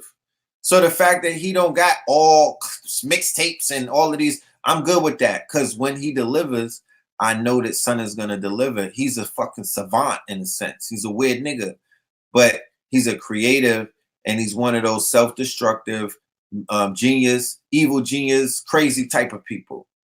I don't know personally, but that's just my assumption. And I like people like that. I could relate, I could relate. My scorpionic self could fucking relate, bro. Give us that work, my nigga. Send that heat. You know what I mean? We've been waiting. Send that heat. I'm talking about Jay Electronica, not Drake.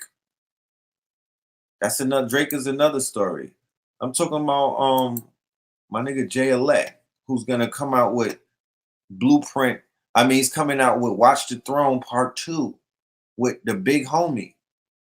With the big homie's gonna act a fucking fool. You know what I'm talking about? The big homie gonna act up. He gonna act up. And that's what Brooklyn needs right now. That's what hip hop needs right now. That's what the streets need right now. Cause you might not be in the streets. I'm in the streets, my nigga. I know what this music is doing for the streets, my nigga. I know what shit like this do for the streets.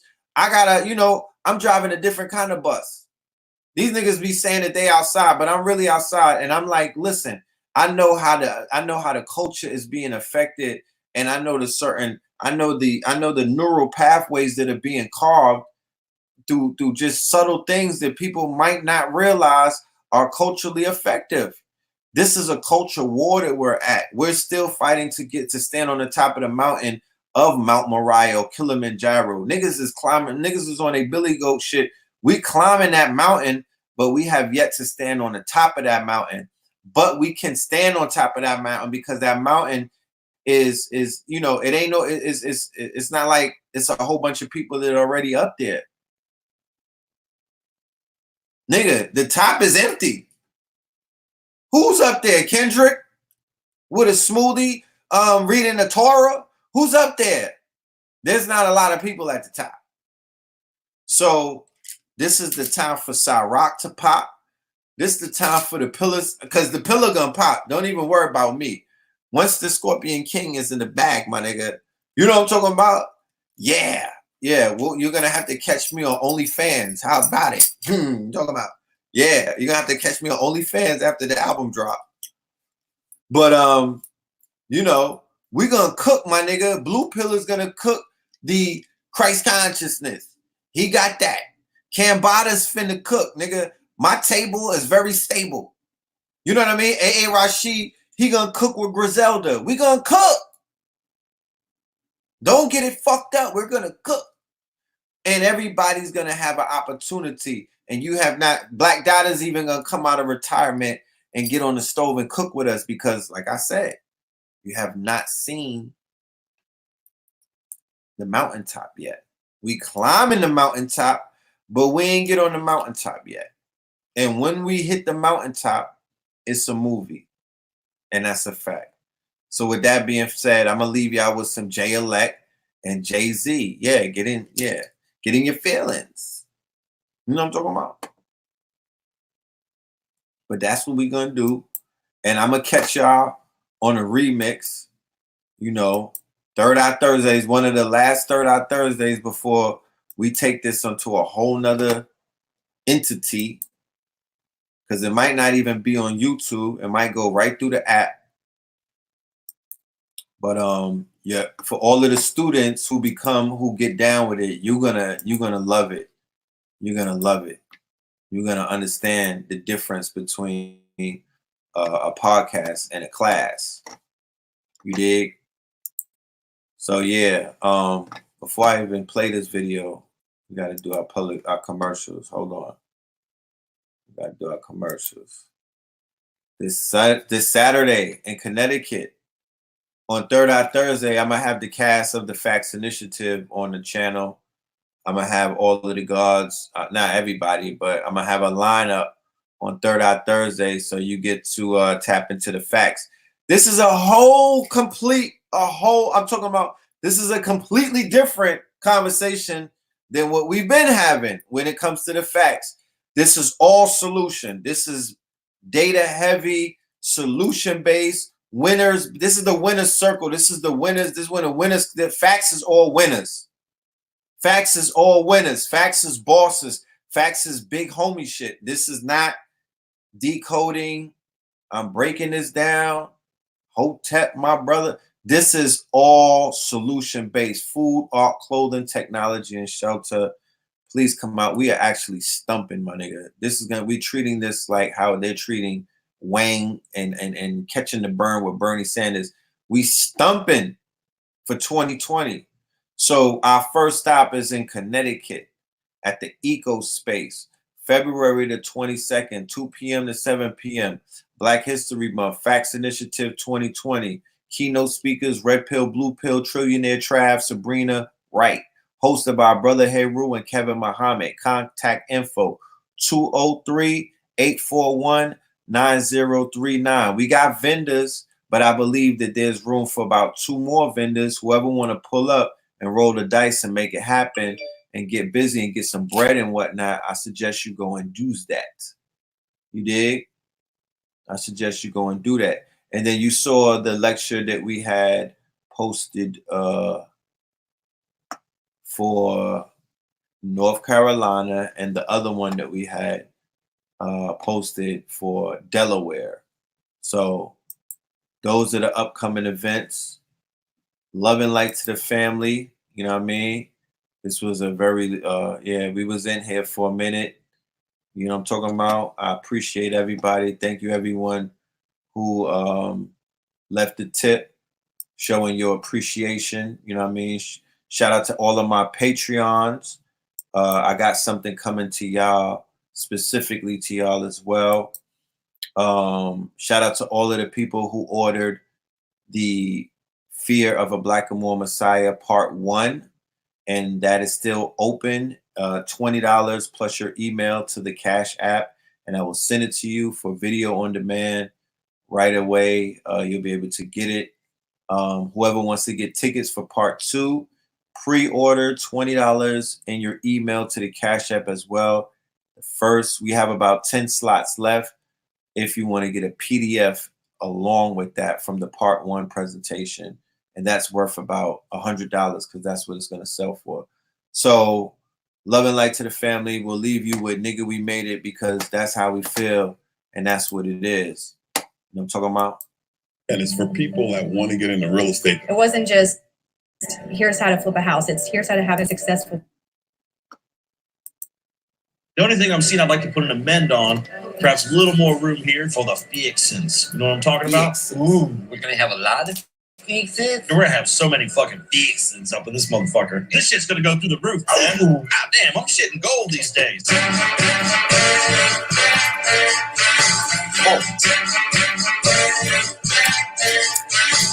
We made it. We made it.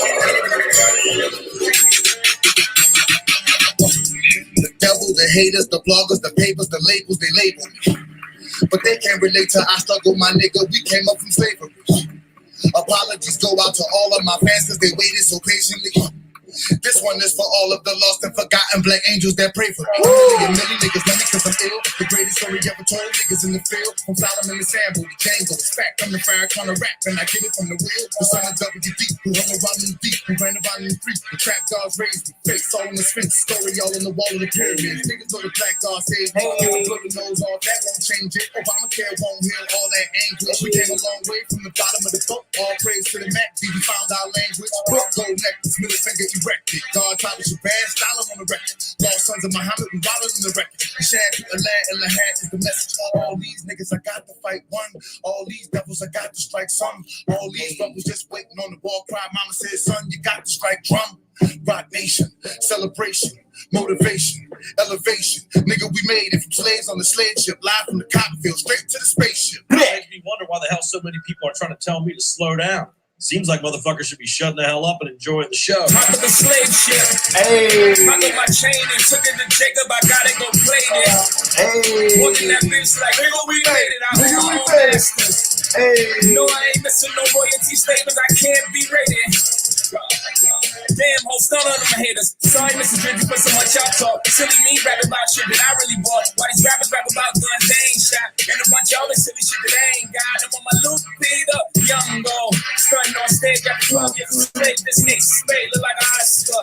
Black chucks look like a monster. Don't make me lie, yo. Nigga, watch your tone. I come to court with black boxes on. Y'all hella jealous of my melatonin. I can black out at any given moment. I'm God. Keep the 7-letter made, so with my arms are being shackled, I still get paid. All praise is due. I'm ready to chase a Yaku back in the cage. Hey. These are the last days, but do I see face? Showed up to the last supper, it's a brand new chase. I'm a true living, book of home. New religion, ain't from the other world. Alien superstition. You blind, baby. Blind to the fact of who you are, maybe. My bloodline's crazy. Kings and queens and Michael Jordan rings. I go stupid, Sucio. The flow's filthy. Y'all can't kill me. I've been inoculated from the snakes in the face and your corny handshakes. Cocksucker, we made it. Brooklyn